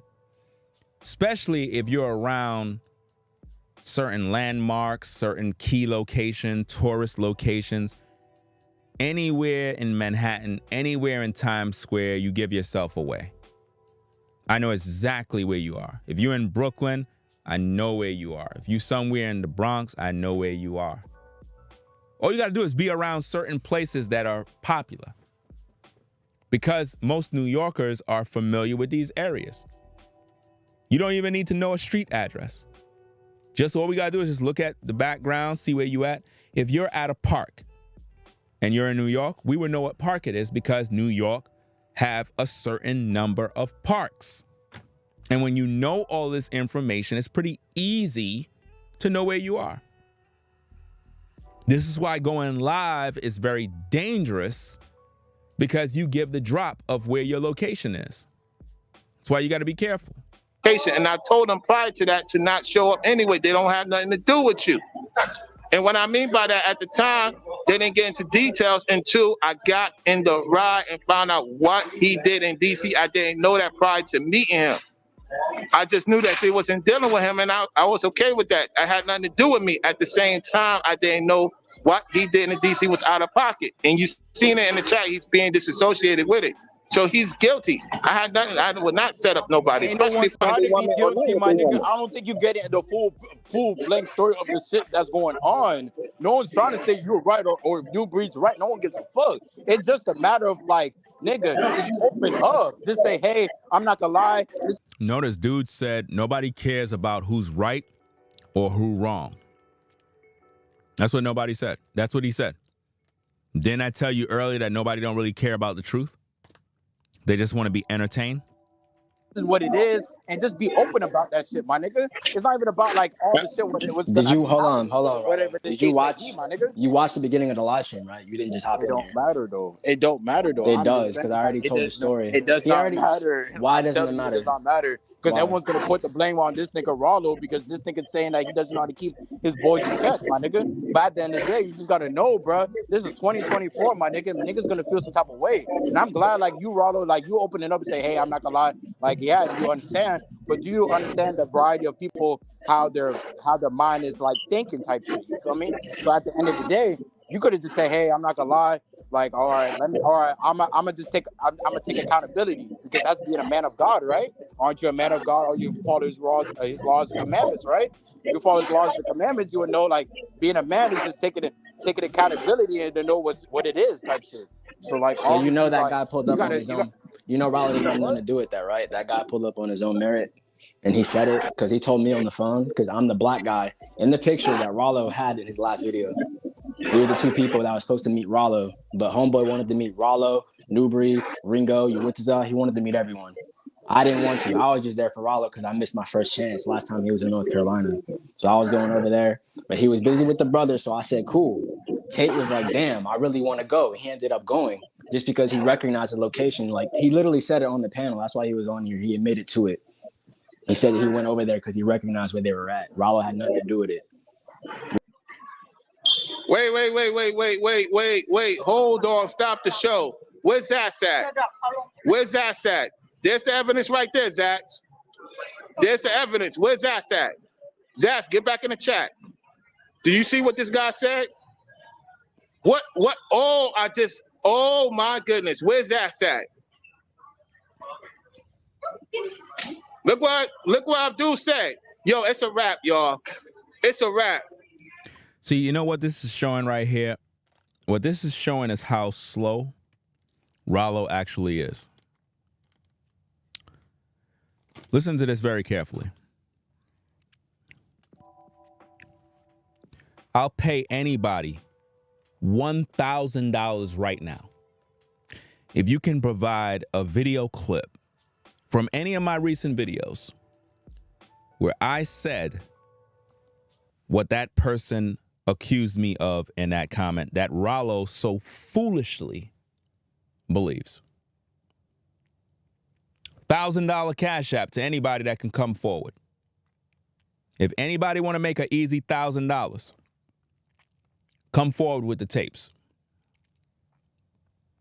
The person said, Ringo said, when he see you, he going to whip you like he's your daddy. When did I say that, ladies and gentlemen? Ralo believed it. When did I say that? When did I say that? Again, $1,000 to anybody. I'm on live right now. You can record this clip. You can use this as a receipt to collect, and I would have to pay up because I'm on live. This weirdo who I don't even know says, Ringo said when he see you, he going to whip you like he's your daddy. Again, this is what social media does, man. They create these, it's like they lie. And what's so sad about this is that Ralo believed it, ran with it. And these are all my enemies, mind you.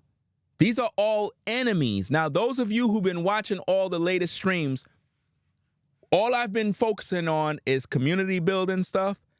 I briefly talked about the Ralo situation. What else? And that's about it. I didn't talk about nothing else. This person come in there and literally accused me of something that I never said. Now, think about how many more things they say on social media that I never said. And what did Ralo do? Ralo said, hey, Zats, come on in. Here's the proof. Let me rewind it back a little bit.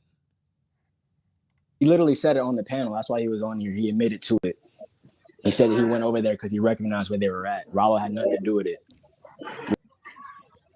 Wait. Hold on. Stop the show. Where's Zach at? Where's Zach at? There's the evidence right there, Zach. There's the evidence. Where's Zach at? Ralo said there's the evidence. Do you see what this man is? Do you see what I mean?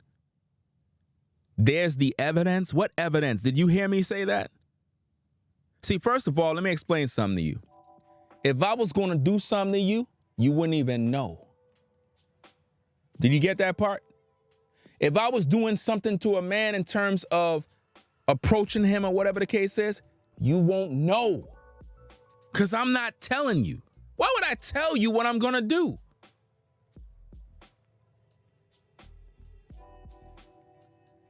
Number one, in the rule book of life, you never tell a man what you're going to do. You never tell a man what you're going to do to him. That's dangerous because now I'm telling you what I'm going to do, which is going to make you feel threatened, and you might want to do something to me first.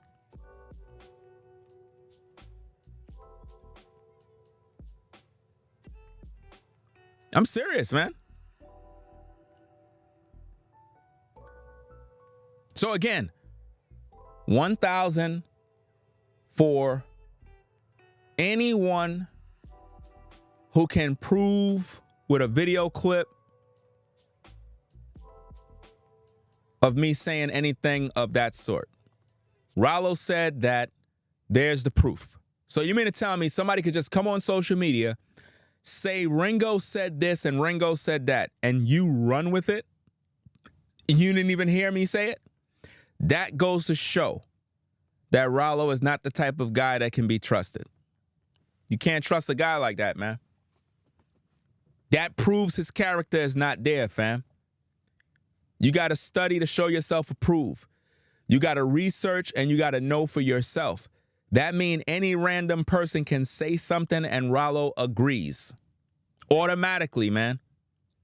That is how people get in all sorts of problems, because it's like, did the man do the research? No, he just believes it. Now watch this. My enemies are on his show. And Ralo is interacting with my enemies, people that don't agree with me. And I don't really care for none of these people on YouTube. I don't even talk about these people. But they're talking to Ralo because Ralo already been compromised by the devil. So everybody that don't like me is on Ralo's live streams, literally pulling Ralo into the abyss of darkness. Watch this. Let's get back in the chat. Do you see what this guy said? What? Oh my goodness. Where's that at? Now he's calling for Zats to come into the chat and saying, look at what this guy say. So you mean Zats also believe this BS too? I'm telling you, man. This is why I tell you, man, social media is dangerous, man, and it severs relationships, and it really just make people just don't want to rock with certain people, man, because once one person is poisoned, the first thing they want to do is poison someone else with the same nonsense. And this is what they're doing, man. Look what Abdul said. Yo, it's a wrap, y'all. It's a wrap. So it's a wrap. How is it a wrap? Did you get that on audio? So let me get this straight. First of all, who is Order Raham? Who's that? And where is the actual audio of me saying what he said I said? Again, $1,000 to anybody that can prove that. $1,000, fam. You will get Cash Apped immediately, fam. If anybody can literally prove this, man, seriously, listen. If you can provide audio with me on camera saying what Ralo just said, I'll put $1,000 in your Cash App. Because this is these rumors that I mean. This is why you have to disassociate yourself from this social media type click BS, because this is what they do to me. They make up these lies and people run with it as if though it's the facts and they never even heard it. This is what they do. And look at how Ralo believe a lie. This is how easily manipulated he is, fam. No discernment, no critical thinking, no deductive reasoning skills. I mean, this is pathetically sad. Wow. Wow. Wow. Where's that at? Wow. Where's that at? Where's that at so we can find out if he's a part of this bullshit? Because this is sick. This is what I believe? Really? When did you hear me say that? When did you hear me say that? I don't make threats like that. I don't do that type of stuff. That's dirty work. And for them to post that, it just goes to show how malicious these individuals are. This just goes to show how they are, fam. Now, you have to understand, when other people are watching Ralo's live, they believe it. So you have whoever was in his show was sitting there literally believing this. Like, wow, he really said that. Now they're spreading the rumor. Ringo said this. So they go to other platforms. Ringo said this. Ringo said, yo, it's on site when he see Ralo. And they start adding on to it. And before you know it, everybody's talking about it. That's how they do on social media. That's what's going on right now. Let's go. What's up? Now watch this now. Kevin Kelly. What's up?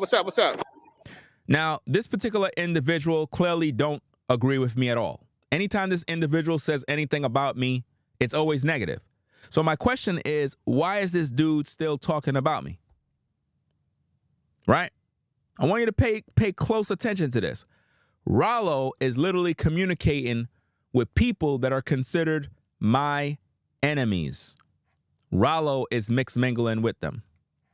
Ralo is having conversations with people that are my enemies. Now, here's the thing. What's bad about this is that if Ralo was somehow, let's say, for example, none of this type of stuff happened. These are the people who Ralo communicate with behind the scenes. So if we doing business, now I'm realizing that Ralo talk to enemies. Ralo communicate and give intel to enemies. Let's see the conversation between Ralo and an enemy of mine. Let's see. Yo, Ralo. What's up, bro? I know you got. Yo, you know. Let me say this first. Me and Kevin Kelly don't see eye to eye, but I know this is funny to him. You don't see eye to eye with him, but this is funny to him. And this is supposed to be somebody that we supposed to be working with, building together, and nation building, community. And this is what you doing? Fam, you've been compromised already and exposed. Let's go. And everything, but I'm gonna let you talk. Go ahead, bro. Say what you gotta say, man. Okay, Ralo, I want to ask you, right? Go ahead, man. Go ahead, bro. How did you meet up with Ringo? Okay, so you know I was in Charlotte. I know you don't watch my videos. I was in Charlotte last. Did you hear this nonsense? Let's listen to that again. Let's rewind it back. Let's rewind it back. Check it out. Everything, but I'm gonna let you talk. Go ahead, bro. Say what you gotta say, man. Okay, Ralo, I want to ask you, right? Go ahead, man. Go ahead, bro. How did you meet up with Ringo? In other words, why are you hanging out with Ringo? Are you seeing the question? Why are you hanging with Ringo? Like, why are you even with Ringo? Now, again, this particular individual, I could care less about this person. They don't like me. It is what it is. I don't really care. But my point is, why is Ralo interacting with these particular individuals in whom he clearly don't agree with Ringo? And it's been this way for years and years and years. It's amazing that these people are still talking about me till this day. If I'm a weirdo and a nut job, why do these people continually keep talking about me? Why am I so important to them? Okay, so you know I was in Charlotte. I know you don't watch my videos. I was in Charlotte last week. Okay. Me and breaking bread with the guys. I met up with Mika B. Okay. Bro, the question was, why are you hanging around Ringo? You're talking about Mika B. Get to the point. Stop stalling. All right. So I knew some of the guys behind the scenes. They wanted to see me. Okay, cool. So it is what it is. Are y'all seeing his excuses? He don't even know how to answer a question, bro. So you didn't go to North Carolina for no business. So you didn't go there to really build. You didn't go there for that. Are y'all not seeing how he's exposing himself? However, since I was in North Carolina, I was telling Mika I'm gonna come pull up, see her, break bread with her, chill with her, because she. The topic is not about Mika or building with no woman. The topic is about what the man just asked you regarding me. It's a supporter of mine, long-time supporter of mine. So they was letting me know, oh, yo, we want to meet up. Nubreed was like, yo, what you say? I want to meet up with you. I said, cool. But I told the other guys that supported me that I will show them love because they supported me behind Cash App and all that. Show love. It is what it is. So you came out to show love. Are y'all listening to this madness? This is how he answers a question regarding why you with Ringo. See, he didn't say stuff like, well, I'm with Ringo because he's a man of the Most High and we out here building X, Y, and stuff. And, you know, he didn't do none of that. It kind of reminded me of the situation of Peter denying the Messiah. And I'm not saying I'm the Messiah, but this is one of those type of situations where you're confronted by the people that hate the Messiah, right? And you deny them multiple times right in their face. It's like, well, I'm not really here for Ringo. I'm just kind of just, you know, showing love. You know what I mean? I'm just kind of breaking bread and, you know what I mean? Well, that's a poor ass excuse to fly back to North Carolina. That don't even make no sense. So you mean to tell me you flew all the way back to North Carolina to show love, to break some bread? You ain't come to build. You ain't come to do none of that mess. This is sad, man. That's like me going to another state and people that supported me, and I'm not gonna see them. They're gonna feel some type of way, right? Okay. That's like you supporting people supported you, and you go to their state. It's not to say you want to see everybody, but you're gonna see the people that you recognize that it's on the same level as you, or kind of on the same level as you, business-wise. That's all it is. Wow. So that's all it is. Isn't that funny? So that's all it is. So Ralo is not really hanging around brother Nubreed and myself in North Carolina because it's about community, it's about building, it's about business. It's about him just kind of just being there. I mean, do you see how he's trying to, I guess, please the demons? Like, it's like he don't know how to respond to those questions. It's like he's making light of the situation. So basically, yo, this is sad, man. His response was horrible. So it wasn't planned for them. The reason I'm asking is this, bro. Like, Ringo is a weird ass dude. Now notice, he said Ringo is a weird ASS dude. Look at Ralo. I'm not understanding why you would plan to meet up with that guy. She's trying to figure out why would you even try to meet up with that guy. Now notice how Ralo is on the spot and he can't even answer the question. Make it make sense, y'all. So it wasn't planned for them. The reason I'm asking is this, bro. Like, Ringo is a weird ass dude. I'm not understanding why you would plan to meet up with that guy. Somebody send the timestamps. Abdul, send the timestamps when he said that. Nah, he's telling somebody to send him the timestamps of when he said that. There's no timestamps. Because nobody said anything. You got played. And now you're embarrassed because you got played. You believed a lie. No discernment whatsoever. You believed it and you're telling other people to send the timestamps when nothing was ever said. You were asked, why would you want to be around or hang around a weirdo like Ringo?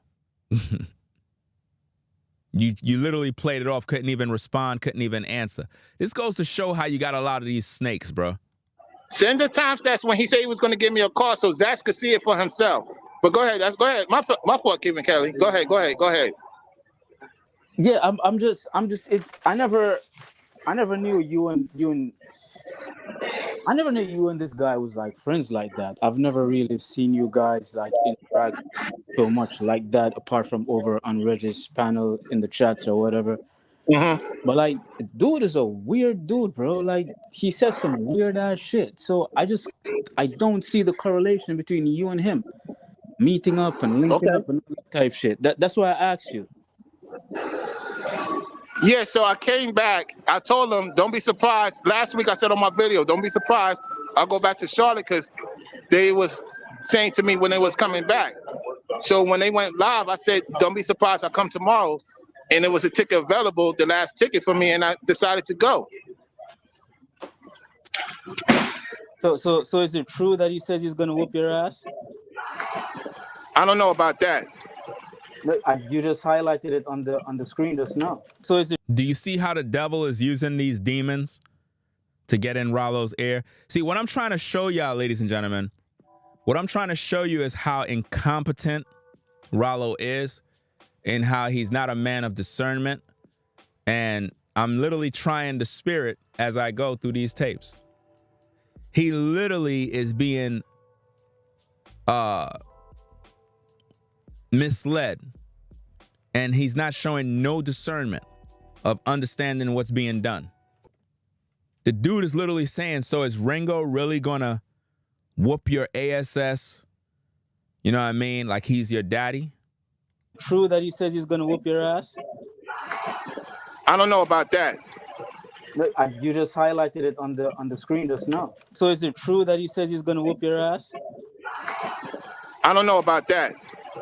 Look, you just highlighted it on the and you could see in his face that he know. Now listen. He know that character right there is a demon, but he's not saying nothing. These are the type of things that I look at. Ralo is not fit to be amongst the brothers. He's a snake. He's the kind of brother that would deny you in front of people. And that's exactly what he did. Right there, he just denied me in front of the world. You got to peep the game, man. You got to peep it for what it is, bro. Because he know better. Trust and believe that. Even if brothers cut you off, you're supposed to still acknowledge and be like, you know what? You might have your disagreements with Ringo. It is what it is. But to be fair and to be real with you, all that stuff that you saying about he weird and he this and that, that's not true. You know what I mean? This is how it is. This is how that is. X, Y, and Z. He ain't do that. He did not do that. He's going with the flow. And that shows where he stands. Screen just now. He said Ringo said when he see you, he going to whip you like he's your daddy. Yeah. Mm-hmm. Oh man. Yeah, tell you what, just roll up with that pastor guy. The pastor dude he's ducking. He just said to roll up with that pastor guy that he's ducking. Nobody's ducking anybody. Now notice, the demon said that I'm ducking from Pastor P.Diddy doll. Nobody's ducking from none of these people. But the demon just told Ralo to get P.Diddy doll and use him for protection. Think about this, guys. Think about how Ralo been compromised by demons. Check it out. Just roll up with him. Let him be your bodyguard, bro. In other words, let P. Diddy doll be Ralo's bodyguard. Notice Ralo has nothing to say. Ringo won't show up. Anyway, I'm getting down, bro. I see you. Yeah. Notice that. Notice what just happened. The demon did its work, and then the demon left. Made him look crazy, and then left after doing its dirty work. I'm not fighting nobody for what? That's saying things that's not. No, I'm not fighting nobody. Stop it with that. Do you see how all of the demons are in the live chat instigating? But see, again, he just got through letting a demon on his show spreading lies. And now he's in the comments telling the people, I'm not going to fight nobody. Stop it. Stop it. Stop posting all of that stuff. Because he already know that it's BS. But he was indulging in it. You understand? Yeah, it make no sense. And notice the troll that's in the comments. The troll in the comments says, Ringo said that. Video searching on progress. Keep searching. I told you already I'll pay you $1,000. Now, I already know you're a troll. I already knew that from the beginning. I've been just kind of waiting to see you expose yourself so that you could pretty much embarrass who you are. All right? But it's interesting how these demons are everywhere. Again, if you look through the videos, let me help you out. Because I don't understand what are you searching for. All you got to do is just go to the channel and actually view the videos. This just goes to show that none of these people are viewing. Because if Ringo said that, then you should have the video already. It should be very easy if you actually watch the video. But you never watched anything, right? Now, this is my first live stream since I've been in New York. So now, if we go to the video section, I post approximately, since I got back, I posted, where we at? Let's see. We have one. You got 1, 2, 3, 4, 5, 6, 7 videos. 7 videos. Make your choice. In 7 videos, I need for you to find timestamp and date of me saying such, and we will provide you with $1,000 Cash App, if you can provide such information. We know there is no such thing, because this is what happened. Nobody does the research, and nobody view the videos. What people love on social media is the gossip, the bochinche. That's what they indulge in. They have no facts, no truth, no nothing. They're just liars. So again, if you can't provide it, then clearly these people are making up these damn lies. Just like all the other lies that they've been making throughout the years, saying that I said this and I said that, and I never said anything. You know what I mean? This is why it's not good to interact with these internet demons, because that's all they're good for. They know how to come together to formulate lies, but when it comes to actually building community, building businesses, or just getting one's own self in order, they don't even know how to do that. You know? It's really, really sad. That shit was kind of, I don't know. Yeah, that's out of pocket. Yeah, absolutely.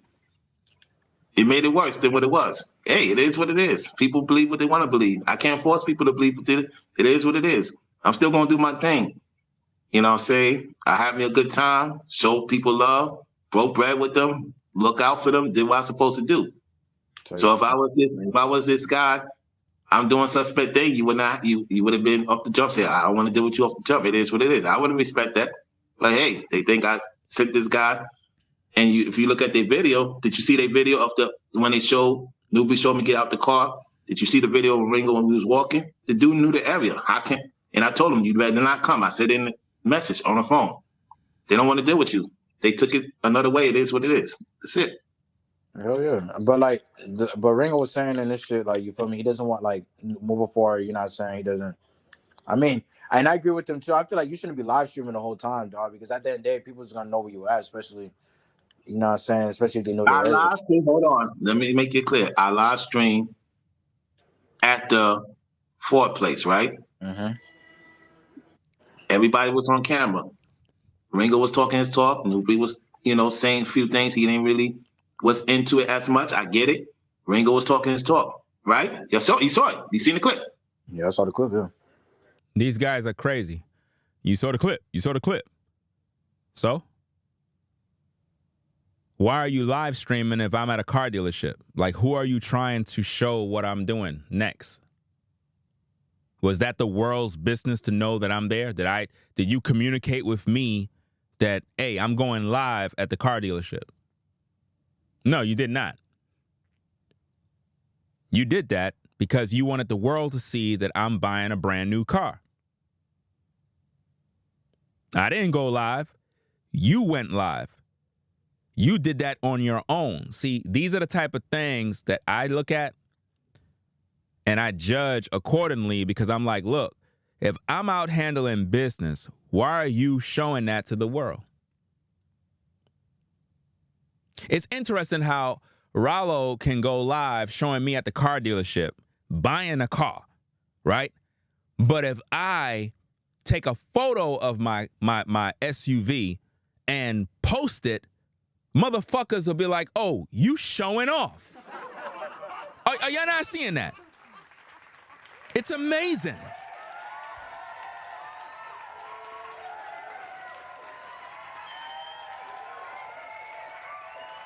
Listen, when I went to North Carolina, I didn't go there to play. I went over there on business. I went over there, and see, here's the thing. We hear a lot of people say stuff like, oh, I'm here on business, but they're not really doing nothing. When I went down there, it was nothing but business from the beginning all the way to when we left. Business.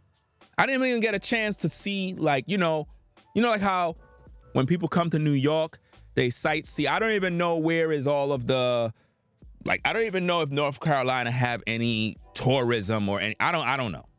You know what I'm saying? I don't know what's the spots of where you go if you're coming in, like, who do you go to? You know, like how in New York, people go to Times Square, they might catch a movie here, they might go to the mall, they go to certain places. You know what I mean? I don't know where you go in North Carolina. We ain't have no time because we went down there on business. We went down there to focus on the land.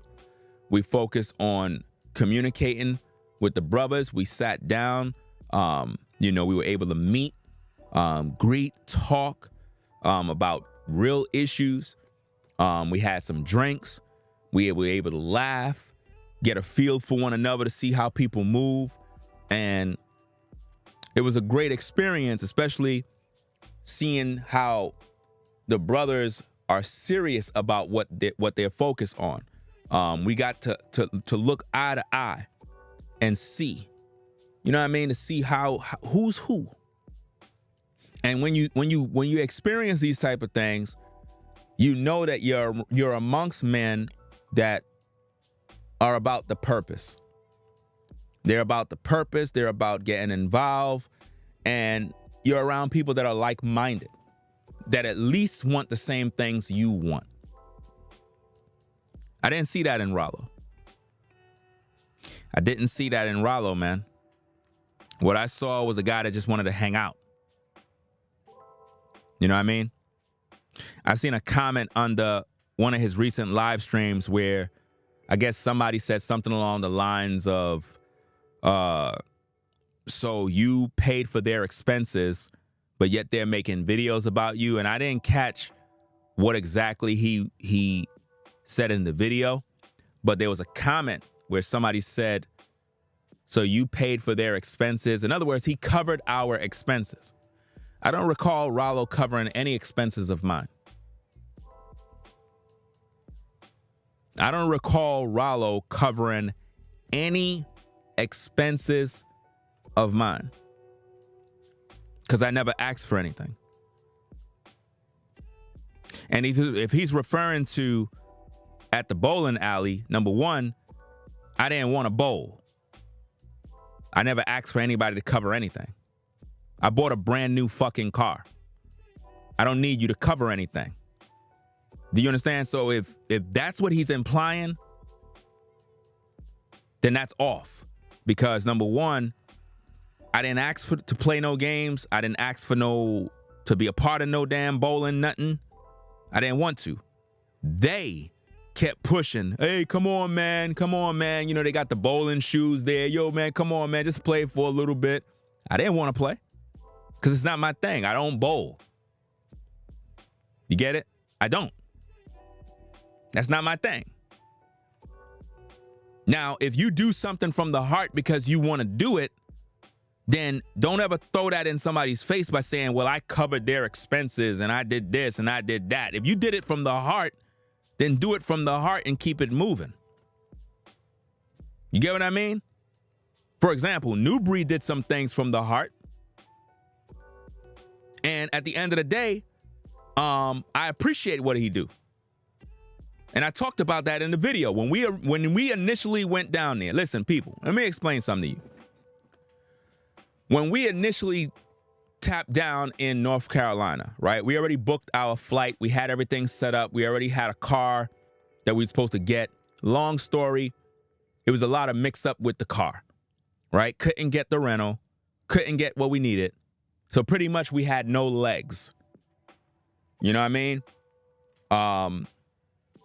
I reached out to a couple of people and everybody was like, yeah, I'll get back to you. It is what it is. So I had told Nubreed, I was like, yo, got some bad news.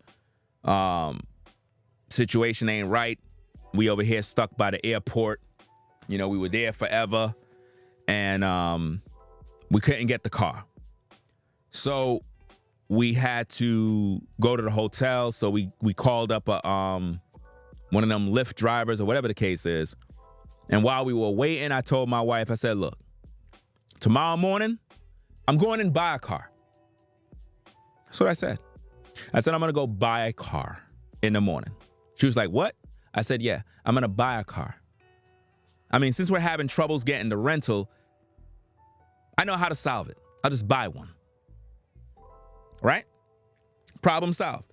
She was like, okay, it is what it is. I mean, why not? So I got a hold of Nubreed. I let him know the situation. He said, hey, if you need somebody to help get you around the city, hey, I'll be there. You know what I mean? We link up. It is what it is. So I was like, you know what, fam? Hey, I'll take you up on that offer, fam, because, hey, I want to go check out some houses, some properties. You know what I mean? Look around. You know what I mean? He was like, cool. I got you. Don't worry about it. You good. So when it came to the car situation, we was good because Nubreed pretty much said, look, in the morning, y'all want to go out there, do X, Y, and Z. I got you.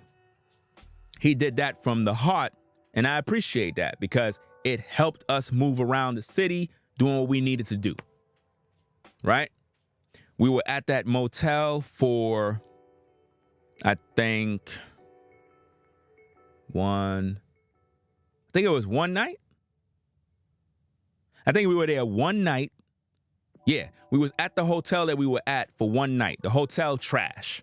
It's one of them type of hotels that the rooms of the hotel is on the outer side. Now, if there's anything that I've learned this. When you go to a hotel or with a motel or whatever it is, and the rooms are on the outer side, meaning each room is on the outside, that's a trash hotel. It's cheap, it's ghetto, it's trash. That's where we originally got when we got down there. I didn't know that was the hotel that my wife had booked. I don't know if it was some sort of deal with the flight or what, one of them type of situations where it was like a package deal or whatever the case is. And we went there. Place was trash. It was all right, but it wasn't what I'm accustomed to in terms of a hotel. When we linked up with Nubreed, we linked up at this very nice hotel. Very nice hotel. Everything is nice. I'm like, wow, this place is nice. Man, oh man, oh man. Nice pool. Everything is nice. I'm like, this is what I'm talking about. We had some drinks. We was chilling. Everybody was having a great time. And Nubreed had offered, he was like, yo, hey, I could set you guys up right here. You know what I mean? And guess what he did? We ended up going back to the old hotel, got our things, and we came to the new hotel. Nubreed did that. You see that? I didn't ask for nothing. Nubreed did that from the heart. See, there's a difference between when you do something from the heart, you don't throw it in people's faces. You get what I mean? You just do it. You don't say, well, when you were there, I did this for you and I did that for you and all this other stuff. There's a lot of things that I could say that I did for people, but I don't do that. You understand? So I need for you to understand that when you do something from the heart, just do it. There's a lot of things that I do for people. I don't even mention it. It's not for me to talk about and publicize what I do every time I do it. But some people, man, they got to talk about what they did as if though they want some sort of like thank yous and praises and all this other stuff. That's why the Bible says, let another man praise you. Let another man shout you out, not you. You know what I mean? Because a lot of things that I do that don't get reported. But it's not for the public to know. It's all business. Now, I can let you know what Nubreed did because that's me. That's me saying that. Now, Nubreed don't have to tell you nothing. And if it was up to Nubreed, he won't even tell you nothing. Because that's between me and him. But I can tell you because you got to be a stand-up dude to actually be supportive for a brother in those type of situations. You got to be a stand-up guy. You see? That shows character, generosity. He was making sure that we're good. You get that? So it's a big difference. It's night and day to see how we were treated and how we were experiencing North Carolina during that time. Because when we came there, like I said, we started off on a bad foot. Like, seriously. So the next following days, Nubreed was there to show us around, you know, drive around. And that's when we said, you know what, we're going to go check out this car, do what we got to do. And he took us to the dealership so I can purchase a car. You see that?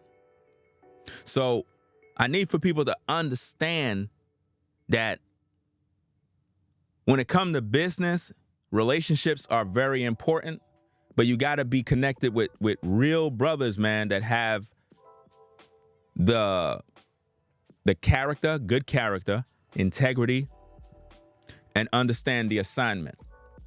Because if you get around a bunch of broke-minded snakes, wicked ninjas, none of that stuff would be possible.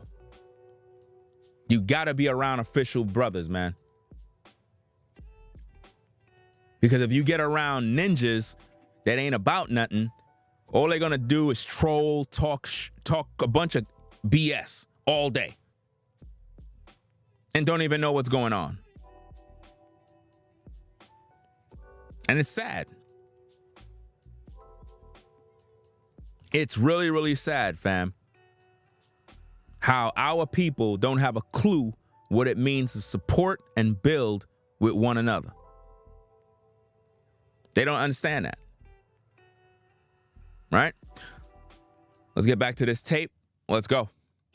I said bowling. Or they had to say, I said we're going to go live bowling. I want to show the people we're having a good time. He want to show the people that we having a good time. See, that's the problem.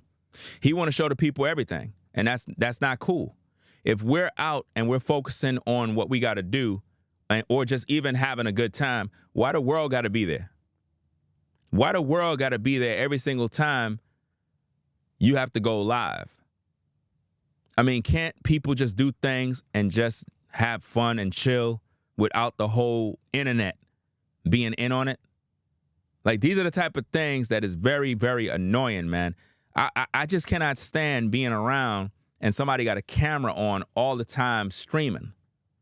Like, that's annoying, fam. It's one thing if you make a pre-recorded video and, you know, post your clips, you know, once you get back home away from your trip, you know, like you come back home. Okay, let me upload the clips that I got from,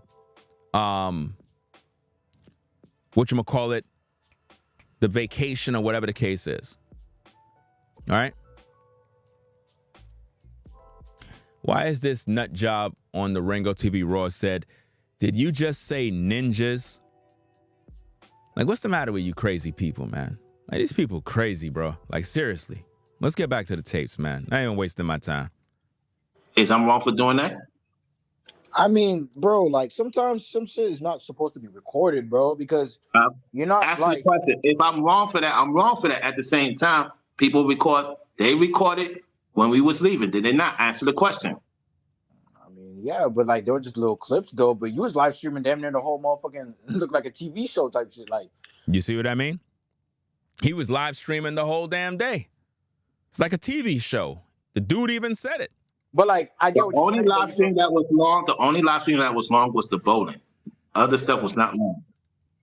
Yeah, but at the end of the day, bro, like, I don't know. I just feel like right now, like, shit too dangerous out here, especially like, you know what I'm saying, live streaming and video recording. At least like, I understand if you record a video, you feel me, and put it like for like a YouTube video, you know what I'm saying, not document, but like showing like clips like, hey, or like, you know what I'm saying, we out here bowling this day, you feel me, on some like, you know what I'm saying, 2 days later type shit, you guys not in the area type shit.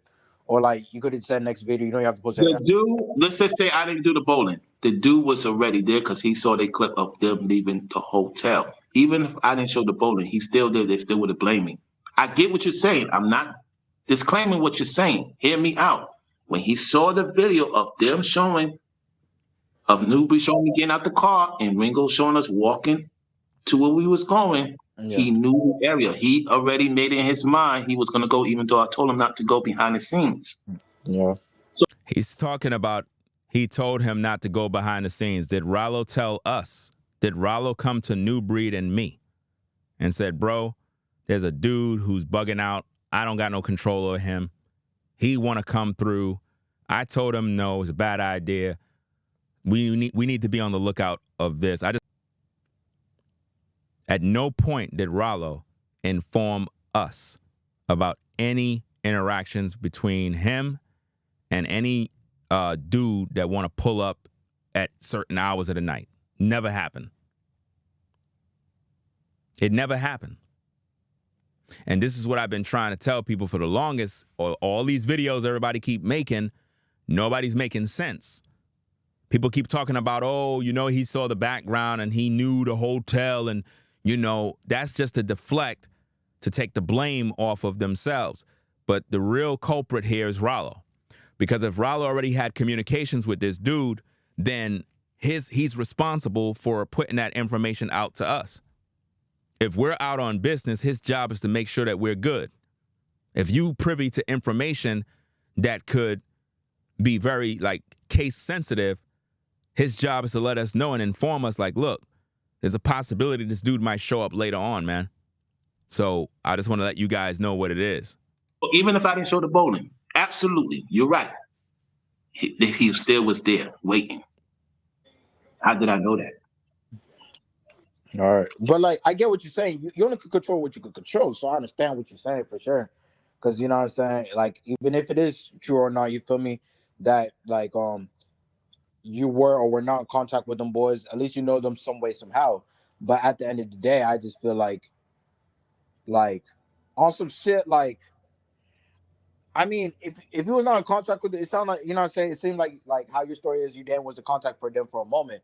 But, like, I don't know, dog. I just feel like it's just hard to, like really, like, looking into it is, like, really hard to, like, not, like, to say, not say, that's the wrong word, not say, but, like, it's hard to judge, but, like, it's easy to judge at the same time, because it's like, obviously, like, if y'all YouTubers, you feel me, I feel like you could have just told them, like, hey, I got some weirdos on my line. He told me, this is the thing, and there's another thing. He told me that Saturday night what happened in DC. I did not know that.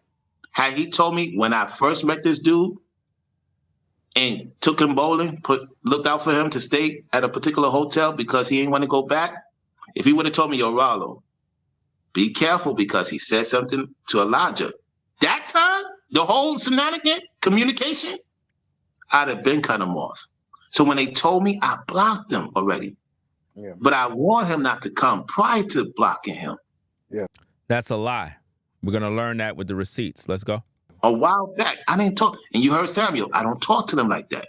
Yeah. Now, remember, he said he blocked him. I don't talk to these people like that offline. Yeah. But when it comes to business, yes, I will talk to them. Yeah. It's what it is. Okay. Even they acknowledge that. Even they acknowledge him about my business. It is what it is, man. Y'all can take it however you want to take it. You could take it however you want to take it. Does that sound like a guy that's repentant? Does that sound like a guy who recognizes he's in error? Of course not. I'm seeing that some type of communication. So when he came, right, I didn't recognize him. I'm like, Nubreed saw it. Nubreed let him know about himself. I let him in his face. I'm like, what the F he doing here? Ringo had every right to be pissed. He's with his wife. I was disappointed and pissed off about it. I was pissed off because it made me look like I'm setting everybody up. Ralo never said that to that dude. That's how Ralo was the whole time. Ralo never said nothing to that man. Ralo was in his phone. That's how Ralo was. Do you understand? He never said nothing to him. Sure. I knew that going in, by him being there and they recognized it, I knew they was going to blame me for it. I already knew. At the same time. Why would you feel we're going to blame you? Because you know you're guilty. If you already had that preconceived notion that we were going to blame you, then you already done told on yourself that you knew he was going to show up. You already exposed yourself. Seriously. I checked him. Nubreed left within 2 minutes. Ringo and them left within 2 minutes. I was on his face. I was in his face. Like, what the F you doing? No, you weren't. We already showed the receipts. You were not doing that. They didn't hear me. That's what they say. They didn't hear me check them. I checked them. All right, this nigga in the comment section, he said how you did not recognize this big goofy ass nigga that you went bowling with. First, right. How you didn't recognize him? First and foremost, we was walking, getting out the car. They was going about their business. Nubreed stopped. I'm like, why Nubreed stop? I'm looking to make sure everybody else is good. I didn't see him. And then when Nubreed say, oh, what the fuck this guy doing here? I'm like, who? And he recognized him because he was the first one to see him. They wanted to take another photo. Yeah. Whatever the case may be. He said they wanted to take another photo. Number one, we weren't taking photos. That's a lie. That's a lie. There was no photo taken. My wife asked me for my cell phone because when dude came out and came, let me know if the internet is still on because it seemed like we having the same issue. Put a 1 in the chat if everything is good. I don't know if we are back. I don't know. Because I just saw an internet drop. I don't know if the same thing happened again. So I need people to put a 1 in the chat if you are still here. I need to make sure that everything is good. We still here? Yeah, I got no control over that. I don't know what's going on. Like I said, this truth is too heavy. You have to understand the demons and the devils don't want people to gain this information. So they're trying to chop my videos up to the point where it's all in different streams. So it's all over the place. So you never get the full understanding of what's going on. Now, this particular version here have over 5 hours worth of content, which is enough to make people see the real, right? So now, I'm not sure exactly what point we were making. Let me kind of go back a little bit. Maybe I might be able to recall what exactly I was saying. Let me see. First and foremost, we was walking, getting out the car. They was going about their business. Nubreed stopped. I'm like, why Nubreed stop? I'm looking to make sure everybody else is good. I didn't see him. And then when Nubreed... What do you mean you stopped to make sure everybody else is good? You weren't making sure anybody is good. He's saying things and it sounds as if though he was out there working. He wasn't doing anything. Hey, oh, what the fuck this guy doing here? I'm like, who?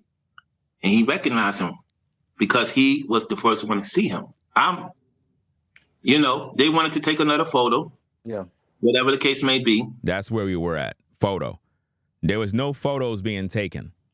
My wife asked for my cell phone, and I'm glad she did because we were able to get those clips that I was able to show you guys.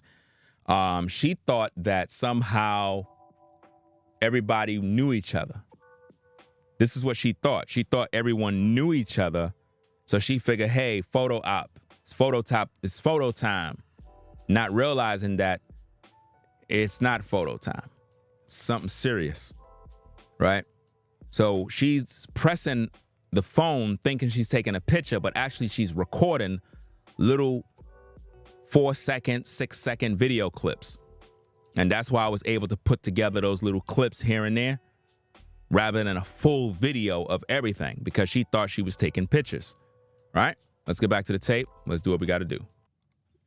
And then I looked up and I said, oh shit, what the fuck he doing there? I got in his face right away. They talked with him a little bit. He said what he said. I said, you don't say shit like that. And You never said that. That's a lie. You never said that. You know what I mean? What is this person here says? The only legit Israelite is Yash Kara. I mean, I know who the brother is, but for you to say the only legit Israelite is one man, then you're crazy. You mean to tell me out of the whole earth, There's only one legit Israelite. So that means you're not legit. So you just dissed yourself. Again, religion, this is what religion does. It makes people say things that is just crazy. To say that one man is the only legit man. I mean, that says it all right there. Let's go. Mumbling. So when he mumbled, that's when Ringo got upset, and rightfully so, because he was not being transparent. Now, he said when the guy mumbled, that's when Ringo got upset. That's a lie. Ringo was upset as soon as he got out the car. Ringo was upset by just standing next to a crazy dude who was just talking a bunch of baloney. And when I realized that my food is getting cold, I just said, you know what, man, enough of this conversation. I got to go. That's what I said. And if the dude was really recording, it'll be on his tape. If that dude really have a recording the way he claim he does, if he really got a tape the way he claim he does, that is what you'll find on that tape. You'll hear in the beginning, we walk up there. I already know something ain't right. I'm not sure exactly if I shook his hand or not. I believe I possibly did. I'm not sure. And I thought it was one simple thing of, oh, like, boom, boom, boom, and he's out. Maybe he's there to meet Ralo. Maybe he's there to take Ralo back to the hotel because Nubreed was supposed to be going his way and doing whatever he was doing. So at that moment, he's talking. I'm like, all right, I want to get in the hotel. I'm eating my fries. My food is getting cold. He keep rambling on more and more and more. And I'm like, this ain't getting nowhere. This dude just keep rambling on and talking weird stuff. I hope he got it on tape from the beginning. So, because, again, snakes and weirdos, they do creepy stuff like that. They have their hand in their pocket with their phone recording, and it's just some weird stuff. So I hope that he got that tape. That way we can review his tape and reveal the fact that Ralo didn't do anything. Once he started going crazy, talking weird, at that moment, I just had enough of listening to this cat. And I'm like, look, bro, you don't really know me. I don't got time for this. Something along them lines. I don't know exactly what I said because I don't got it on tape. All I know is that I was pissed.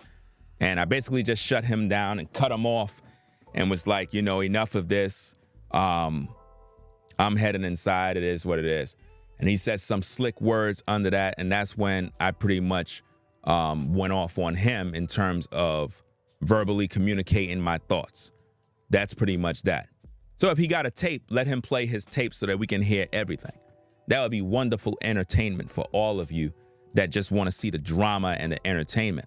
All it's going to do actually is make Ralo look worse because Ralo never checked anybody. Not only that, it'll give us more insight to the spirit that is on that weirdo because you'll get to hear his own voice clear talking madness. So to the weirdo, go post your video so we can review that. Do that. Right? Let's get back to the tapes. Let's do what we got to do. The fuck he was doing it, and I say what you're doing here. He's mumbling, nervous, mumbling. So it made it worse by him. And if you see he came on the panel, you could obviously see he was being nervous.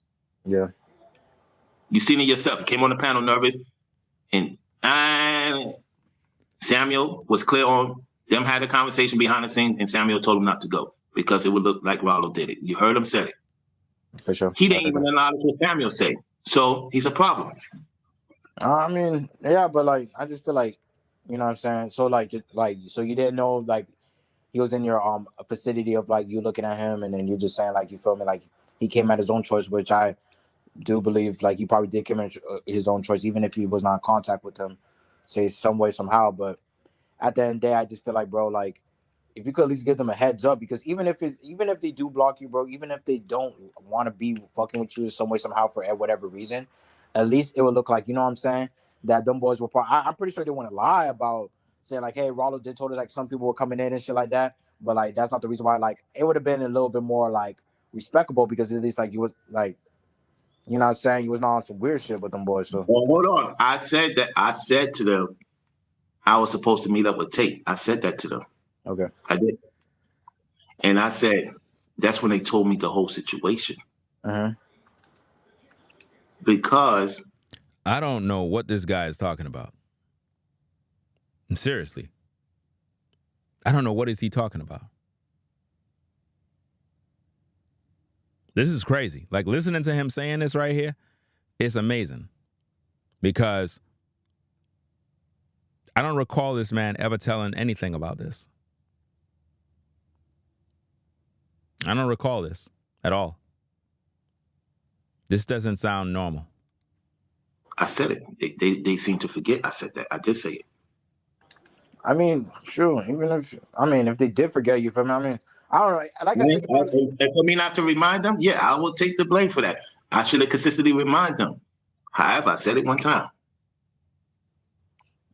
and this nigga said, the same Max nigga, he said you need to stop hanging with these young boys at night and then act like you don't and act like you don't know what's going on. I was not hanging out with him nighttime. Samuel wanted to do an interview with me in the nighttime, and I was okay with that. What that got to do with me? Yeah, I like you don't talk to young people. I mean, I just feel like it just the way how it's looking like because it's They had the thing is if you go, you follow him. If you look at all the photos, you will see Tate, you will see Samuel, you will see a lot of young people there. You could see it for yourself on his photos, unless he took it down. You can see it for yourself. You follow him. You see that he follows him. Yeah, I see. Yeah, he still follow you for sure. I mean, I don't know. You feel like okay, so he knew about him before me. So if he had an issue with him, he should have told me a long time ago. Ralo. Do you see what he's doing here? If he had an issue with him, he should have told me a long time ago. Do you see how the devil is working? In other words, Ralo should have been the one telling us that this weirdo wanted to pop up out of the blue. Ralo is now saying that Nubreed, right, if he had an issue with Tate, that he should have told Ralo a long time ago. This is crazy, listening to this madness of deflection. Be careful with Tate. Okay, what's going on? They never communicated that with me. They seen Tate in my chat. They never told me behind the scenes about this guy at the land in D.C. How am I supposed to know that? So hold up. They seen Tate in your chat, and they're supposed to come to you and tell you. Does this have anything to do with the weekend of Tate popping up at a hotel? Absolutely not. So what are you talking about? Yeah, that's true. If them boys don't tell you what's going on. I mean, if them boys don't tell you, as if though that have something to do with me. I don't know who this Tate character is. Nor do I know about all of his transgressions from the past until Nubreed put me on to what he did on the same very day. Make that make sense, man. I mean, I mean, you know what I'm saying? Like, if that happened, you feel me? Yeah, they dead wrong. You feel me? They should at least tell you, like, hey, I'm not gonna lie, Ralo, don't mess with this boy Tate. I don't fuck with him. If he comes around my facility, please. Do you see how the story is getting flipped all over the place? And so now it's not a case of Ralo having to tell me and Nubreed that the weirdo wanted to pull up at the hotel. Now it's Nubreed should have told Ralo that he shouldn't be rocking with Tate because Tate used the N-word at a gathering. I mean, man. Don't, like, you know what I'm saying? Please don't have him around me. Like, yeah, I mean, if it's proof with them, if they had an issue with him on the land and it started more worse in DC, they should have told me. I didn't know. This guy come on my platform. I let people like I don't know you. I let you on my platform, right? I don't know you cat over word. Type shit. Right? Type shit. I feel you. I get your drift. They don't let everybody on. I get that. They have every right to. But I let you on say what you gotta say. Yeah, at the end of the day, they didn't tell me a long time ago they had an issue with him last year, 2 years ago. When he met me, they said what they said, but they didn't go into full detail. So you could tell me, hey, Ralo, don't deal with somebody. If you're not telling me full detail, I'm going to be like, I'm gonna consider it and make sure that the person not going to get near you. At the same time, you're not getting into full detail. So we are supposed to get into full detail. That's what he's saying? But you didn't get into full detail about your conversations with a weirdo pulling up at a hotel after 12 a.m. in the morning.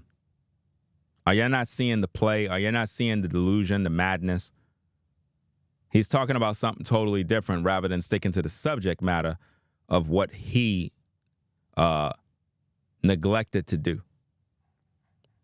Right? Let's get back to the tape. What you Until mean? that Saturday night. Wait, what you mean? Wait, before we get into more depth. So, what you mean by 2 years ago with them? So, them boys did tell you about Tate 2 years ago, but you didn't know it was Tate. No. I didn't say they told me 2 years ago. I said they told me last week that they didn't go full detail of they don't want to be around him. I said, okay, I got it. But they didn't tell me why they didn't want to be around him. I didn't know what was going on until Saturday night. They told me he said the N-word to Elijah, and I was pissed off because Elijah's a cool dude. Elijah's the one who picked me up. You get what I'm saying? They didn't have to. Yeah, So because I think that is true what you're saying, because I remember in Nubreed's live he was talking about some white boy called them niggas and some shit. So like, I didn't know about that. He told me that specific time after I met the dude, I would not be there with him. And then when they told me that's when I blocked him fully. Okay. All right. So people want to know what's going on. Now, in this particular section here, let me take this off the screen. All right. This is supposed to be his so-called receipts, right? These are his so-called receipts. This is Ralo. He made this particular video showing what he claimed are receipts. Let's see what happens. On. All right. So this is what happened. This is a guy go by the name of Millennial Jess Tate. Pull up at the spot, right? I did not tell him where we was at. If you look at Nubreed's video, if you look at Ringo's video, he's from North Carolina. He loaded location. So he pulled up late night while we was coming from the bowling alley. Okay? I told him, what was he doing here? I got on him. I had a conversation with him. I blocked him. So that's a lie. That's a lie. Now let's go through these receipts. The receipts. Right? It's best to come tomorrow night with Samuel or tonight because they only mentioned to me early AM only, bro. So it's up to your other than, I don't know what in the world he's saying there.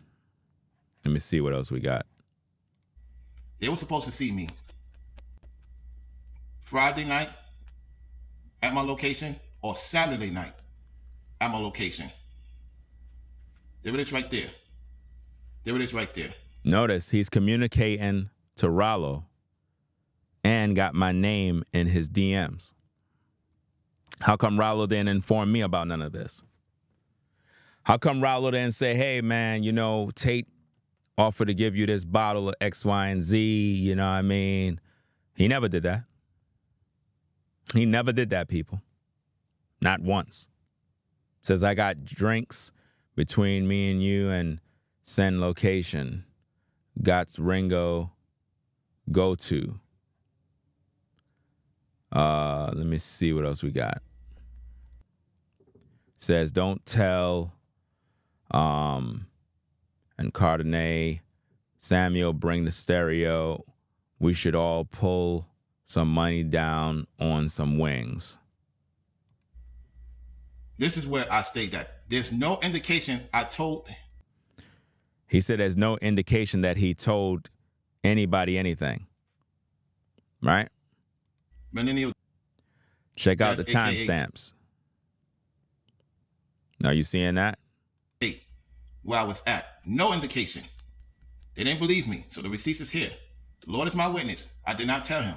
So when you go to Nubreed's video, and when you go to Ringo's video, when Ringo did the video, he knew the location. He's from North Carolina. He's about an hour and 15 minutes away. I done cut off Millennial Jess because he was being disrespectful. I called him out.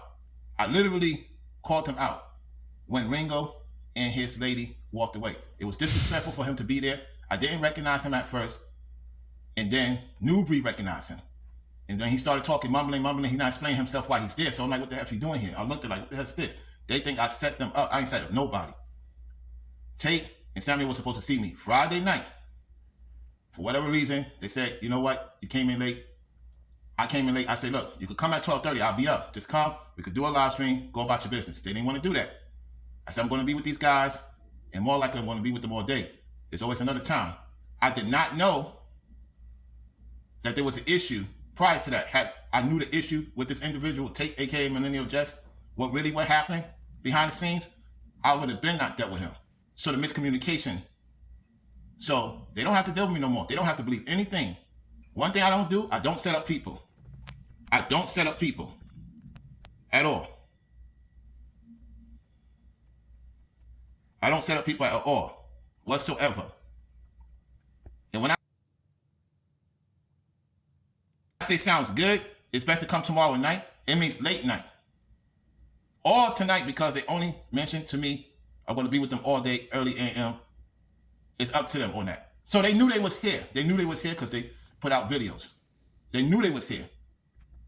It is what it is. So that's about it, y'all. I ain't got nothing else to say. And then he saw the live where we was at the bowling alley. This is crazy. Now, if you look carefully, right? If you look at this situation, because this right here, it's not looking good.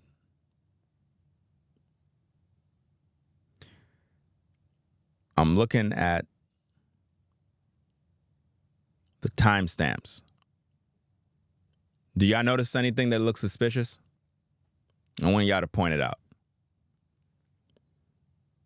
Now, remember he said he blocked the dude, right? Are y'all not looking at the timestamps? Y'all don't see something suspicious?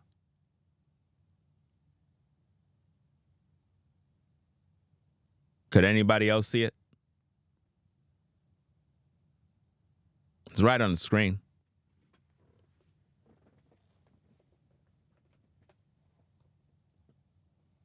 Some ain't right.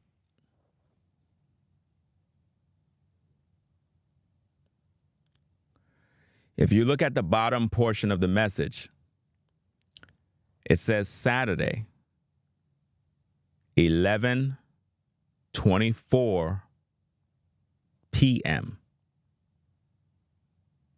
11:24 p.m. PM is the night, which means that's the night before all the drama.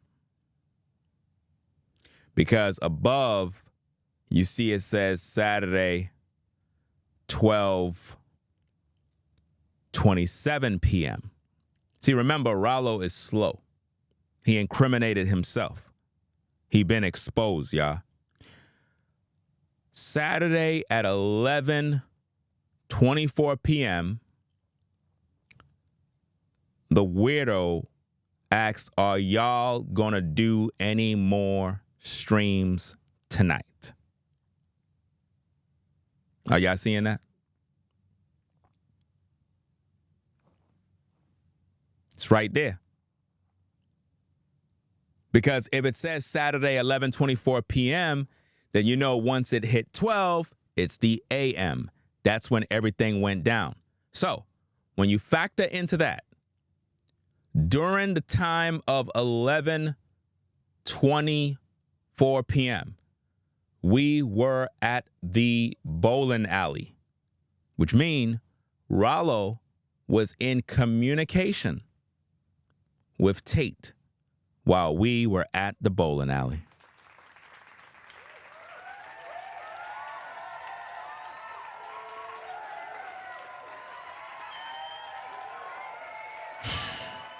Man, oh man.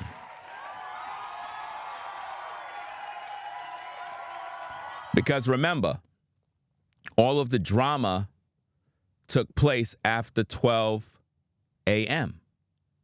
So if he said he blocked the weirdo, how is it that there's a clear message that says Saturday, 11:24 p.m.? Come on now.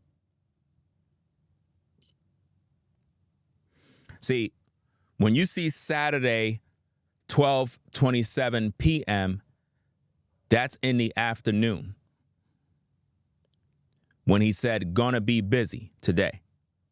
So at that time, we're already focusing on being out and about.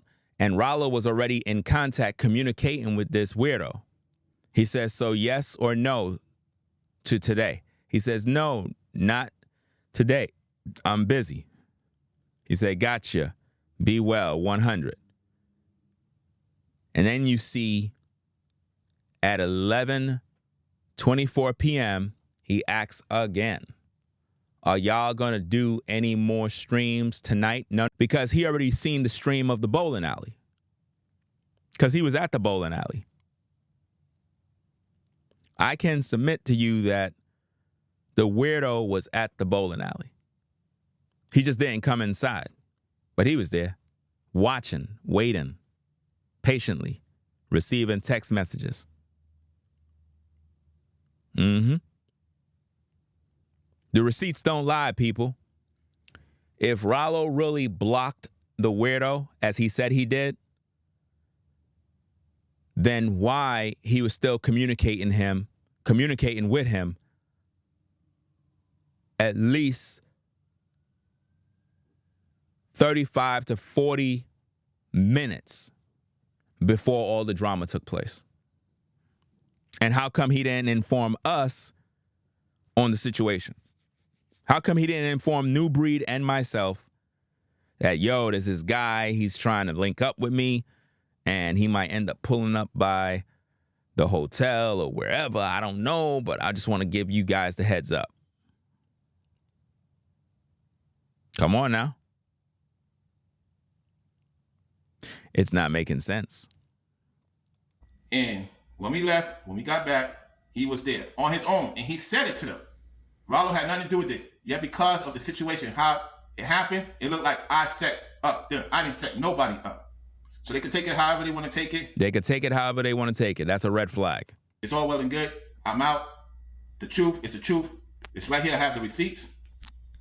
So he said he got the receipts. No, you don't got no receipts. What you have is a receipt of you lying, because you said that you blocked him, but you clearly was communicating with him 30 minutes before everything transpired. So please explain that to the court. Please explain, how do you communicate with a guy that you blocked via Instagram and clearly he was able to send you a message? You blocked him after the fact. You blocked him afterwards. You were in full communication with him. That's what went down. He was in his car. He was able to move up and around at will. You see that? So Ralo lied, y'all. He lied about blocking him. He was not blocked. Dude was communicating the whole time. And he never at no point informed the brothers on what's going on so that we are prepared. Nothing. That's crazy, man. Absolutely crazy. it is what it is. This is where I was staying at. You don't see no address. And another thing, I wouldn't take nothing from somebody I don't know either. So it is what it is. That's pretty much about it. So the receipts is here. I'm out. Peace. And look at it. Told him I'm going to be busy today. No, not today. I'm busy. Got you. Be well. So he knew the location. And we will get to that real soon. Around the corner. Peace. Because you could tell me don't bother with somebody, but if you're not telling me full detail, I got to find out what's going on. Now, should I have the conversation with Tate and see what was going on? Yes. However, I didn't. So he has every right to be pissed off. At the same time, he's still wrong for what he did. It's still not excuse for what he did. Yeah, because I'm not gonna lie. At least I wish y'all boys would have. Wait, hold on. Someone's texting in the chat. Never gonna continue. So why Tate brought Ringo liquor at the nighttime? That's sus. He did not bring the liquor. That's trolling. And I told him, you better not bring no other man of liquor. You would get your ass kicked. I know that from experience. I'll fuck somebody up, say some shit like that. So it was a lie that Ringo said that he brought him liquor? No, it's not a lie. What I'm saying, he said that to Ringo, but he did not have it on him. So He was doing that to test Ringo with his bullshit. Oh. And that's wrong. So he did that to test me. I'm telling you, man. And these guys keep saying that they with the Most High and they this and they that, but you running tests. I wasn't taking anything from him because I don't need it. You know what I mean? And clearly he's a weirdo. I'm not taking anything from a weirdo. It's just like how if you're a woman and you don't like a particular guy, let's say you're a sister, you're doing your thing, you don't really like this particular dude, but he offer you a gift. He come up to you and he's like, hey, sister, I bought you this beautiful blouse, this nice sweater, and I was just thinking about you and I just wanted to give you this. If you know you're not feeling this, brother, if you know there's no real connection to this man, don't take that. Because what you're doing is you're falling victim to him love bombing you with a bunch of material things. And before you know it, you end up thinking that you and him are together or some sort of, it's just really, you don't want that. You know what I mean? And that's for those women that know they're not interested in a dude. If you're not interested, don't take any gifts. Don't do that. Because you're leading them on at the end of the day. And they may become clingy, needy, and before you know it, it's just one big mess. You don't want to do that. Yes, he said it, and I said, you are a fucking moron. Why are you gonna bring another man a drink? Uh-huh. That's like bringing me some shit. I don't know you. I'm not gonna take your shit. I'm gonna throw it out. Yeah, that's true. That's it. But Ringo had the right to be pissed off after that. Okay, now you okay. And yes, he had to post. Yes, he had to photo off the liquor, but he had that liquor to himself. He did not bring the liquor to Ringo in person. So that liquor was just like a diversion. What you saying? Was it true that what he's trying to do is trying to piss me off, piss off everybody. But I told him behind the scenes, you out of pocket for trying to bring another man to rock. I told him behind the scenes. If you told him behind the scenes, then why it's not in the text? I say, you fucking crazy? Bring some text messages like that to me? Bring some text messages like that to me? Are you hearing this? Because it's not in the chat doesn't mean I didn't call him. So now he's saying he called him, but he told you he blocked him. Come on, which one is it? So why would he bring the liquor then? He did not bring it. He did not bring it. He showed a picture of it, of him having it. He drunk that shit himself. The motherfucker looked drunk. So you're saying that he was drunk. So he was drinking and driving. So let me get this straight. Dude was drinking and driving. Is that what you're saying? So it's no wonder he was there at 12:30 a.m.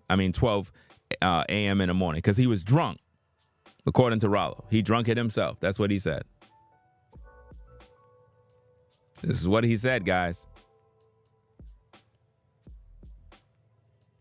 Sad situation, man. Very, very sad. Or on some shit, to be honest. I couldn't recognize him at first. I'm not gonna hold you, fam. That does not make it. That does not make any sense because I'm not gonna lie. I went in. I mean, okay, even if it is true, like, buddy, I'm answering. People are asking questions. Like, we're gonna have a lot to talk about. I'm not gonna hold you, but like, this I'm just trying to clarify like the liquor shit real quick because at the end of the day, bro, like, how would okay, even if it was also trolling shit, why the fuck Nubreed still have the bottle? It's just. I mean, I want to think them boys will probably brought it with their own money because it'll be looking. What dumb. bottle? What are you talking about? What bottle? I'm talking about the wine bottle that he posted. You just said like, you feel me? Like he was on some trolling shit. I said he was on some trolling shit because he didn't have it with him. If he wanted to give something to somebody, he would have had it on him while he did the bullshit of trying to set up everything. You get what I'm saying? And I had nothing to do with him setting up everything. He knows that ain't nobody gonna take no drink. We ain't gonna take that shit. He knows that. He was just being an asshole, and I told him that if you bring that shit and you come, it's gonna seem like I set it up, and you're not fucking coming. I didn't know he knew the location, but if you look at their videos, it showed that he could tell by the landmark and whatever shit, and then he found out himself. That doesn't make any sense because if you're assuming that he knew the location because of Nubreed's live stream that was in the day. If that's what you're trying to imply, then how come he didn't show up there in the day? How come he didn't just show up there in the day if he knew where it was? Why would he come at 12 midnight in the AM? That doesn't sound too smart. You know, the math is not mathing. But when we left the bowling alley, conveniently, he appears at the hotel. Come on now. Telling you, man, these demons are out here running wild. Let me see what's going on Ringo TV Raw. Lady P says, Nubreed said when he saw him in the shadows, he asked Ralo several times, Ralo, isn't that Tate? And Ralo never answered.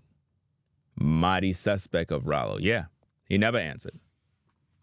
Till this day, legend says Ralo is still sitting there and the voice of Nubreed is still asking the same question. Still never got an answer. That's crazy, man. He did ask him several times, isn't that Tate? Ralo never answered. He never answered it. And this girl says, why didn't you say nothing to him when he showed up? I mean, I think you already talked about why you didn't say anything. You say you didn't recognize him, right? That's what you said, right? I didn't recognize him right away. No, I was busy talking with Ringo and his wife at the time. What? You were busy talking to Ringo and his wife at the time. That's a lie. You weren't doing that. Why are you lying? Why are you lying, fam? You weren't talking to Ringo and his wife at the time. That's a lie. That's a lie. You were not doing that. What do you mean talking to us? You weren't talking to us. That's a lie. This is crazy with these lies, man. You recognized him first. And then when I saw him and glimpsed, that's when I got in his face right away because I knew this. He said when he saw him, he glimpsed and he got in his face right away. That's a lie. You never got in his face right away. This is how you were. You were not in his face. The man is lying, people. The man is lying. He did not get in his face. Wow. Let's go. Shit was not going to look good. All right, I got another question. Did they say anything, or they were just quiet the whole time, or they were on, or like hypothetically? Everything. So when Tate started talking, they was talking. Ringo was talking to him for a little bit, and then Ringo pulled back. And when Ringo pulled back, that's when I went to his face again. I said, "Yo, you got to go," because I know New York people. Mm-hmm. He was when he shook his hand, right? Ringo shook his hand. We were supposed to take a photo with this dude. Right? We weren't supposed to take no photo with a dude. Don't get it twisted now. I mean, you're lying.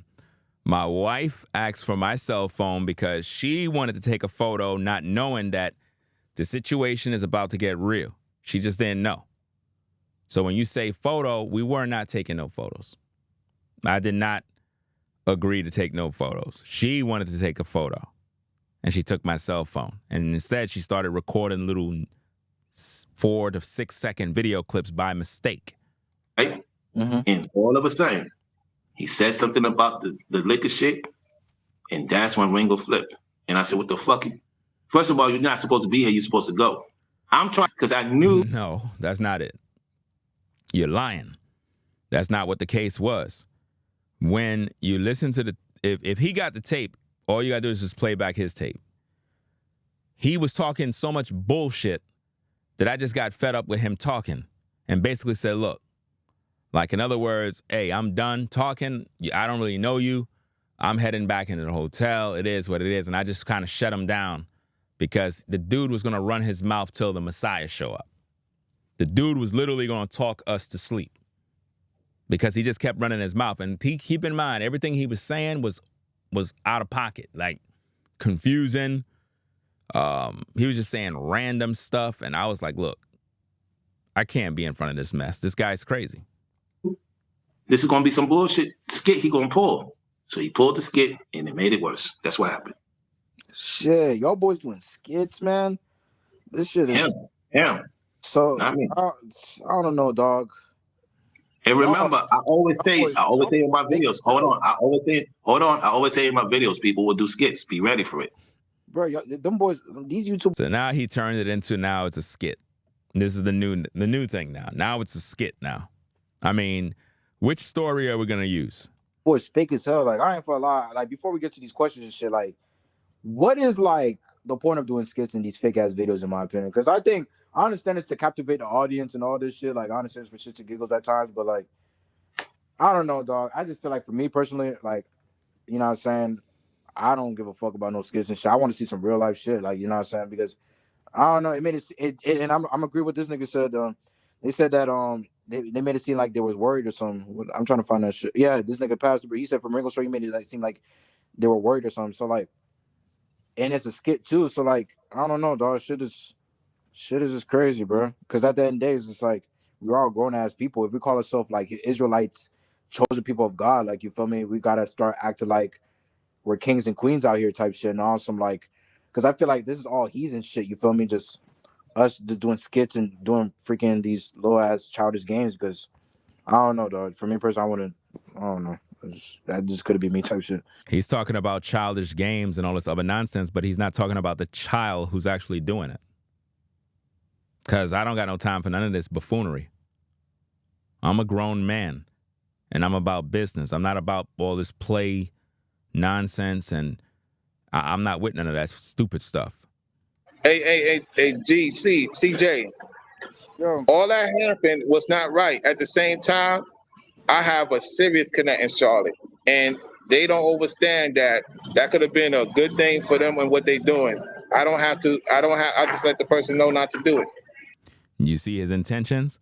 In other words, the initiative that Nubreed have, Ralo just said he has a connect in Charlotte. I guess that can be of some sort of financial assistance. And basically what he's saying is, hey, I'm going to basically tell the guy, don't be a part of that because X, Y, and Z. That is the true Ralo that y'all don't know. He's basically the type of guy that when things aren't in his favor, all of a sudden now he pulls everything from you. Imagine you just said over the air that you know somebody and you're going to tell them not to get involved with the initiative that Nubreed have going. Not because there's something wrong with the initiative, but because you figure, well, you're controlling someone else's resources because of your connections, right? Whatever you say. We don't need that connection. We don't need that person. The Most High will provide.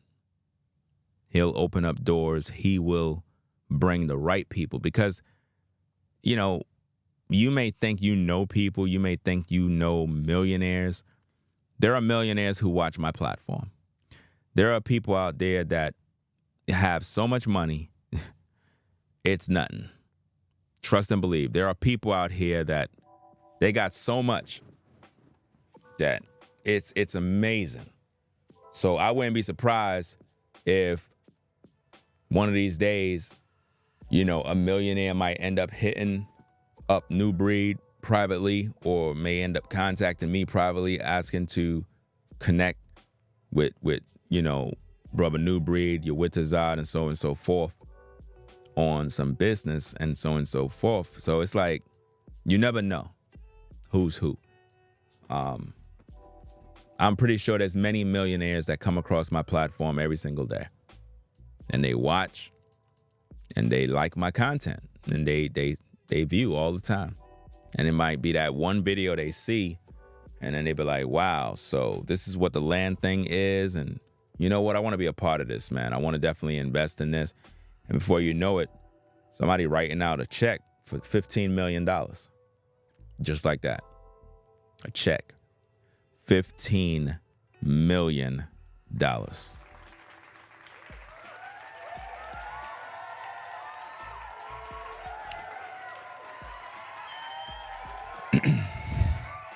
All right, so hey, that's my take on the situation, fam. I really don't have no more intentions of talking about this particular issue. But if more information come down the pipeline, then I'm going to have to address it. But we will be doing a video regarding the woman who came forward regarding Ralo. We're going to talk about that, see what's going on with that. There's some other issues going on with Ralo right now that I'm getting on the news desk. We're going to check that out as well. All in all, I think that it's pretty clear that Ralo had some sort of issues and knowing about what's happening, and he didn't acknowledge his part in why our security was compromised due to him keeping us in the dark about all the whereabouts of who's who. So it's like,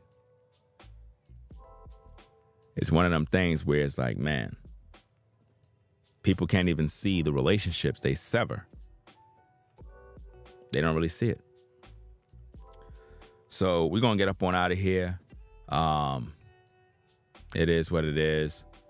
I'm going to read out these Cash Apps real fast. And I got to get something to eat. I'm starving right now.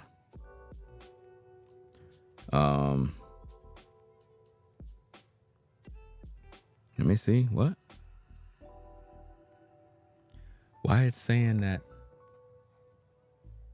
somebody's blocked? Who blocked who?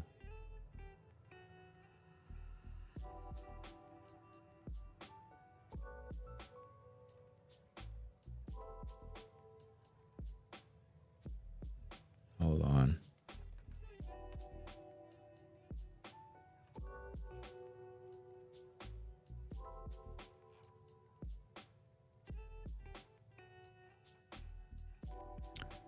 What is going on here?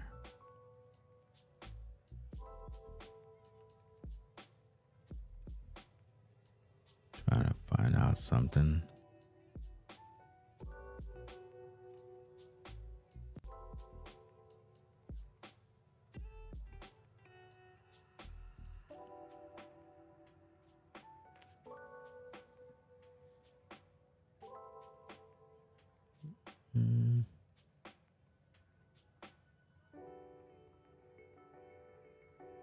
Where is the name?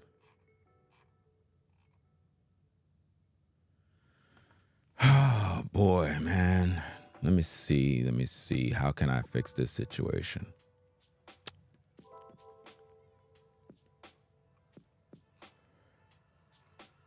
Why is she blocked?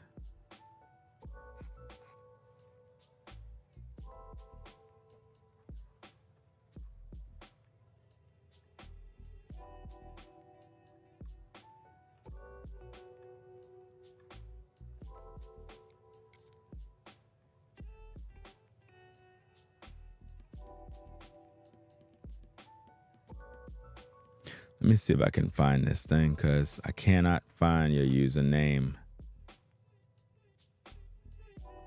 Because I'm now learning about this. Oh, boy.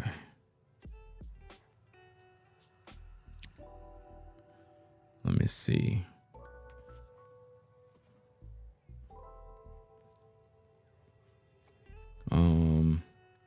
Maybe your name is in one of my comment sections. Let me see. Could be that. Let me check.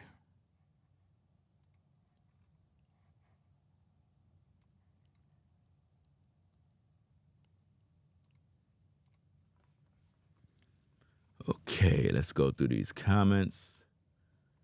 See if you're in the comment section. But then again, if somebody blocked you, then I won't be able to see your name. Hold on. I might have to go to the YouTube studio, find out who's on a block list. That's the only way. Let me see. Go to analytics. And then I believe you go to settings, community. Then it says block lists. Okay.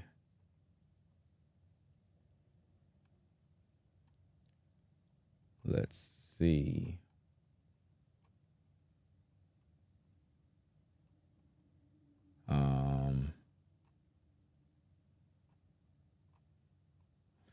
Let me just type in the name. Let me see. Could you search the name here? Because it looked like, how do I find the person's name? If I'm looking for just one particular person, because there's so many damn people on my block list, it's unbelievable. Because somebody had blocked. Somebody had blocked Jacqueline. Let me see. I am blocked. YouTube is serious, huh? I don't know. How do you search for this stuff?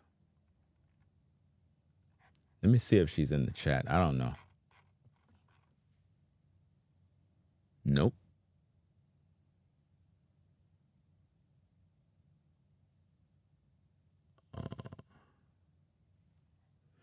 I don't see. I'm trying to get this one person off of the block list, but it's not working.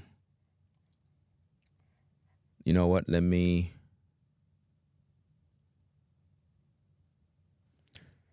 Because normally you can go into your block list and just search the person's name, but I'm not seeing it.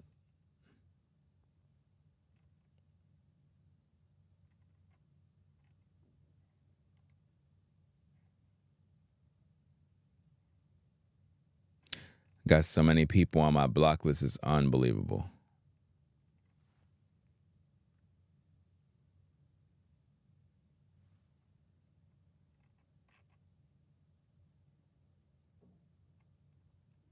Trying to find that one name in this block list is like,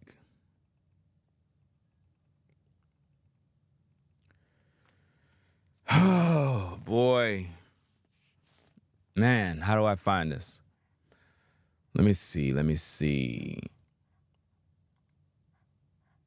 I mean, you do have a YouTube channel, right? I'm assuming. So maybe your YouTube channel I can find your name and look up as a YouTube channel. Maybe that's it. Because there's no way for me to find a name. But I'm going to see. There's probably 1,000 Jacquelines.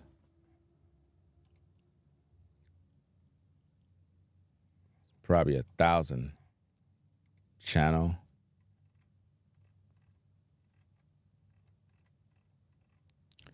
Yeah, there's 1,000.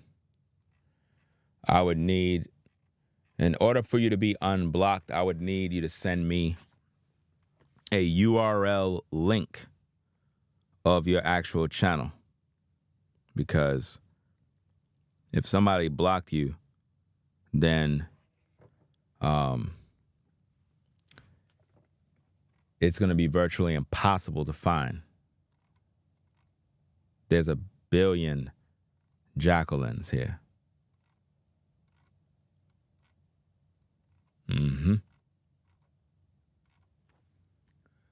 What it's saying, Ringo, my block list on the gram is probably like yours. Yeah, I have thousands of people on the block list. It's like it's so many. There is no way to get around it. Let me see. Let me try this. Let me try this. Maybe this might work.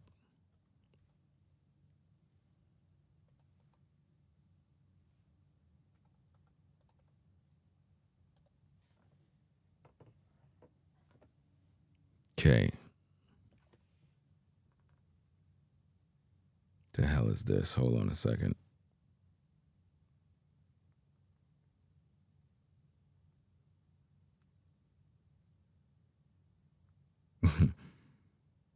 didn't even realize it's 6:55 in the morning. I didn't even realize that, to be honest with you. I'm looking at the Ring camera. I'm like, who's that? Okay, let's see. Channel. Nothing came up. Nothing came up.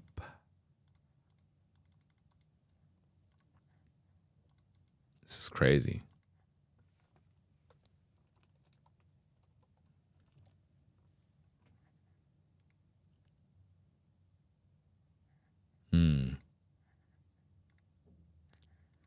Nope.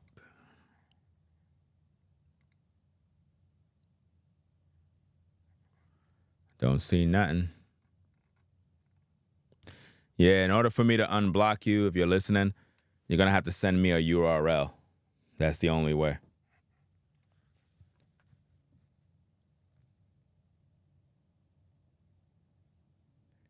Needle in a haystack. Yeah, it's like, can't find nothing that way. It ain't as simple as, I don't know who blocked her. I don't know what was going on. Was there an argument in the chat earlier? I don't know. I don't know what was going on. I don't know what was happening. I don't know who blocked who. I got an idea. Somebody look at some of your video comment sections. See, the only way that could be done, like I said, it can't be done on my end, because if she's blocked, what happens is her...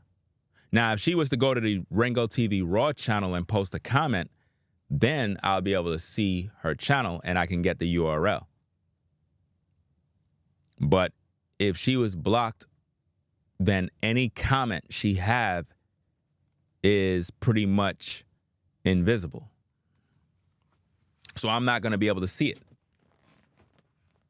So it ain't like I could go to like an older video and actually look at a comment and be like, oh, there she go. Can't do that. Because it's invisible on my end. Right? But we'll handle that another time. I'm concerned about that. I don't know who blocked her. I mean, this lady literally just supported this entire stream extremely, extremely, extremely, extremely. I said extremely, right? Extremely heavy. So for her to get blocked, I'm like I said, I don't know what's going on. I don't know what argument took place. I don't know what's happening. But she need to be unblocked. Whoever blocked them, they have to go back on their end.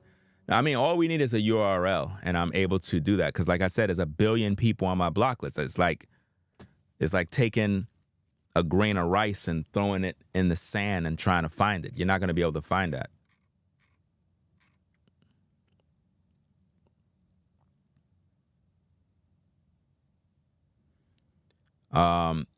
Charity is not no mod.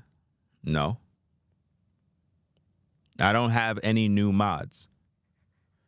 There won't be any new mods. There's only the mods that I have. That's it. But somebody blocked her. And I'm trying to figure out what happened. He said Jacqueline was arguing with Charity.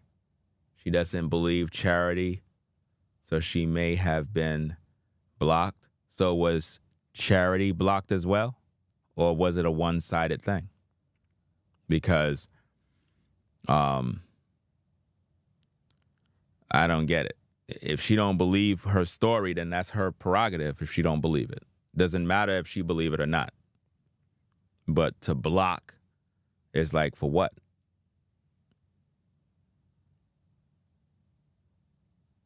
You get what I'm saying? Ringo, Jacqueline commented at the beginning of the stream on Ringo TV. Let me see.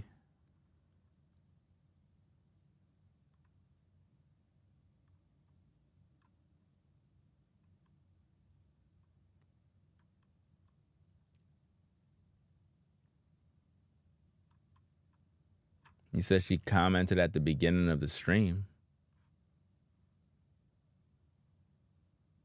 I don't see anything.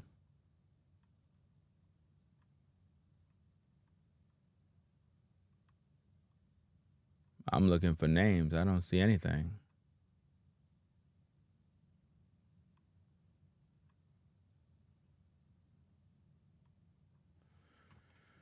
Oh, boy. There's no comment, man.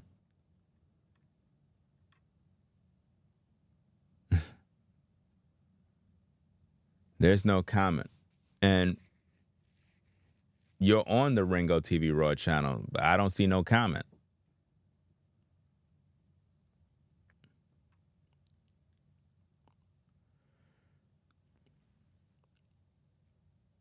You said the very first before the internet went out? Oh, so... Okay, so I think I understand what you mean. You mean the first stream that we did. So let me go to that one. The first stream. So wait a minute. I'm confused. Oh, okay. The first one. All right. Let me go look at that. Hold on. Why the heck? I didn't mean to click on a damn ad. You're not supposed to do that. Okay.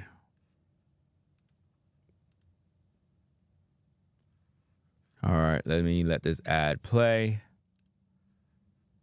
All right, so we're at the beginning of the stream. Let me see. I don't see anything.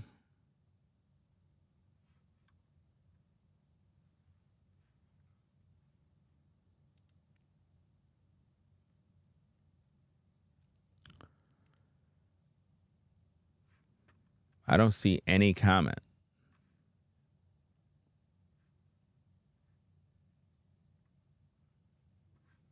There's no comment there. Okay. Now I see her comment now. All right. Let me see. All right. Channel.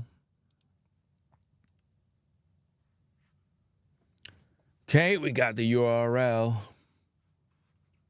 All right. Let me see. All right. So now let's take this URL. Oh, I know what to do. I'll post this in my community section, right? Let me post this in my community section. Take this off. Damn, all of this work just to unblock somebody.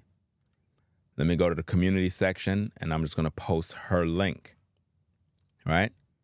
Now, by me posting that link there, I could go on my other channel, open a new window, go to the community section on the Ringo TV Raw channel, click on her URL. Now I'm there. Says that she's not blocked. She's not blocked. She's not blocked on the channel here. I don't know what's going on. I'm literally looking at it like she's not blocked. Not on my channel. So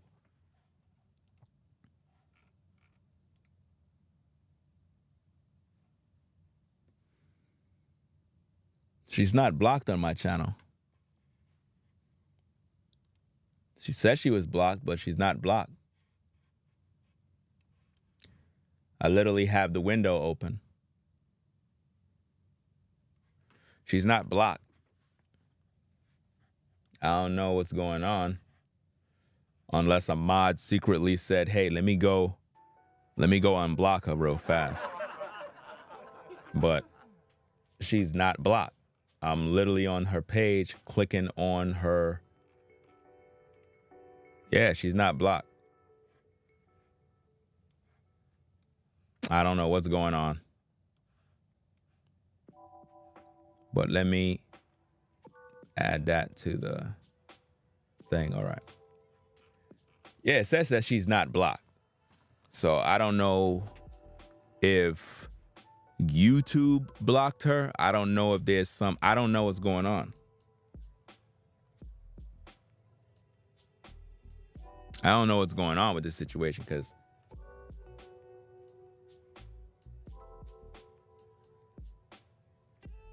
she may have been timed out by YouTube. I don't know, maybe. I don't know. Sometimes YouTube can time you out for 24 hours. But as far as I'm concerned on the channel, she hasn't been blocked on the channel. So it could be a situation. See, what y'all have to understand is YouTube have mods as well. YouTube have AI systems in place that can I guess time you out for 24 hours. That's right. So for the record, she was not blocked. Not on my channel. She's not blocked. Because she had sent a message and I'm looking, says, I am blocked. YouTube is serious. I don't know.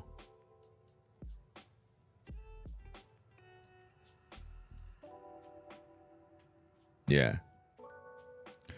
Yeah, so to everybody that watched the stream, I think I pretty much cleared the air regarding this case with Ralo.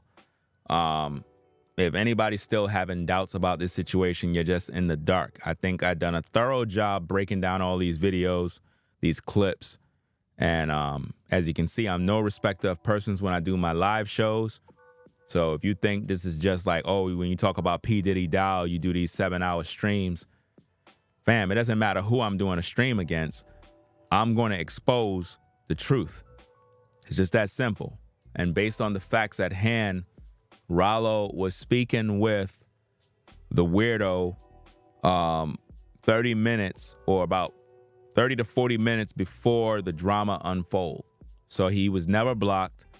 He was communicating with him, and he never informed us brothers in terms of me and Nubreed that there's a possibility that somebody might try to infiltrate the scene, uninvited guests. He never informed us about this. And that's bad business. Do you understand? All right. So, let me see.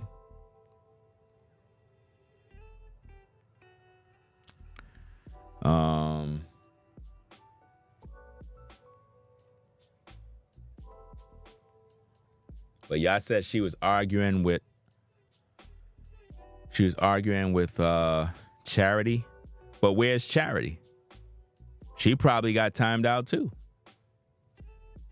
That's why I asked the question, because if Charity was in the chat right now,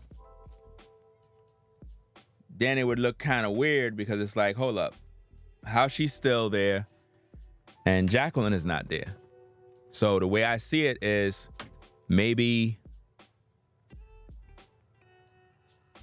YouTube probably, or the AI saw them saying some things and timed them both out. Packed them both up for 24 hours or whatever the case is. I don't know. But the AI definitely do things, man. You said Charity left crying. See, I don't even know what happened. I don't even know what's going on. This is what I'm saying. I'm busy focusing on this work. I don't even know they arguing in the live chat. Yeah, that's what I'm saying. She's not blocked. So I don't know. I don't know what's going on. I'm confused. Because it says that she's not blocked.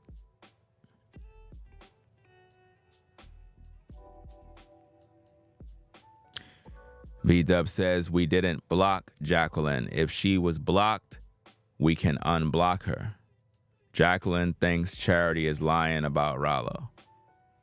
Well, I don't know who's lying or who's not. My job is just to examine the tapes, ask the questions, and see what's going on. That's my job.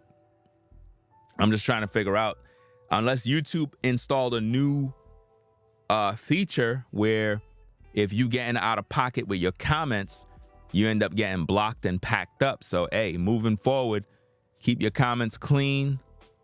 Try not to argue. Keep it respectful. Maybe something happened and they both got packed up. I don't know. I don't know what's going on, man.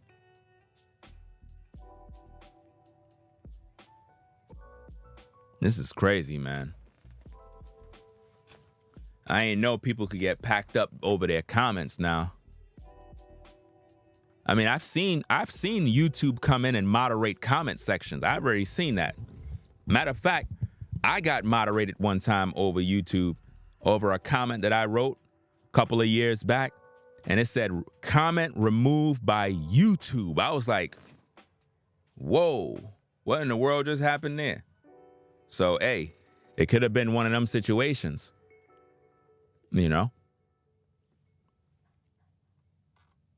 because YouTube sometimes be watching your live stream to see what's going on. They monitor the situation and whatnot.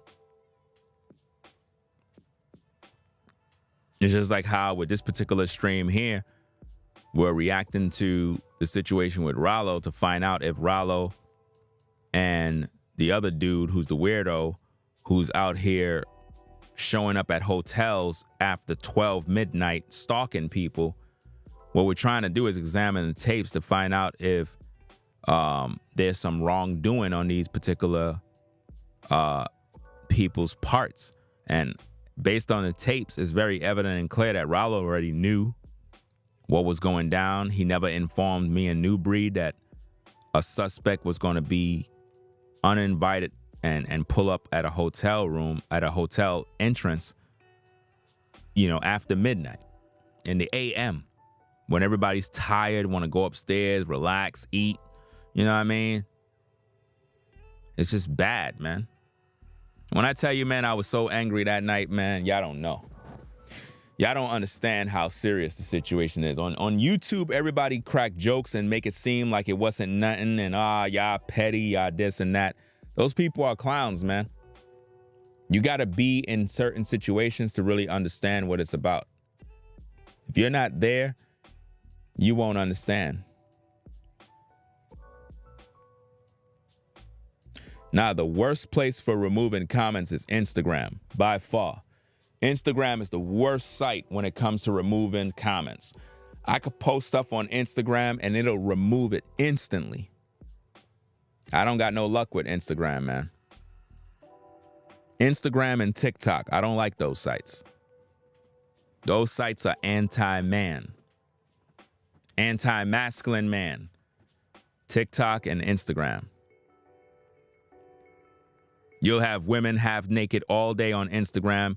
Nothing ever happened to any of their posts. But if I come in there and say, ladies, put some clothes on, please, the comment would get removed, guys. I kid you not. The comment would get removed. For me telling women to put their clothes on, the comment get removed. It's wild, man.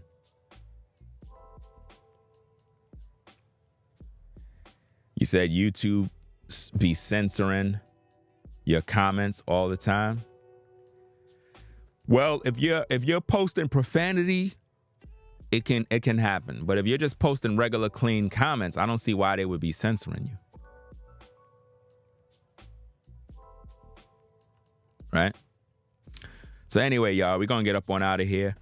I don't know. They must have put Jacqueline and Charity in YouTube prison. I don't see none of them.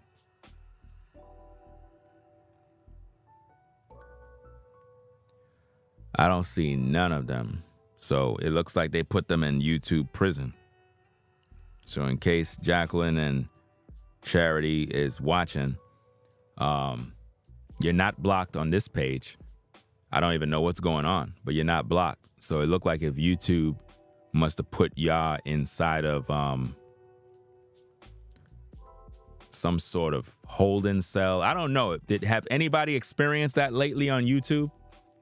I'm talking about lately, not last year. I'm talking about as of today, that you noticed that you were blocked or timed out for a long time and you couldn't comment for like several hours or whatnot.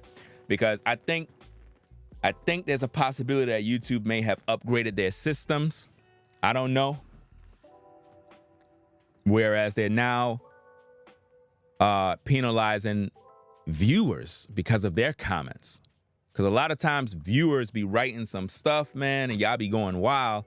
And YouTube is probably cracking down on that as well. Like, look, we got to regulate these comments. That's why when we live, I try to tell people no profanity. Don't say anything out of pocket. Don't start the fighting and arguing because it doesn't look good. You know what I mean? So we'll see. Right. But shout out to everybody that supported the show. Like I said, shout out to Jacqueline. I mean, my goodness. I mean, I'm hungry and I'm tired at the same time. I got to take a nap. But Jacqueline supported the show, well, 4 times. 4 times during the stream. And the amount of support that she supported on this stream is it's crazy. Remember when I said something about how if you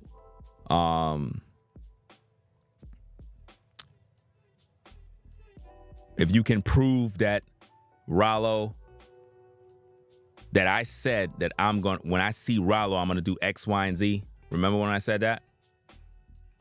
And I said, I'll pay you X, Y, and boom, boom, boom, boom. Okay. Do you understand that? Times 2.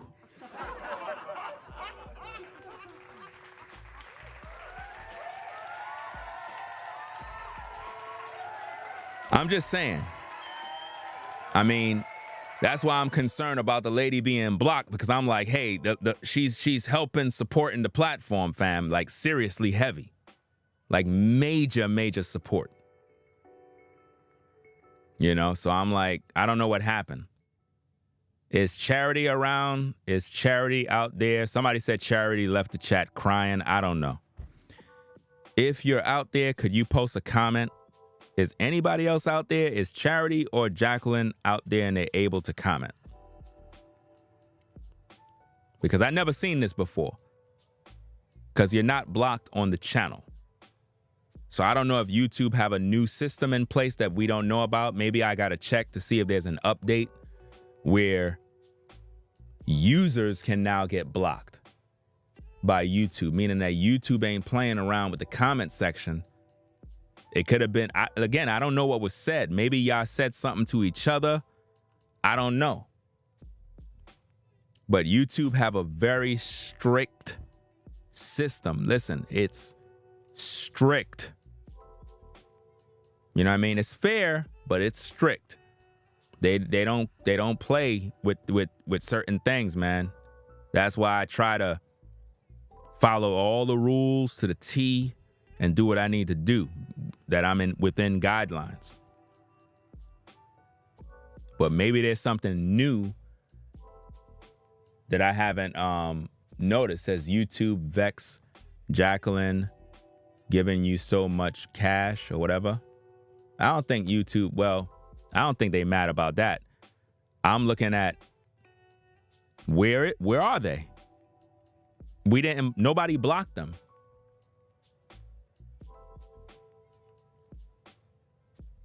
This is crazy. Unless they went, I mean, think about it. We are literally up all damn night, if you really think about it. So maybe they went to sleep. Maybe they went to sleep.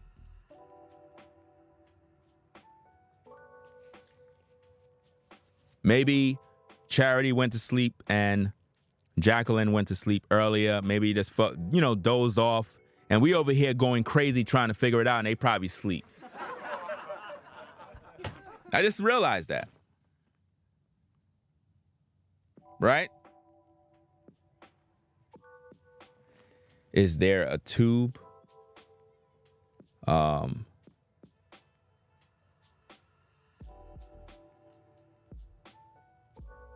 But I didn't see what they were saying, so I don't know what they said. Somebody in the chat said that they were going back and forth arguing because Jacqueline didn't believe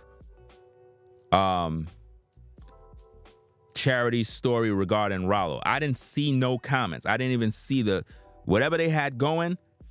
It's gone now, because if for whatever reason they got blocked, because like I said, she had reached out to me via the Cash App and she said something about YouTube something being blocked. So let me see. Yes, Ringo. Charity said, oh, so she left. So maybe Jacqueline left too.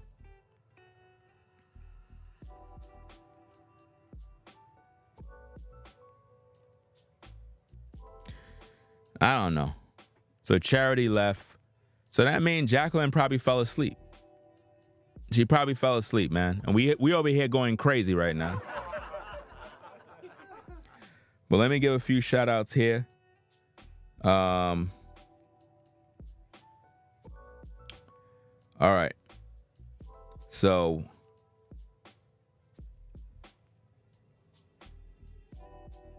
let me see.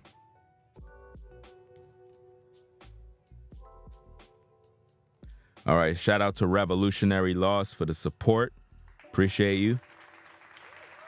Forever Studios.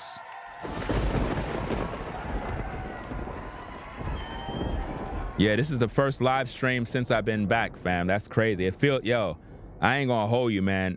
Next time I do any sort of traveling type stuff, I need to make sure that I have a setup to do whatever I need to do. I wasn't prepared for that.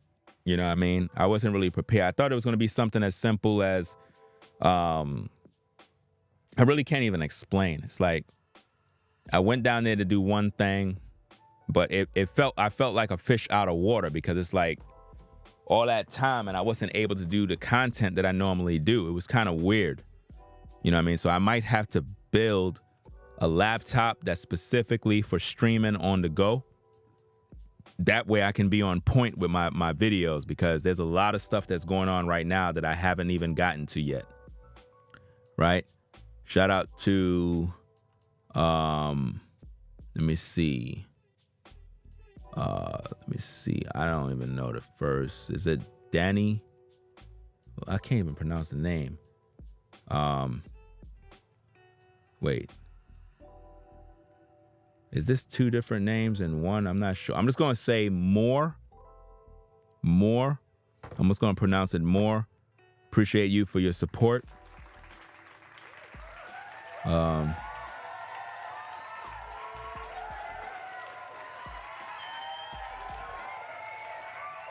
mean, I'm reading your comment under the support. You said, let me see, for the channel, sorry you went through that in North Carolina.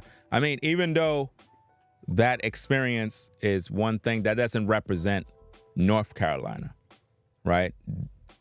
My entire trip to North Carolina was way better than that one incident. That one incident was the devil trying to, I guess, put me in prison.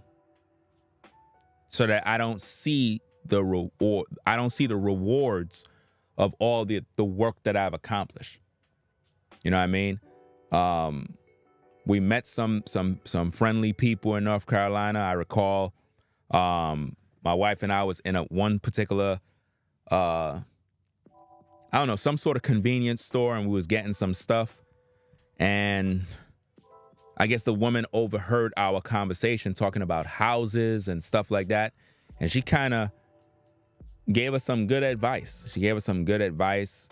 Was going to hook us up with a realtor and all this other stuff. So it's like, that was a good thing, because it's like, you don't really get that type of stuff where people just kind of overhear your conversation. They're ready to be supportive and helpful. And judging by the way the woman was moving, I can tell she's a millionaire. I can tell that she live in a very nice community, because the way she was talking, she sound rich. Rich people talk a certain way. In order for you to understand what I'm saying, you have to be around them. And they how can I say? They don't come out flashing, oh, I'm a millionaire, waving a hand. They just have a certain way they talk, and you just know. You know what I mean? The way she's talking is almost like, you know. And what I recognize from discerning her movements, she see me and my wife as people that are moving up. And that's what made her want to offer her advice. It's one of them type of situations where she's already in a position where she good. But when she saw us talking about how we want to get this house, boom, boom, boom, all this other stuff, she was like, oh, I like that. And she said, excuse me, I overheard y'all talking about houses. If I were you, I would take a right there in the car, go down that street and go all the way down there. There's a bunch of houses being built. Bunch of them, brand new. And she said, you know, you need yourself a realtor, this, that. And I guess her and my wife exchanged numbers. So that was a good thing. You know? That was a good thing. Caramel said, beware of scammers. Oh, of course.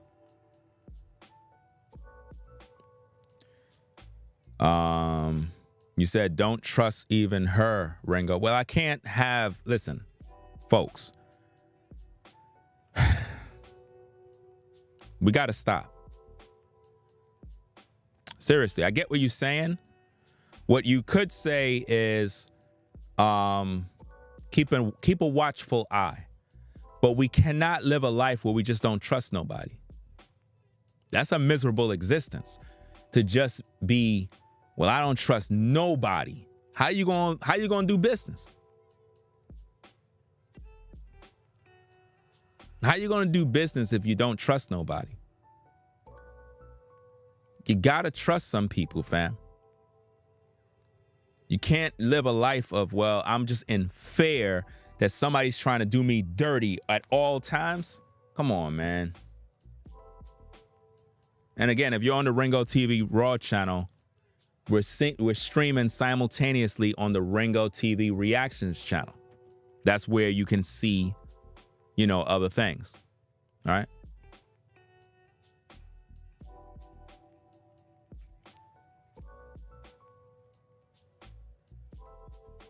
You got to be vigilant. Even the Bible says that. Be vigilant, for your adversary, the devil, seeketh whom he may devour. So it's not about being in fear. It's not about not trusting anyone. It's about being vigilant. So to me, that's the proper thing to focus on. We got to be vigilant with everyone. We got to be prepared, ready, keeping your eyes open. You know what I mean? It doesn't mean living in fear, because if I don't trust nobody, how am I going to do business? How am I going to do business? You ain't going to be able to trust nobody. That's crazy. And that's, believe it or not, that's how a lot of us are towards one another. So I'm not surprised if people hear about, oh, the community initiative, X, Y, and Z. Nobody trusts each other. Nobody cares. It's like, well, I don't trust him. I don't trust her. She's up to no good. They're trying to take my wallet, my money.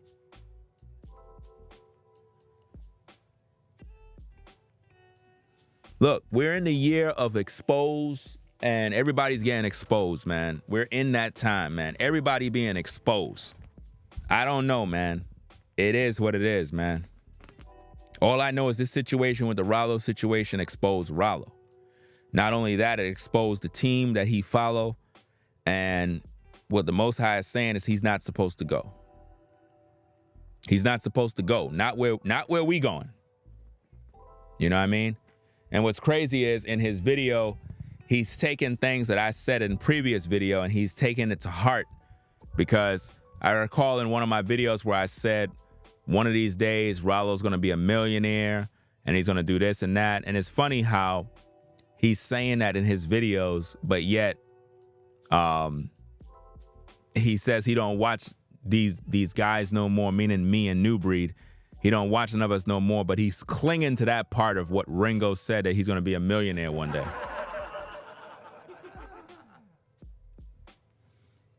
Not if you're wicked, bro. If you're wicked, first of all, you cannot be a millionaire if you're not doing anything. You got to be doing something to become a millionaire. Now, if you strike gold, hit with some numbers, lotto, or whatever the case is, then yeah, you could do it that way. But if you're going to be a millionaire by doing some sort of work or whatever the case is, you're going to have to be doing a lot of work to get there. It could be done. It could be done in 2 years, 3 years. You could become a millionaire. You could. You know? Depending on how hungry you are, man. But there's many opportunities. Let me see.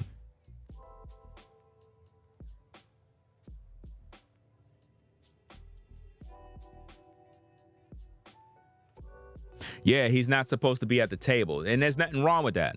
Some people are not meant to be at the table.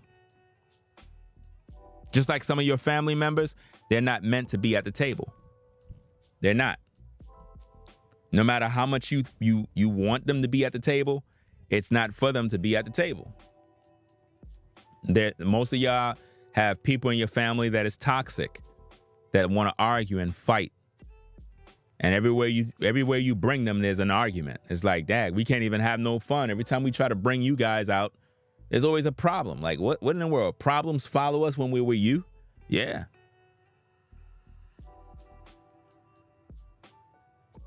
It's crazy.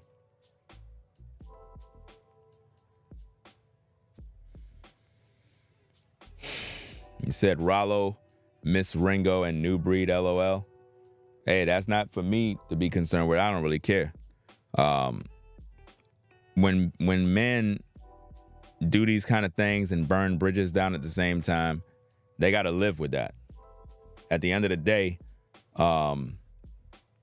we saluted him. We did what we were supposed to do. And in return, he never kept us in the loop. And instead, a bunch of drama unfolded over that one situation. Can't have that in business, fam. Can't have stuff like this pop off in business. So, that being said, I'm going to get up on out of here. Let me continue reading these cash apps because, like I said, I'm really tired. I really am. Let me continue reading these cash apps. Let me see. I was up to... Okay. I read Moore's comment. All right. We got Tanea. Shout out to Tanea for the support. Tanea.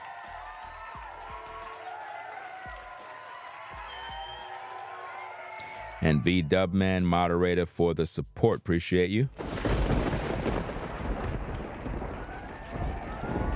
Let me see.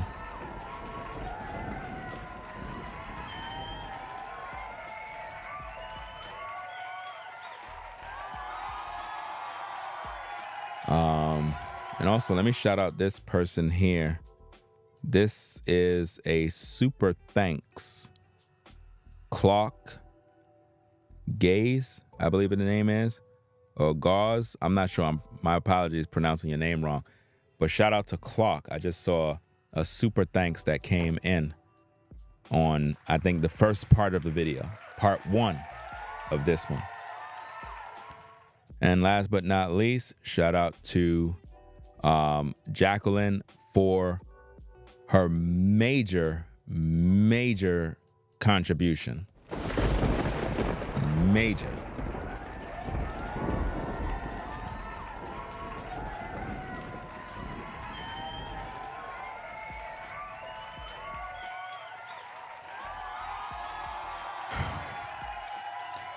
Jacqueline is probably how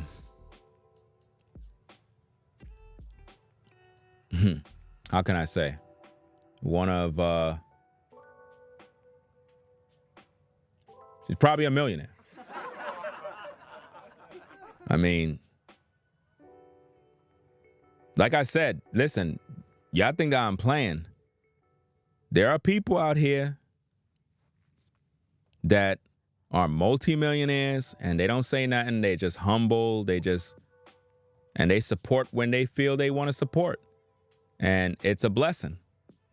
You know what I mean? Now, Ralo said something in his video. He said that he has connections in North Carolina, meaning he knows somebody that's a millionaire. And then he said, he's going to pull the plug on that one and tell them not to get involved with the land initiative with Nubreed and the brothers. Now, once I heard that, I'm like, that's dirty right there, because that means because of the situation, you are willing to tell a potential investor, supporter to pull the plug.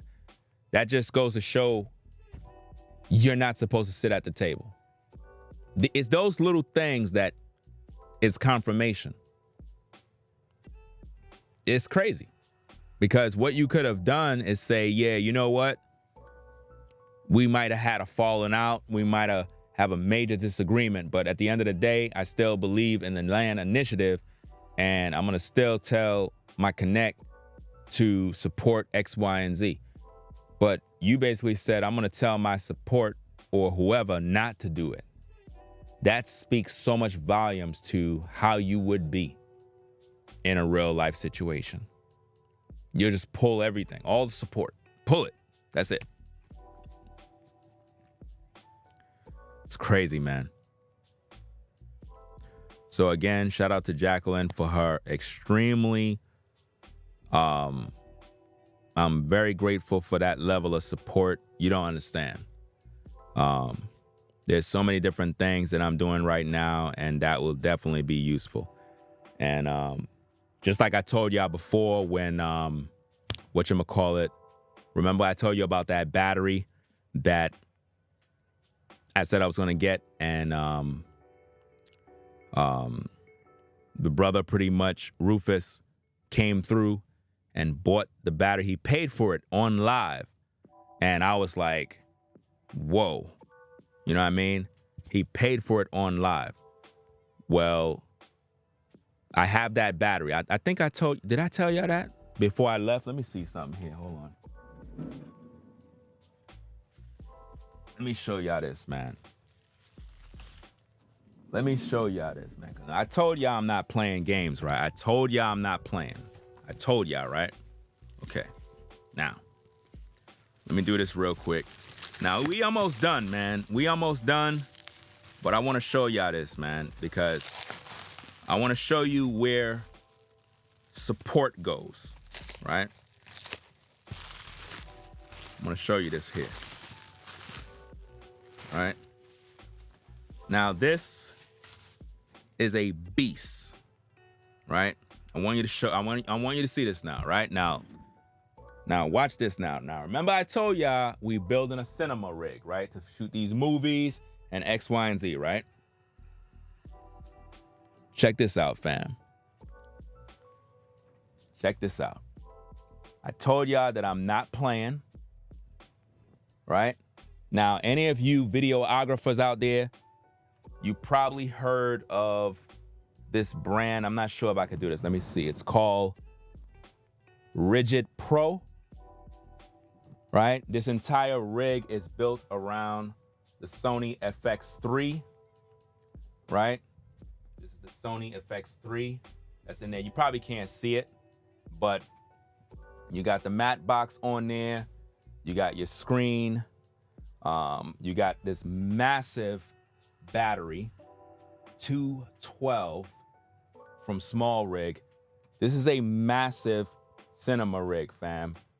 You have your control right here where you have your start, stop for your video. You can hold the camera like this. You have the handle that's on the top. And I mean, this is a beast right here for filming literal movies, bro. Like I'm telling you, it's going to be lit. I am not playing. Right?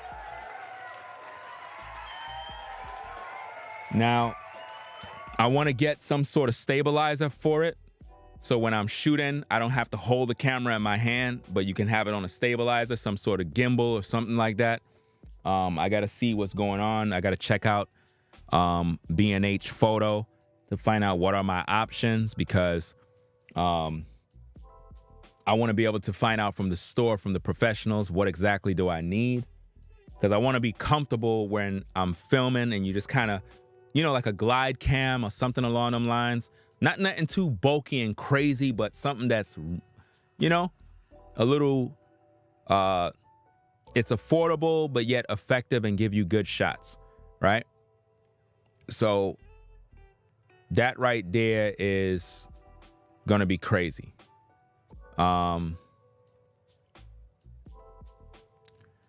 Can't wait to use that, get that thing out there. But man, this thing here called the Cine, what is it? The Rigid Pro, this piece right here that have those inputs and output things right there. Fam, that right there is a must-have. A must-have for the FX3. It's a must-have, bro. A must-have. I purchased that piece when the support came in, and I was hoping that it get delivered right before I had to go to North Carolina. Yo, it came a day before we had to leave for the flight. A day before, man, it came, it was delivered. I was like, yes. I was happy about that, man. Because it took forever. I think it came from, did it come from Australia? I'm not sure exactly where it came from. I think it was Australia, I believe. I don't know. I have the box somewhere around here. But yeah, I can't wait to power everything up. Yeah, I think there's like just a few things I got to do to the rig, and then it'll be ready to put into play. So there's so many different things that I'm working on that's going to, yeah, a vest. It's a vest at Zats. It's a vest. And I seen it on somebody's video. It's a vest. You put it on, and it has this piece, and it really works well. You get ultra clean stabilization, and that's what I'm looking to get. I seen it in somebody's video, but I want to make sure they can support the weight of everything so that I'm good to go. And if not, then I would have to just get something expensive and call it a day and just do it the right way. You know what I mean? Okay, so that being said, we're going to get up on out of here. Appreciate everybody stopping by. Like I said, I appreciate all the support. I hope that you all learned something from this situation with this Ralo stuff. I'm going to get back to my content and what I do. If any of them cats put out any more information that will be useful for me to further bring more information to the public about it, then I'll do another video. But other than that, I think this pretty much is it. I think I pretty much resolved the issue by making you see that Ralo is 100% to blame in this situation. He showed his true colors by not acknowledging the brothers first in terms of keeping us in the loop. That is bad for business. It is bad for everybody. He put everybody at risk. It could have been a very, very troubling situation for the other guy, and it could have put us brothers in prison that night. And that to me is a no-no. So for Ralo to not inform us about what's happening, it says that if he was to remain around in business, this is how he would move. He would be communicating with my enemies. He would be making backdoor deals. He would be, fabricating stories. And that is bad for business all around. And in business, you have to make tough decisions. And you got to look at the forecast of the future and think, well, if I do this, I'll be able to secure this and that. And it's just that it's very easy decision to make, because once a person show their hand and they show how they move, you got to just go with the flow and just kind of let them go. There's nothing about that. Now, he's going to say, well, I didn't have nothing to do with this. I didn't have to do with that. The Most High didn't want you to be there. I'm just being honest with you. The Most High don't want you to be there. Not around what we're doing, because you're going to cause a problem. And I know that a lot of you might be upset. You might feel some type of way. Well, go open a business, go do something, and then talk to me about that. When somebody do something and it's out of pocket, I want to see how you handle it, because I know how I would. I'm getting rid of you. And it's just that simple, because what you do is affecting business. Me and Nubreed could have had a falling out that very same night. And that's what y'all don't know. But me and Nubreed chopped it up in the parking lot. Do you understand me? And now you would think, well, why would y'all have a falling out over this drama? Because that's how drama is. And it's like you have to really come together and really think, like, why would Nubreed be a part of this BS? I mean, the brother supported, got us a better hotel room situation, drove us around. Why would he do this? It don't make no sense. But see, when things are happening, the devil will get in your ear. The devil will get in your head. He'll make you start to think things because of all the confusion that is around. This is why when things are happening, we have to step outside and make better decisions, or else we're going to sabotage relationships. A lot of you have to take heed to stories like this. Don't just look at this video as entertainment. Look at this video as a learning experience of what can happen in your life.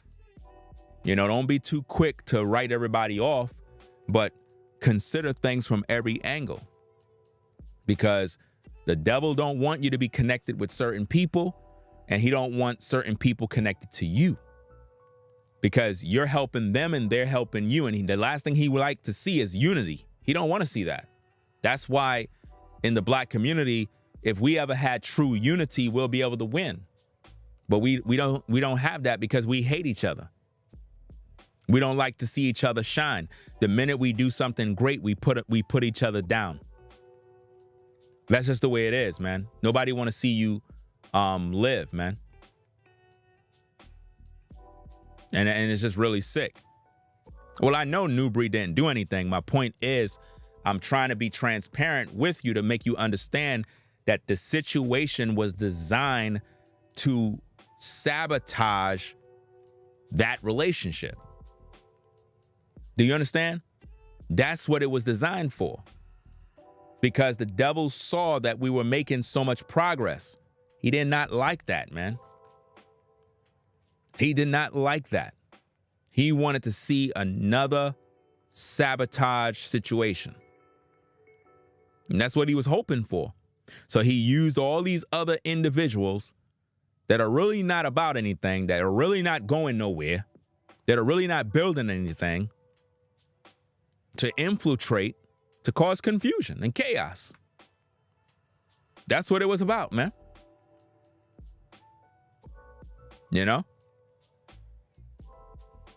Because like I said, When we was out there moving, there was no issues, no drama. There was nothing there. No noise, no nothing. There was no issues whatsoever. Once Ralo came around, it's like, I don't know, man. Can't even explain it, man. It's like the constant live streaming every minute. People coming in the comments talking crazy. A lot of jealousy. There was a lot of jealousy, man. A lot of people was posting a lot of hate.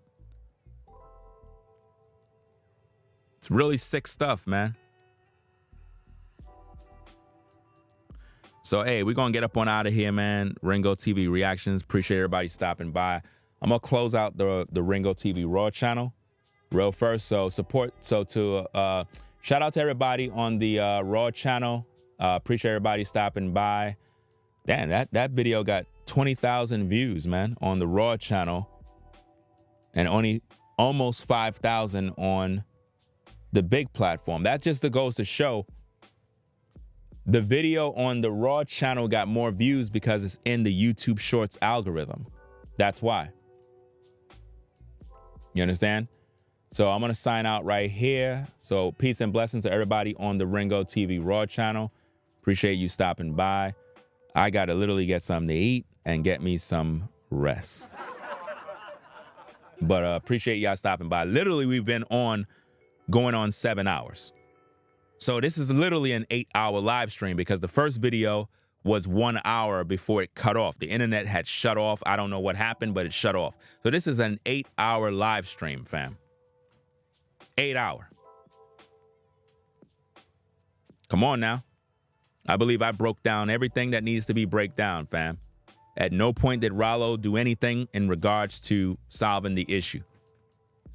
So I don't know if the dude got paid under the table, probably received a large donation in order to set up that forced meet and greet, whatever the case is. I don't know. But hey, let me shut down the Ringo TV Raw live stream. So peace and blessings to the Ringo TV Raw channel. Salute to everybody out there on the 9-to-5 grind. Everybody heading on out, you know, to do your daily do. Drive safe. Have a blessed day. You know, watch your circle, watch the people around you. What else? Yeah, man, just be at peace and just know that you're unique of all the Most High's creations. Nobody can replace you. You just got to think positive and just stay on your purpose and don't let nothing break you. There's a time and a season for everything. Breakthrough is going to come your way, but you got to be consistently doing something. You can't be sitting there being religious. You got to be out here doing the work. You got to be putting in the work regarding your goals, your vision, and everything else in order to see it come to fruition. You know what I mean? It's going to take time. Trust me. I know what it is, man. But listen, the amount of progress that I made in North Carolina made the devil upset. It literally pissed the devil off. They got all sorts of demons. All sorts of demons and devils are furious. Trust me. Angry. They can't believe it. That's right. So y'all stay safe out there, man. So I'm going to sign out. Ringo TV Raw. Let me end this thing here. Boom, boom, boom. Okay. All right. So that's good.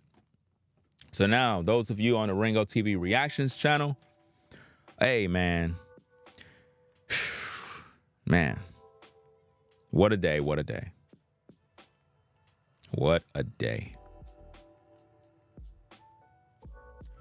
You know, when you're going through a transition, you're excited about it. I'm going through a transition right now to another level, man. And I'm very humble.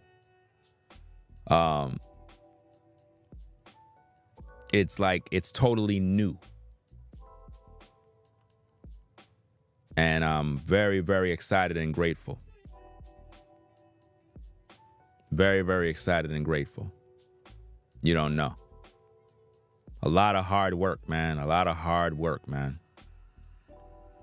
A lot of moves had to be made, had to take risk. And it's like, man, I don't want to say too much. I just want to just, you know what I mean?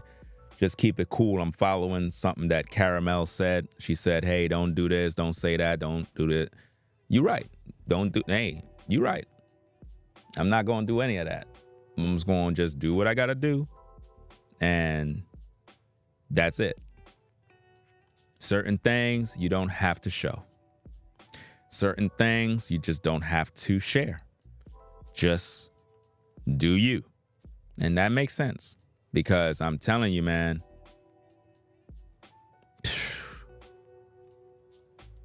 man, I still can't believe it. I still can't believe it. I'm still overwhelmed. It's like a dream. I just don't even know. It's one of them things where it's like, man, if I didn't do this, if I didn't make this move, this wouldn't even be here, man. Like, man, it's like everything was the perfect timing, man. Perfect. And that's the Most High's doing. That's the Most High's doing, y'all. I'm telling you, man, don't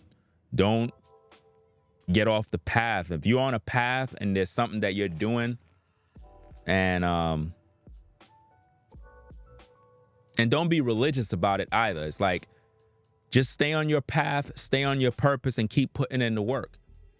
And over time, doors are going to open up, man. When them doors open up, bro, you know the Most High is there because the doors are going to open up and you're going to be like, man, I don't even know what to do. I don't even know what to do when the doors are open. The Most High is like, don't even worry about it. I got somebody there to show you what to do. And then when you go by the door, there's 5 people there to show you. And you're like, damn, I don't even know what to say. And everybody's looking at you like, you don't have to say anything. I'll take care of this. I'll take care of that. And you're just holding your head like, is this really even happening? Am I really here? Is this really happening? Nah, this can't be happening, man. And they're like, yeah, it's really happening. And you're like,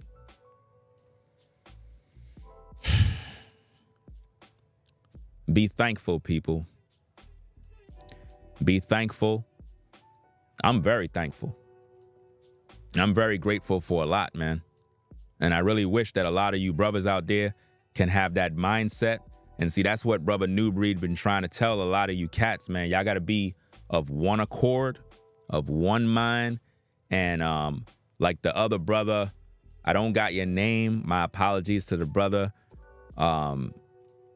It's something Tazar. You know what I mean? My apologies. I don't have your name fully.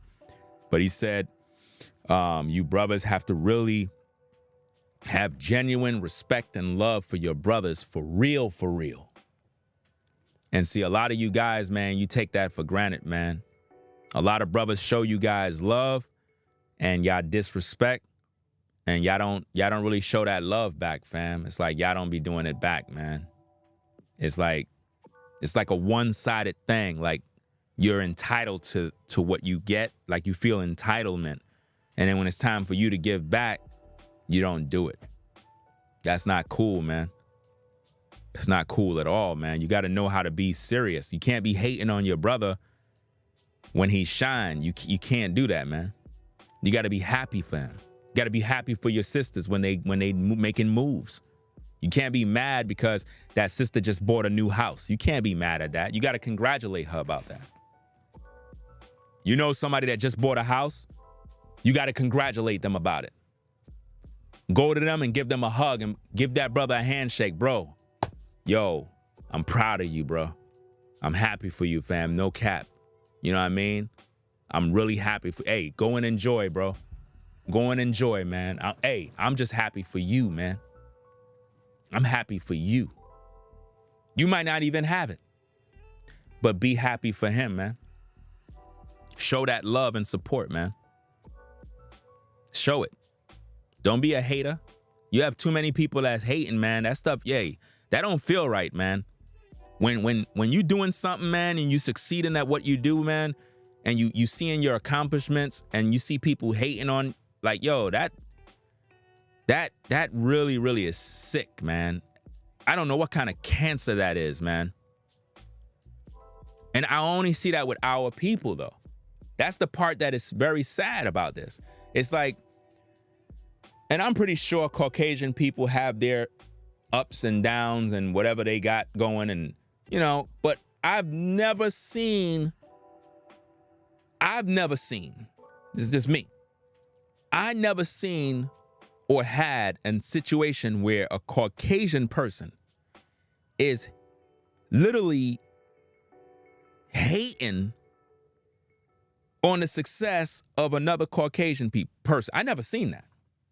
I'm sure you got some haters, but you know, it's like that sometimes where you have this house right here and he's mowing his lawn. He got a better lawn mower, and you know what I mean? He come out with the lawn, you're like, you got the push lawn mower, but he come out with the one that you know, the lawnmower thing that you sit on, that machine, and he just driving around, you know what I mean, cutting the lawn, and you kind of looking at him like. So they have their way of competing. Don't get me wrong. That's not what I'm saying. Everybody got that mess. You know, you shoveled your side. You're like, damn, bro, you could have shoveled mine. You got the machine. You got the snowblower. You couldn't do my walkway too? Like, come on, fam. We're not talking about that. I'm talking about people that hate you because you are successful or prospering. They just don't like you, man. You can see the demon in their eye of hate. That's bad, man. I had people telling me, I don't know why you bought a car. You need to be praising the Lord. And I'm like, what?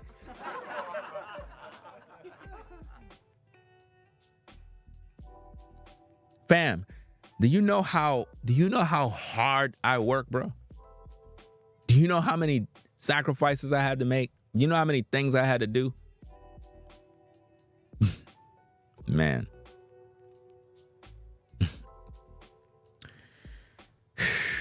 Man, oh man, bro. Like I said, man, you guys out there, man, tap in with brother Nubreed, brother Uwitazat, and see what's going on with the land development, see what's going on with everything, man. Tap in. Show your work, come outside. Stop hiding. Be about your business, man. Make your choices, make your decisions. Life is short. There's so many things, man, so many things going on. Be about your own personal business. Focus on that goal that you had planned.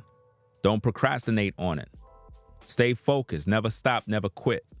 Because everybody around you will try to take you away from your call, man.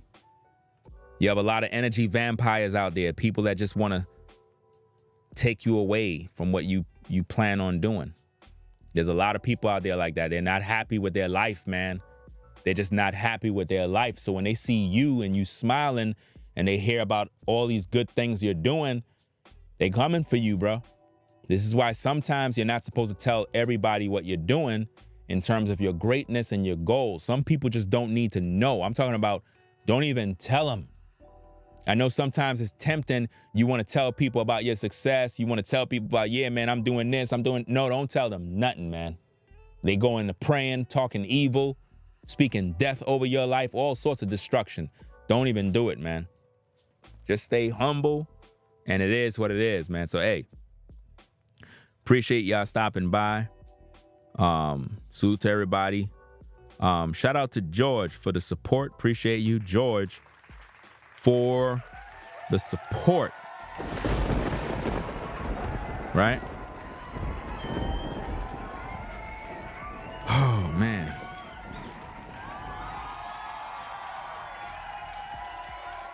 So shout out to George for the support. Okay. So, y'all have a blessed day. Peace and blessings to the mods in the chat. Shout out to V-Dubman, Sherelle, Shoshao, Sean the Navigator, Rebel for Almighty. Did I forget anybody? Hold on, wait a minute. We got V-Dubman, Sean the Navigator, Rebel for Almighty, Tracy. There you go, Tracy. Shout out to Tracy. Okay.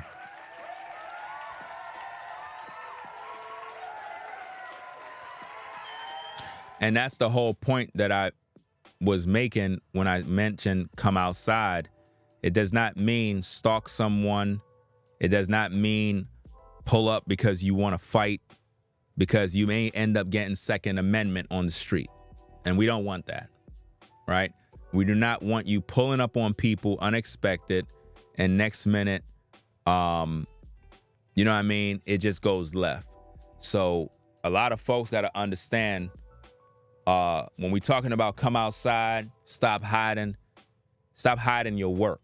Come outside and build with the brothers, build with the sisters, be about your business, show your work.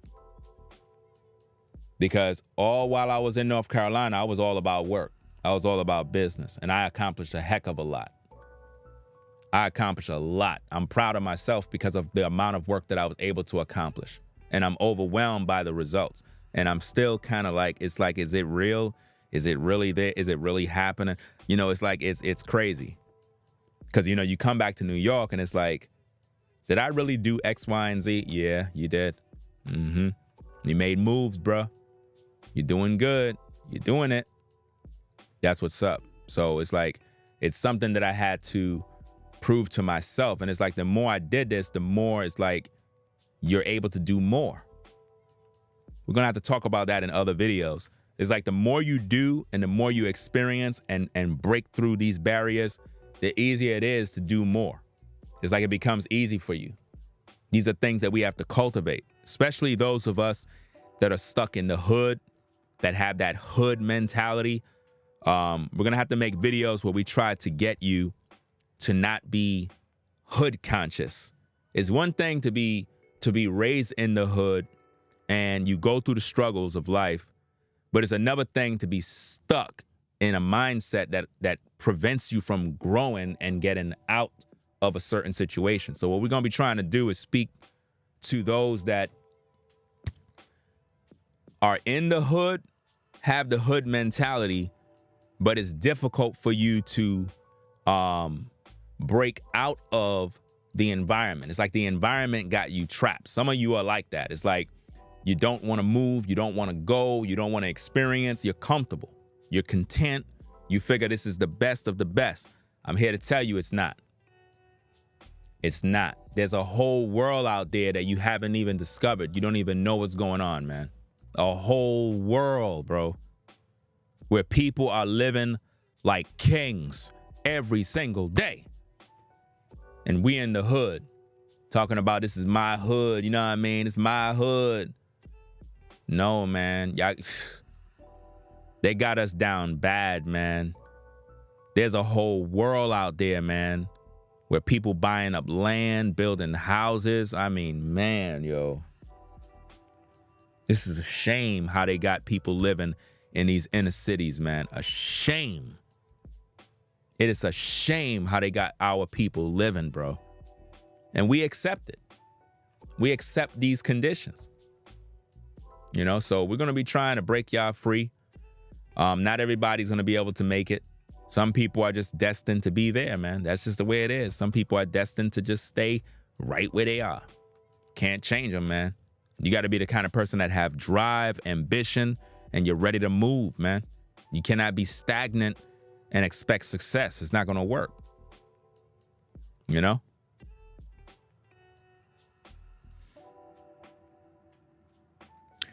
You said, bro, it's bogus. I feel trapped. So you can't see. First of all, I know exactly what you're talking about, right? Listen, there's a way out. There's a way out, man. There's a way out. Trust me. There's a way out. You just gotta find the door, man. You gotta find the door, because the feeling that you're in right now is you're in a dark room and you're trying to find your way out, but you can't find the door handle. And there's a key and you can't find the key. So it's like, damn, I can't find the door and I can't find the key and I can't even see. And that's exactly how most people are, man. There's a way out. The problem is you got to first of all find yourself. You got to understand who you are. You got to build up yourself, build up your mind, and slowly but surely you're going to start to make the right decisions in various areas of your life, whether that be cleaning up your debt, paying off certain bills, something as simple as paying your internet bill on time. You know, some people don't put it on auto pay. They pay it direct. You know what I mean? Like every month. Nah, fam, you got to pay that bill and make sure it's paid on time, right? You got to make sure you have good money management. You got to make sure that you build your credit up. These are things that is very, very important because it's going to be responsible for you getting to certain places. Your credit is going to be very, very responsible for you getting through certain doors that in all sense and purposes is supposed to remain shut for you. You know what I mean? There's certain neighborhoods you will never be able to live in if you don't have the type of income and the type of credit. You're just not going to go. I promise you, they're not going to let you in because it's not for you. The system is rigged. When you see certain black people in certain communities, it is because of a few factors. It's not because they're lucky.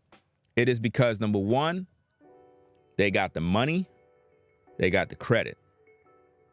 Do you understand me? And they did the research and the work to get them to go there.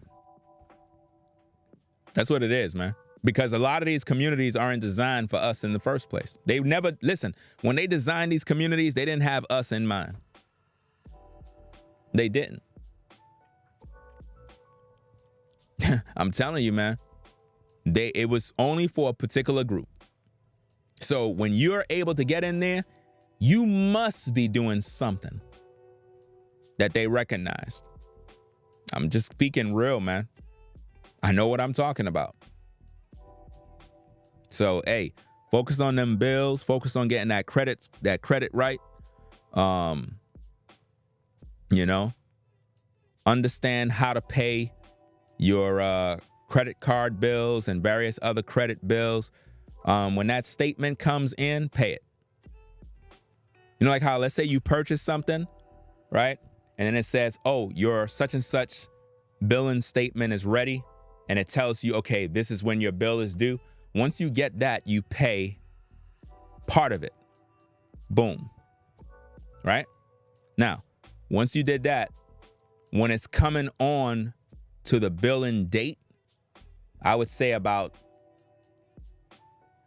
4 days before it hit, probably 3 to 4 days before it hit, pay the other half. Boom. What that's going to do is going to make your credit score go up because you're literally, it comes in as if though you paid twice. You get it? Even though you did pay twice, but the way you did it, I don't know all the intricate details of how that thing is, but just do it. You'll see.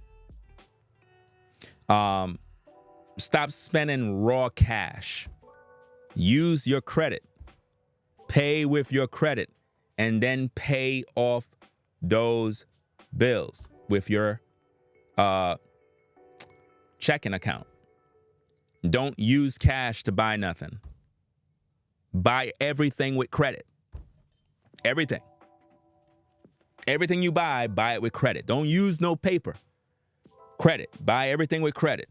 And then you pay it off. Listen, every time you buy something with cash, you just throw an opportunity away to increase and better your credit line.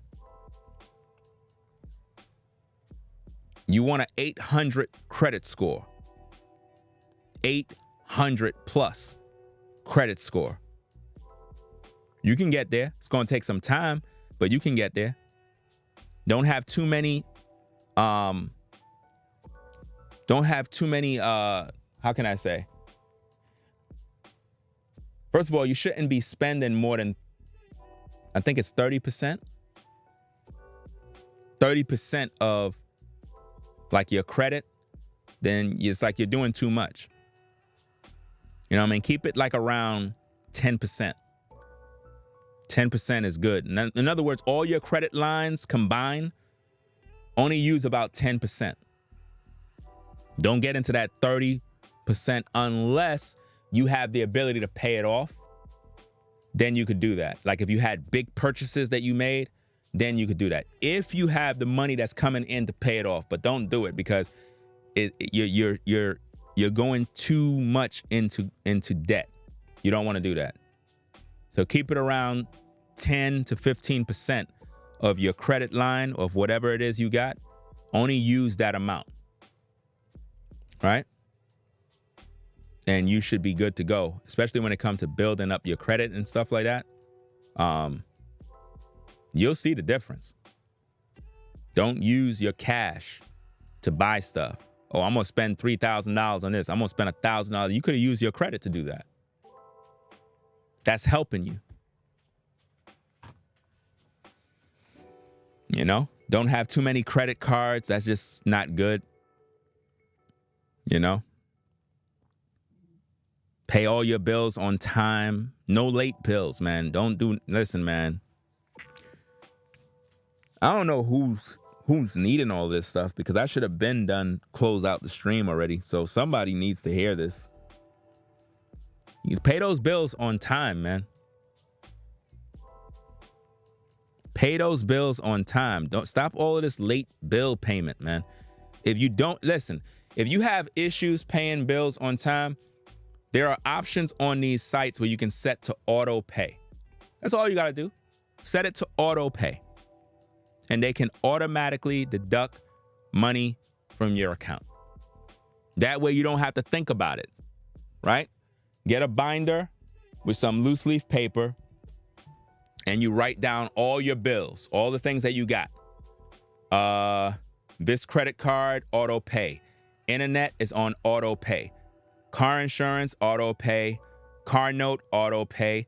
Everything is on auto pay. That way you can see a blueprint of all your expenses and different things that you doing. You managing what you know, money that is going out versus money that is coming in.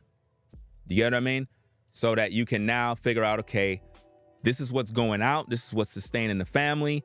This is what I got to spend on my food, entertainment, you know, what I can save, things like that. Because it's very important to know where your money is going. If you don't know where your money is going, then you're moving sloppy. You might be spending more money than you actually are bringing in. And that's probably why you're unable to get out of that debt situation, because when you look at your monthly statements on your debit account, it's like you're spending too much money. You don't want to keep doing that. You want to spend a little less. That way you can see some sort of growth, you know? But somebody need to hear all of this stuff, man. You wouldn't believe how many people, man, they just need a little guidance, a little understanding, and it goes a long way. You know?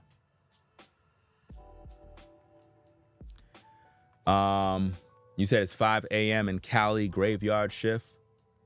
You said, I feel accomplished when I make payments with structure. I be ready to get them off. Yeah, man. I'm saying, yeah, man, to Naya. You understand what I mean, right? You understand. But yeah, I don't play games with any bills, man. I don't play games with that, man. I take that stuff very serious because I don't want no drama, no problems. These are your expenses. This is your responsibilities. Be responsible. Every time you're able to pay your bills and do what you got to do, that's training. You're training yourself to pretty much take care of your business. This is your business. You're taking care of business. You're not being slothful. You're not being lazy. You're taking care of your business. If you owe somebody money, pay them their money. If you owe a bill, pay the bill, right? Your cable bill, stop letting your cable bill double and triple and quadruple every couple of months, and now you owing a $500 bill. When the bill is due, pay the bill the first time. Stop letting it go into the next month. Stop it. You're You're adding on late interest and this and that. You're adding on extra expenses, man. Come on now.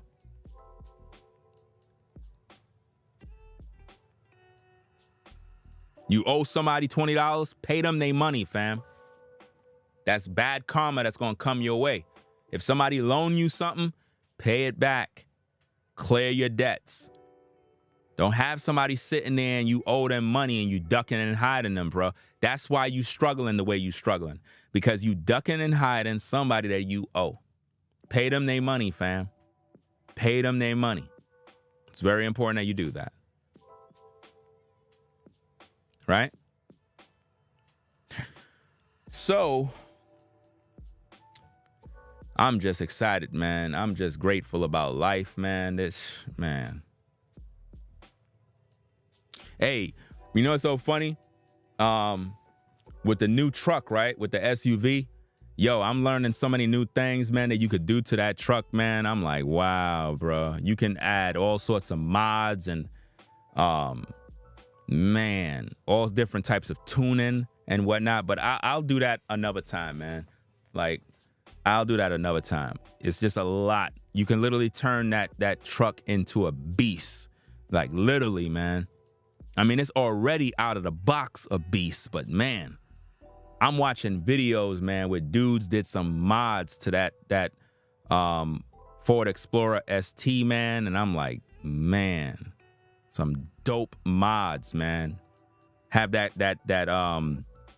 truck sounding like a damn sports race car, man. Like, I'm like, whoa. That's crazy, bro. Yo, they got some videos on YouTube, man. I'm watching all the videos, taking notes. You know what I mean? I'm watching everything, man. They have like this intercooler. I'm looking at that. I'm going to talk to the Ford guy about that. Something, I think this oil, something dealing with the oil, some sort of mods that you change up. I'm going to do that. Something dealing with the muffler. I'm going to do that. What else? I think that's about it. I think it's either that or something else, man. And yo, you'll gain even more horsepower with a lot of these tunes, man. A lot of these tune-ups and stuff, yo.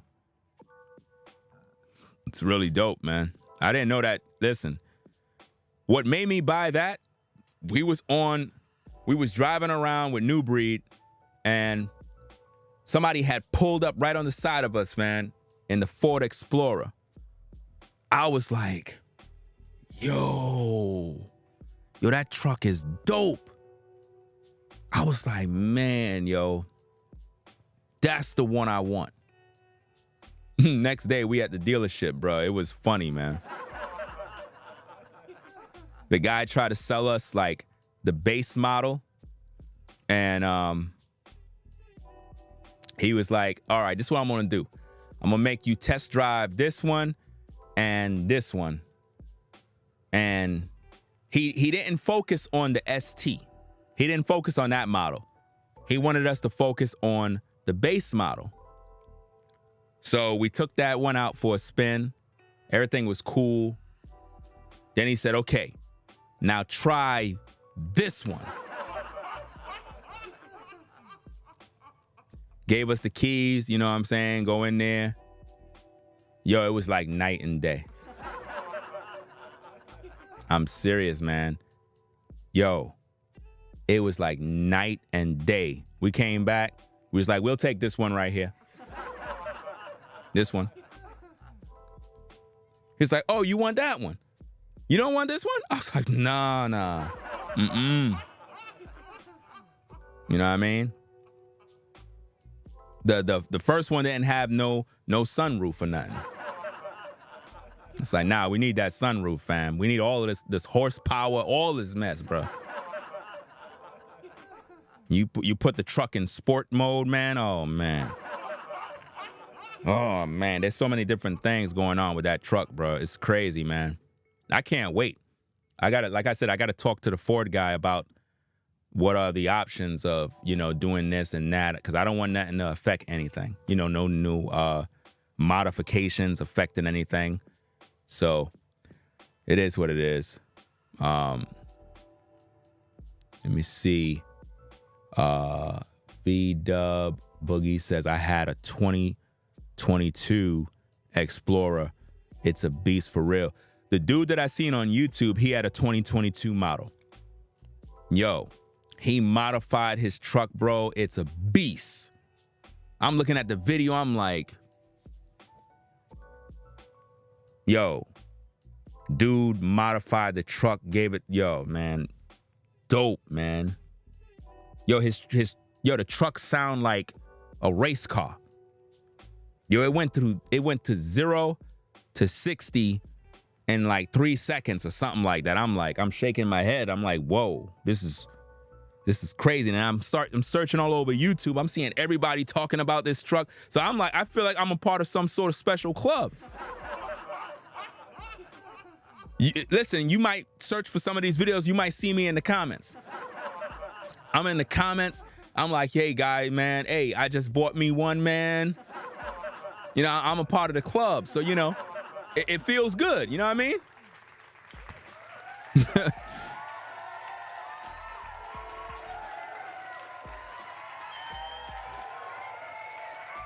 There's so many features on it, man. There's so many features on it. It's crazy, man. There's so many features. Where's this thing, man? Hold on a second. Let me see if I can find this thing real quick. I don't know where I put this thing, man. Where the hell did I put this stuff?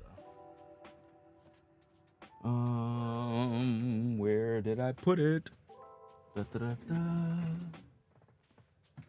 did I put this stuff? I don't know. Where did I put this paperwork? Man, I put it somewhere. I don't know where I put it. But I'll find that another time. But yeah. I gotta find a mechanic. Not for the truck. It's for another car. Let's just say, I forgot what model Mercedes is this, man. Let me see.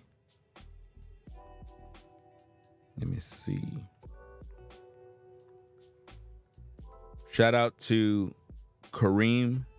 Shout out to Kareem and Beverly for your support. Kareem and Beverly, shout out to y'all for the support. And shout out to anybody that supported the show via Super Chat. My bad if I didn't shout y'all out. Y'all know I was busy doing this work, but appreciate all of y'all for supporting the show.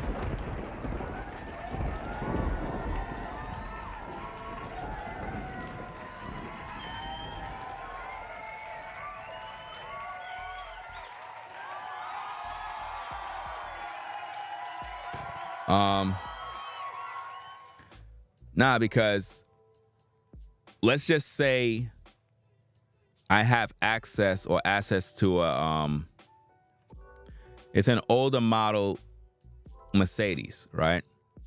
An older model Mercedes, but it's one of the, I think it's a E. I'm not sure. I think it's an E class, one of them big boy Mercedes Benz, man. But the thing, it's literally brand new. You know what I mean? It pretty much was given. It was pretty much given to us, but pretty much brand new. It don't have no miles on it. It just haven't been driven. You know what I mean? And so it's like I have to get it checked by a mechanic. I know the battery is done. I know that. But it's a E. I'm trying to get the proper information, man. Let me see.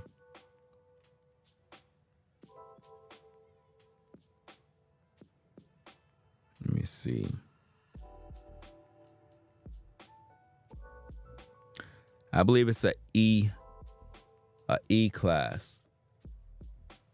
I don't know the exact number.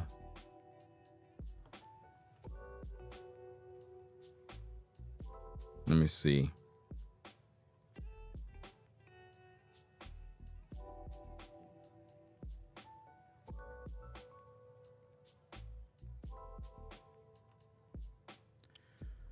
see.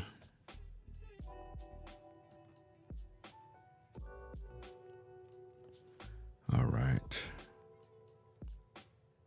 Because I would just go and get a photo so you can see. But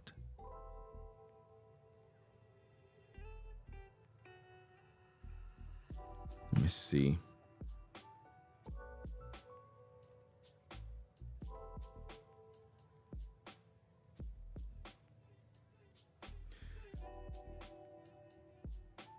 So 2011. Let me see. 2011. Let me see if I could go get a photo. I think one of y'all got the correct one in the chat. 2011 E350. Oh, so one of y'all was close. It's a Mercedes 2011. Let me see if I can pull it up. 2011 E350. Mercedes. It's pretty much brand new.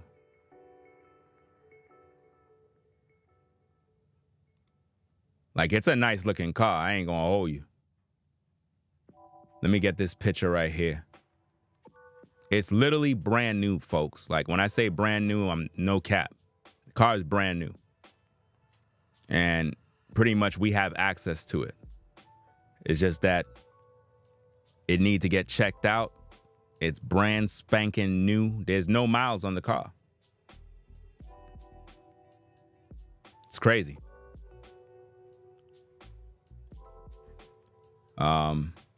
This model right here,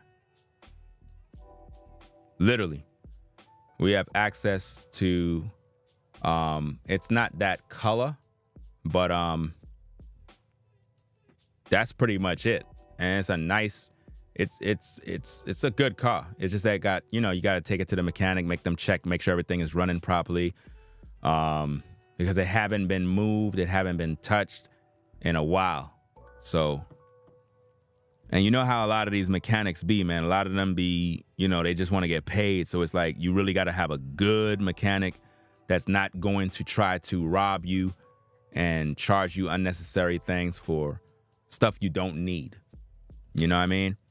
But we definitely have access to that car. And I'm trying to see exactly what we're going to do with it. Now, man, I'm trying to see how much would it be to actually get it up and running. Like, if you're a person who have that type of experience, what you think would be,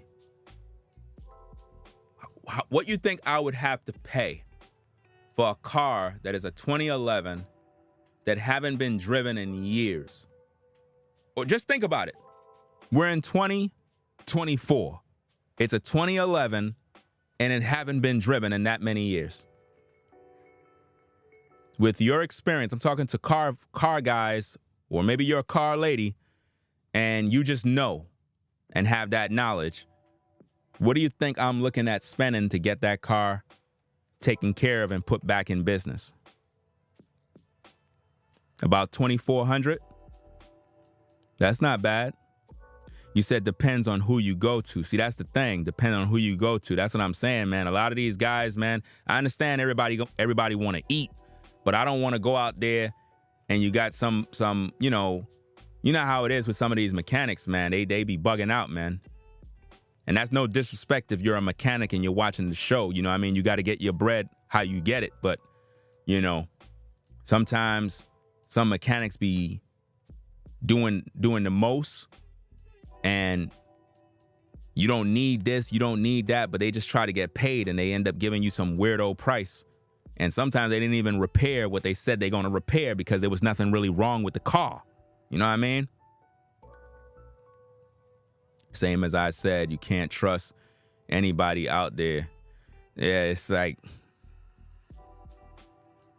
dealership will rip you off. Yeah, everybody will rip you off, man. The game is rigged, man. This is why you got to have real relationships with people that are mechanics, man. At the end of the day, it's good to know a good mechanic and let them check out your car or whatever the case is, because they'll give you a good assessment on what is the issue, you know? Said, I don't trust mechanics. Yeah, I know what you're saying, man. I know. Get a diagnostic kit online. That's not a bad idea. I didn't think of that. If you scan it, you know if it's an oil change or engine replacement. Shouldn't be more than 3,000. That's not bad though. 3,000, that's not bad. That's not bad to get that car up and running, because listen, people, it's a brand new car, brand spanking new. Car have no miles. It's just like, it's just there, you know, and it's just there. It's covered, so it's protected and whatnot. Everything is like, you know, in this game, insurance and warranties are mandatory. Mm-hmm. You say you had to learn to be a mechanic. I mean, that's definitely something that everybody should get into, because, I mean, it's your car, right? I mean, if you have a garage, you have the space, and you can really get to work and do what you got to do, then that's a good thing. It's good to know your car. The guys that I was looking at on YouTube regarding the truck, a lot of those guys were doing modifications themselves. Some of them had to take them into the shop to get the mods installed. But there was this one dude, he mod his own truck, man. You seeing him, he got the tools out, he's doing all the work.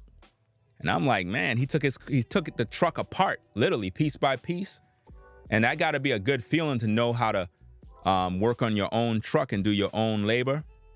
I mean, I could just imagine how much money he saved doing the work, man.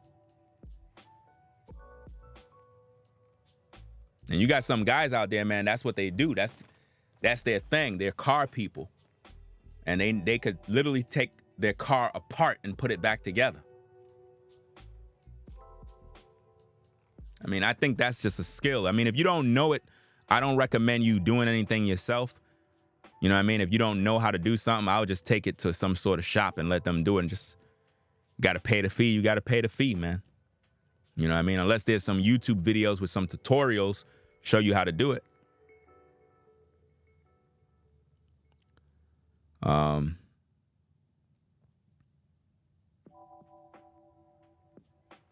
Yeah, somebody got to come out to check it out.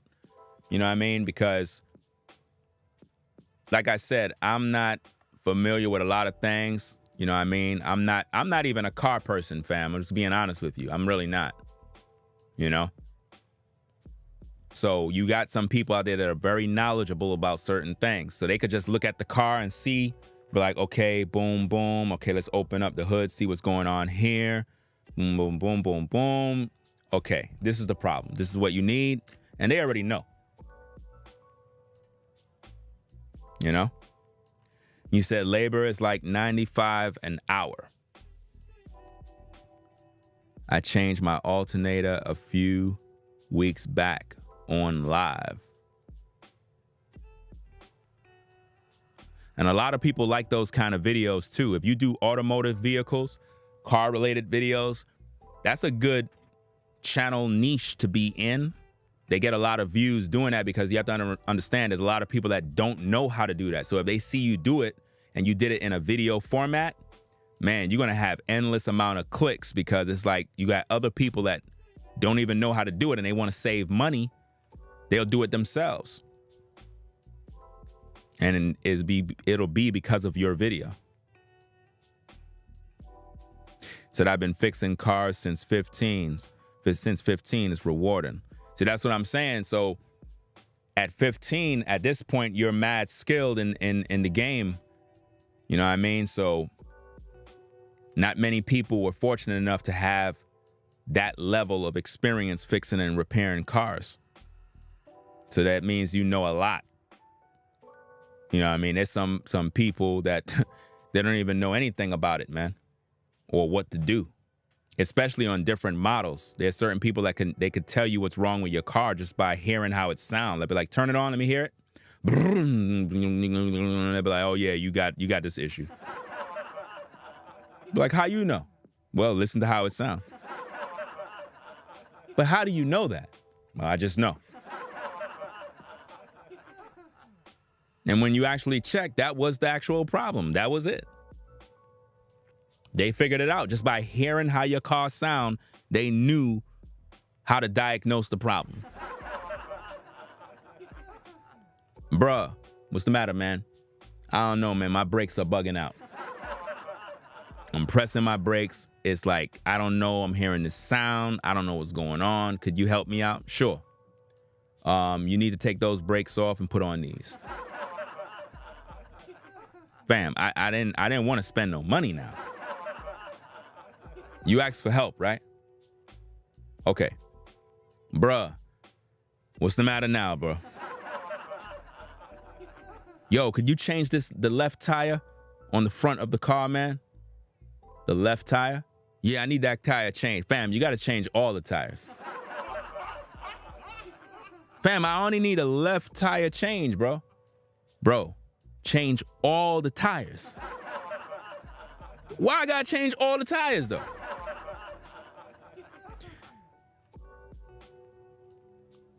Because if you fix that tire right there, then the other tire gonna act up. And then when you fix that tire, guess what? The other tire gonna act up. And that's what's gonna keep happening.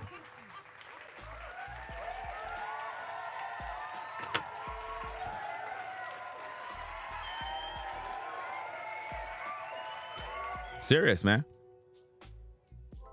You know? Yeah, if you're gonna do one, do them all. And you know, these tires and stuff is expensive, man. I ain't gonna hold you, man. I kind of peeped and look at some of the prices, man. And I'm like, man. I feel, listen, man, and I'm here talking about a Mercedes-Benz, bro. I know these brothers that got these high-performance sports car, man. You do anything, one mistake, bro, you paying bread, man. You paying bread, man. That's why they say that these cars depreciate in value the minute they go off the lot, because it's like, man, anything go wrong, man, you spending all this money, man. That's crazy, man. You know?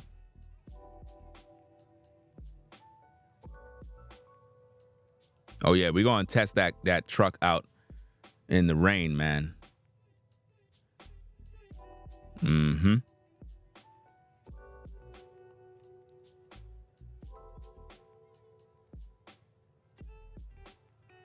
You said a Nissan NX20. Let me see. Nissan SN20.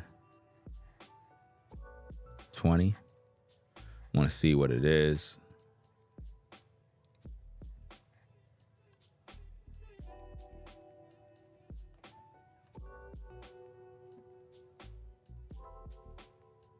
Oh, wrong one.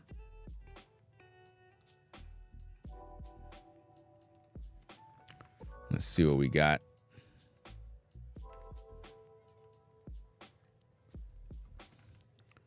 Okay, Nissan. Let me see, where is that name? Nissan NX20.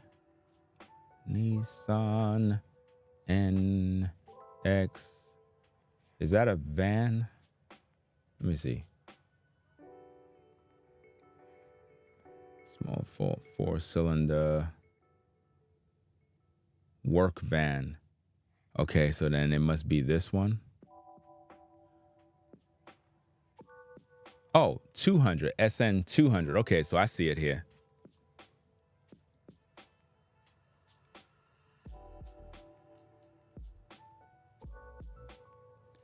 This actually do look like a good work van.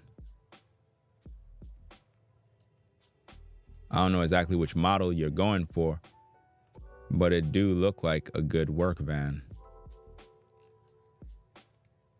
I actually like the way this van look.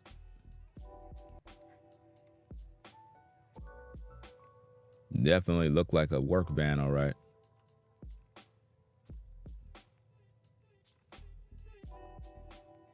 Oh, you got the, let me see. Yeah, you could do a lot with that. Could do a lot with that.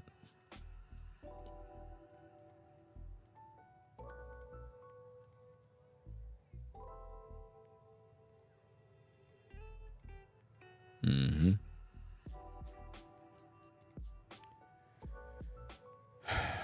The new 20, what is that? The 24 Mustang.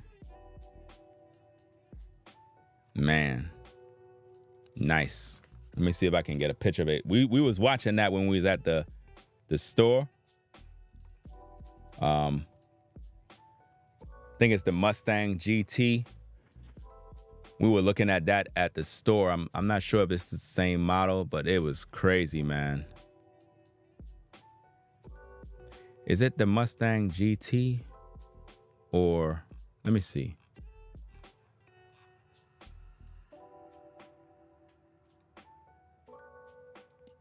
It was dope. It was in a blue color. Looked real, real nice. It's like that car is for, that's just for you type car. That's not for no, oh, let the family come out. Nah, man. Y'all stay away. This is my car. This is mine. Go, go, go. Mine, mine, mine. I don't want to see nobody.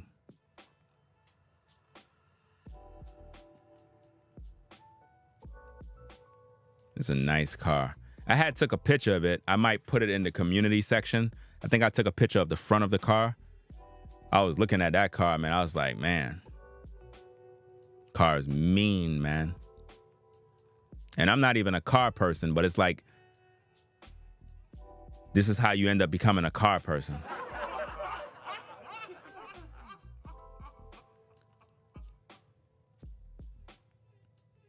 Right?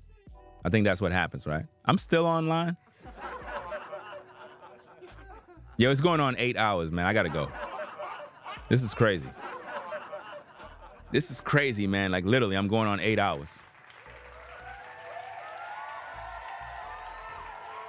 No, we're not gonna hit the 8-hour mark. We're gonna keep it under 7, fam. We're gonna keep it under 7. I mean, we could say this is 8 hours already, but you know, Ringo made a 7-hour video about Ralo. Are you kidding me?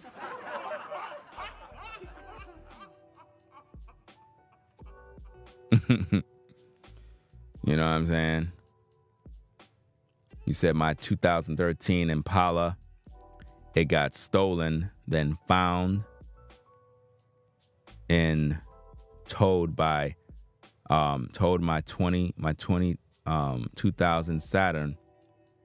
What is that? LS series got towed from mechanic. I'm left with my SUV. Wow.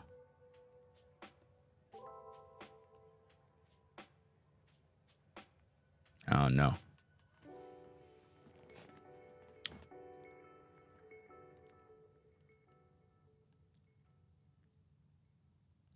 I don't know about everybody else, but I don't feel comfortable having a car parked on the street. Am I the only one? I want to know if it's just me. Cause like I just paid for a service to keep that truck in a garage. Like a parking, not a garage, a parking lot. You know what I mean? Like, that's just me.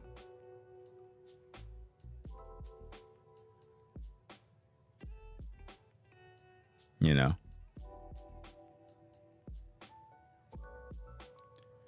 It depends.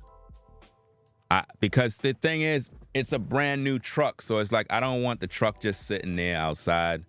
You know what I mean? And there's a lot of things going on before I, make this move. But I pretty much just put the truck inside of a, fancy parking lot and let them just keep the truck there and just pay for the service. You know what I mean? Because it's just the convenience. If you understand anything about New York, man, you got to get up every damn day. You got to rush outside half naked in the street. You got to move it from one side to the other side. It's already an oversized vehicle, so how are you guaranteed to get the parking on the other side? You got to be doing this nonsense all the time. You got to be concerned about crazy drivers. You got to be concerned about haters. You got to be concerned about bird poop. The weather, the rain, the hail, all of that other stuff. Kids playing with rocks and bottles. I mean, you look at all of that drama, man. You just got to be like, man, you know what? Let me just pay the fee and call it a day.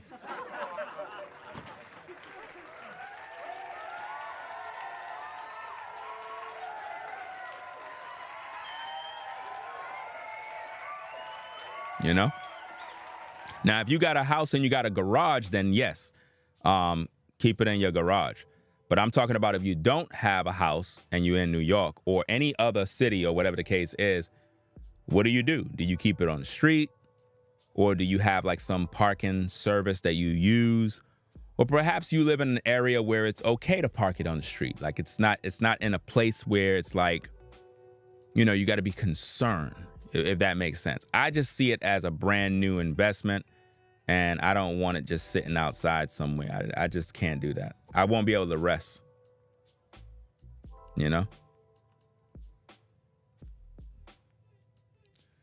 It should drive, that's all, bring me from such and such and such. Yeah, you could put it in your driveway. Yeah, driveway is not bad.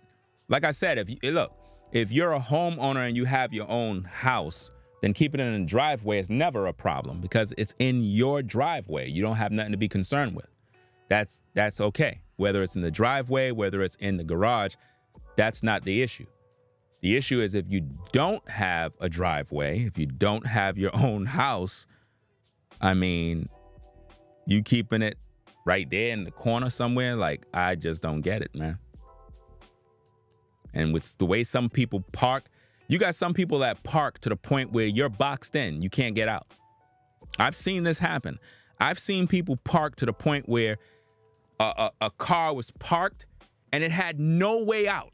Like it can't reverse and it can't go out.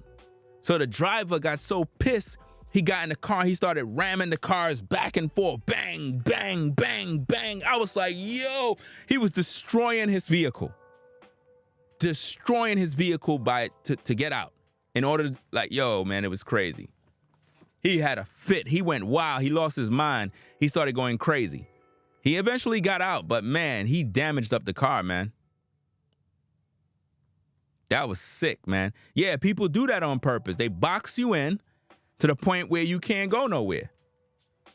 You know what I mean? And I'm like, yo, that's ridiculous. Yo, the car was sandwiched in, man, with nowhere. Like there was not even, listen, there wasn't even 4 inches of space. Nothing. It was as if though they purposely did that. If you would have seen it, you would have bust out laughing, man. I mean, it wasn't funny, man, because I would hate for that to happen to anybody, man. That was crazy. You know? Yes, if own parking tickets, PPA will put about on it. My family has the car outside and never always happen. Ice in the winter is a problem. I've had to sit in the car over an hour with kids because someone blocked me in. Wow, man, that's crazy, man. You ever had a situation where you park your car, right? and you went inside of a supermarket, a mall, somewhere, and somebody double parked their car right in front of your car. Like right on the side. Their car is double parked right there. You got nowhere to go. I don't understand people, man. I think they do it on purpose. You know? So you're boxed in. That's crazy.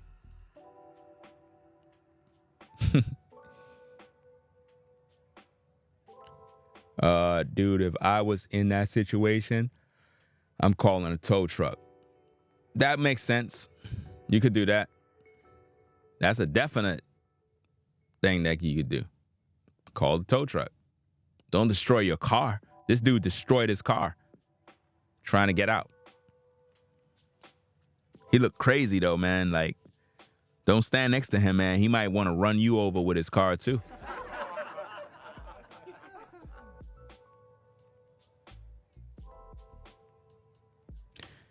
You said that's why you need the vintage cars with metal bumpers.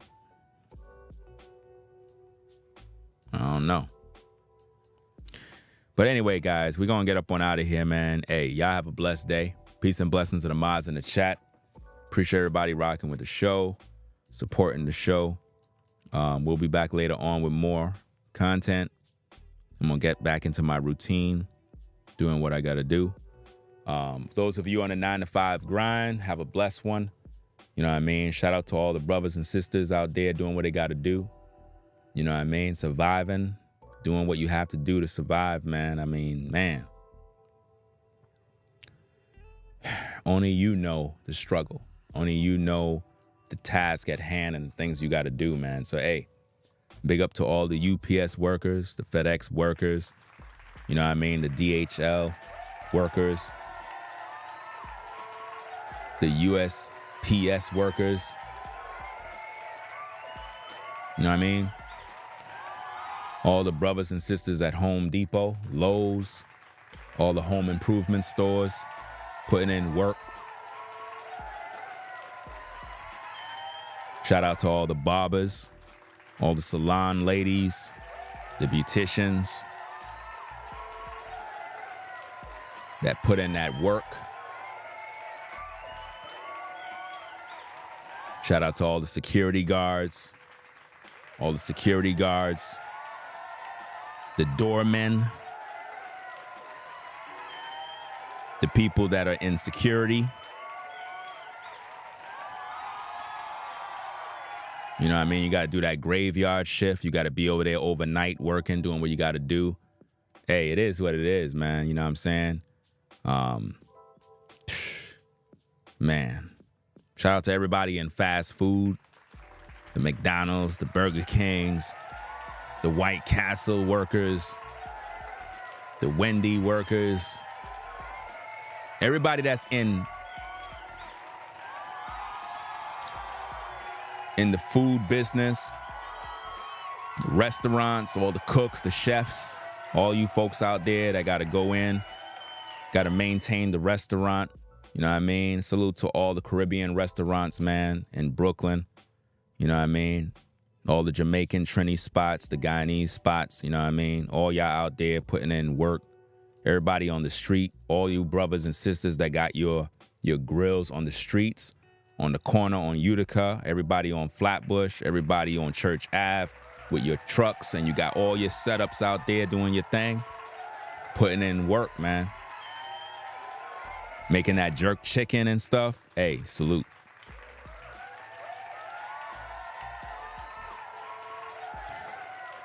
Salute to all the brothers and sisters in construction. Everybody that's into, you know, construction, doing all of that work out in the street. All the electricians, the plumbers, the maintenance workers, the carpenters, man, I tell you, man. Salute to all the fam that work for New York City Housing Authority, all the caretakers, one of the most hardest workers in New York City, the caretakers. Salute to all of y'all.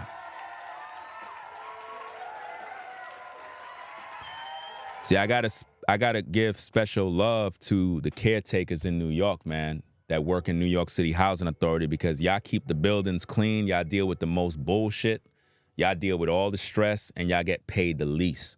I know because I used to do that back in the day. So I already done know what it is. So again, to the caretakers, man, hey, I know you don't feel appreciated. I know that it feels like, man, you just work. And it's like nobody give a fuck about you. Hey, to all the brothers and sisters that do that line of work, hey, keep your head up, man.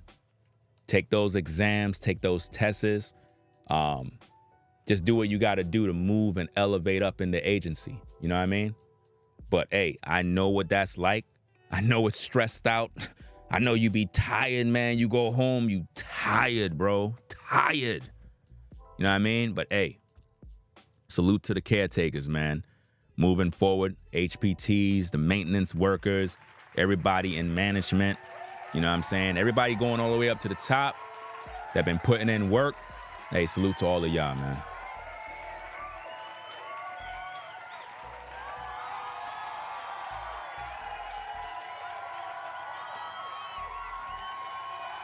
Now, y'all got to understand something, man.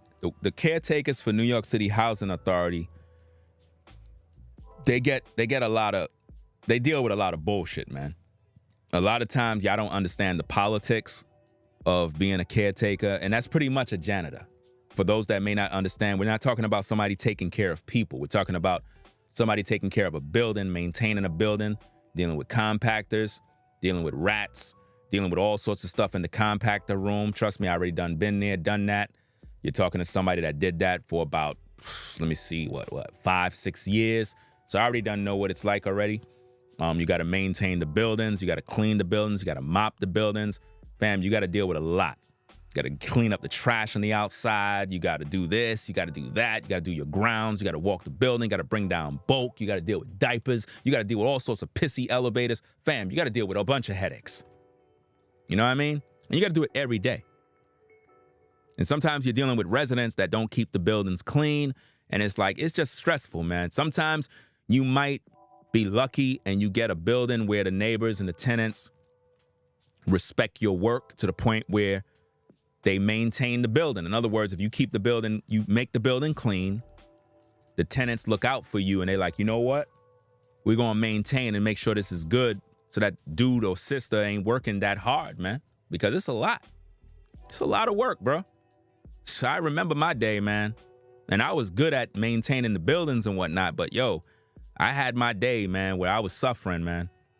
You come home tired, bro. And you ain't even getting paid that much money, bro. And the only time you could really make somewhat of something is if you did some OT. And even if you did the OT, that's not enough. Not in New York. So I know the struggle, man. You know? And when I say caretakers, I'm talking about all caretakers, even the grounds workers as well, too. You know what I mean? I just feel that they don't get any respect, man. And that's sad, man. That's really sad. Like if I was one that could make the changes in NYCHA regarding caretakers, man, they'll be making way more money. They'll be making way more money because you're dealing with a lot of risky things. You're dealing with a lot of cleaning, a lot of manual labor. And that stuff can drain you. It can make you very tired, man. Very tired. Come home tired. You can't even do nothing. And you got women that's doing that and they got to go home to their kids after being a caretaker. That's a lot of damn work, man. That's a lot of work, bro. You know? But yeah, if I miss anybody, man, shout out to everybody out there on the grind, man. Everybody out there that's just getting it done, doing what y'all got to do. As long as it's legal and it's within reason and you're doing what you got to do, man, be thankful for what you got. Be thankful. That's all, man. Just be thankful, man. Be thankful. Just be thankful, man. It could be bad. You could be on a soup line begging bread. It could be really rough out here, man. That's why you got to be thankful, man. Got to really be thankful for what you got, where you going, what you have. It's very important. You know, you might not be where you want to be, but just be thankful. You might not be at the job you want to have. Just be thankful. But Ringo, I don't like this place. Be thankful. Just be thankful. You see what I mean? Be thankful that at least you have a way of buying food. You may not like your job, but be thankful. It could be worse, right? It's going to get better. As long as you're doing what you got to do and you're making moves. This is what I mean by come outside. Stop hiding. You know what I mean? Get to work. Not with the work at the 9 to 5. You got to do that. But after you get off work, when you get your paycheck, come outside. Stop hiding. Do the things that is necessary to put you in a position where you don't got to keep doing that same thing over and over, man. Do you understand? Oh, but you think you better than everybody. Fam, this is not about me thinking I'm better than anybody, bro. I already done been there at the bottom. What are you talking about? What do you, I don't think you get it. I already done been there. Like I said, I was a caretaker for New York City Housing Authority for 5 to 6 years.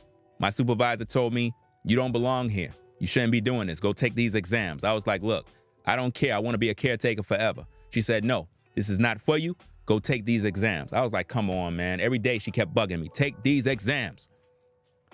All right, I'm going to go take the exams.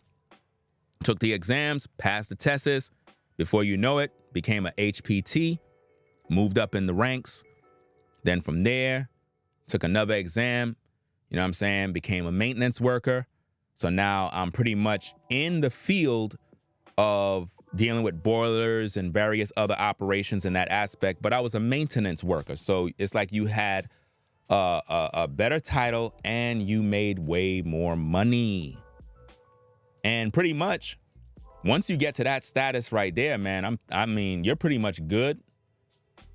Like you could be content right there and just chill with that job and just be good as a maintenance worker in heating, which was what I was doing during the time before the pandemic came.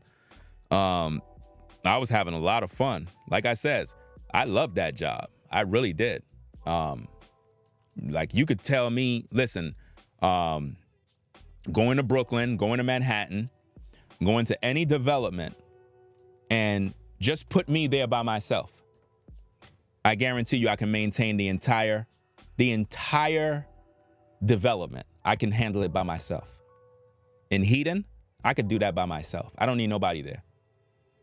You won't have no tickets. You won't have no heating tickets. You won't. Not with me there. You won't have none. Why? Because I took the job serious to the point where I understand how steam distribution work. I understand that, okay, if we got tickets, there's a reason why.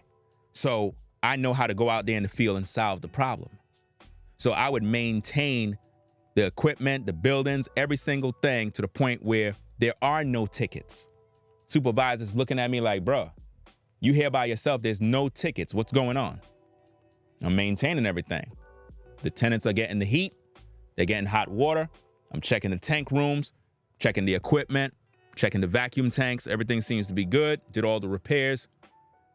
I'm in the office chilling. While everybody else out in the field going crazy trying to figure out what to do, I'm chilling. And to me, that is how I was working. It was all about preventative maintenance. That's how I was dealing with business as a maintenance, whatchamacallit, heating maintenance worker. I would make sure that all the equipment and everything is working properly and that, you know, the buildings are getting steam and hot water. And once you maintain everything, the system is running smooth. It's running efficiently. And then you would make sure you check. Go out there, do your rounds, walk around. You got your gauge, you got your heat gun, you're checking things. You go into the crawl spaces, you look around, you check different things. You make sure that the steam traps are working. Okay, this steam trap here, look like I need to change this real quick. Okay, let's close the before and after. Boom, boom, boom, boom. Let's take this off. Let's take this back to the office. Okay, we put a new float ball in there. Boom, boom, boom. Go back up, put it back together. Open up the lines. Hear it clankety, clank, clank, clank. back again in business. That's it. I love that job, bro. You know what I mean? See how I can flow and I can tell you about it? Because that's how I was doing. This is the work that I was doing. So what I'm saying is learn to appreciate what you have. Take exams. Build up yourself. Don't be afraid to take exams. Go out there and do it. Take these civil service exams. Don't be afraid. Yeah, but I didn't study for the test. It doesn't matter. Go take the test. Just go take the test. Understand deductive reasoning. Understand understand deductive reasoning skills. When you're taking a test, use deductive reasoning. Do it make sense? Read the question. Look at the answers. Okay. Read the question. Look at the answers. Deduct the two answers that make no sense. Now you got two. Okay. Now pick which one make the most sense. You'll pass every single test every single time. That's all it is to it.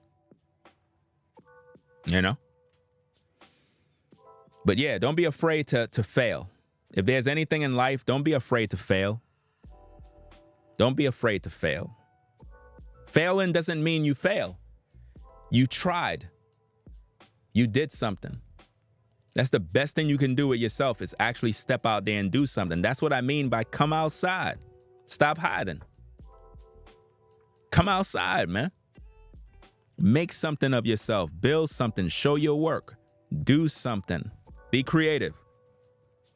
Don't get mad at me because I'm being creative and I'm making moves. What about you? That's all that means. You know? A lot of you guys got to be handymen. Have a skilled trade. Have something that you do. You know, salute to all the skilled trades workers. All of the handymen, the construction guys, the contractors. You know what I mean? A lot of you guys that are responsible for upholding the infrastructure. You guys that people don't even know exist. That are out there underground, in the sky, working on them towers, doing this, doing that. Man, there's so many different types of occupations, man. So many risky jobs that a lot of you guys have. It's crazy, man. Now, of course, a lot of these risky jobs, they have great pay and benefits and so on and so forth, but they're very dangerous. Very, very dangerous, man. Very dangerous jobs. You have to have the proper training, proper PPE. You know what I mean? Shout out to all the workers in the MTA. You know what I mean? Shout out to all the brothers, man. All the track workers, you know what I mean? All the conductors, the bus drivers. You know what I mean? Shout out to the Uber Eats guys, the Lyft drivers.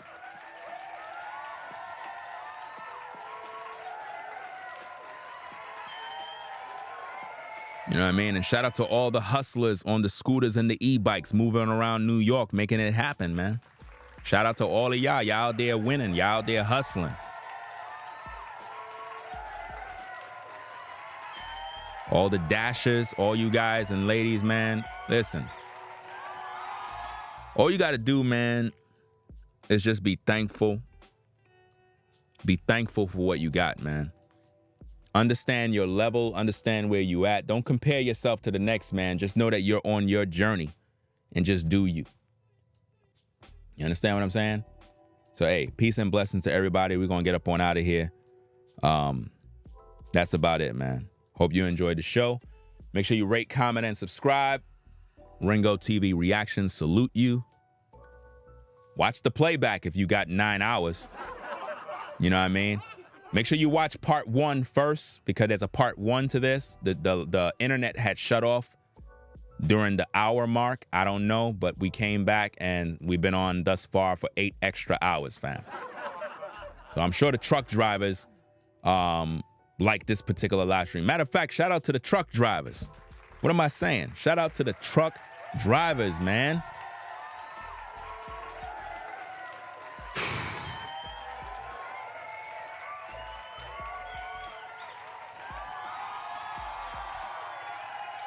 Shout out to the truck drivers, man, that moving all sorts of products and different things all across the globe, man.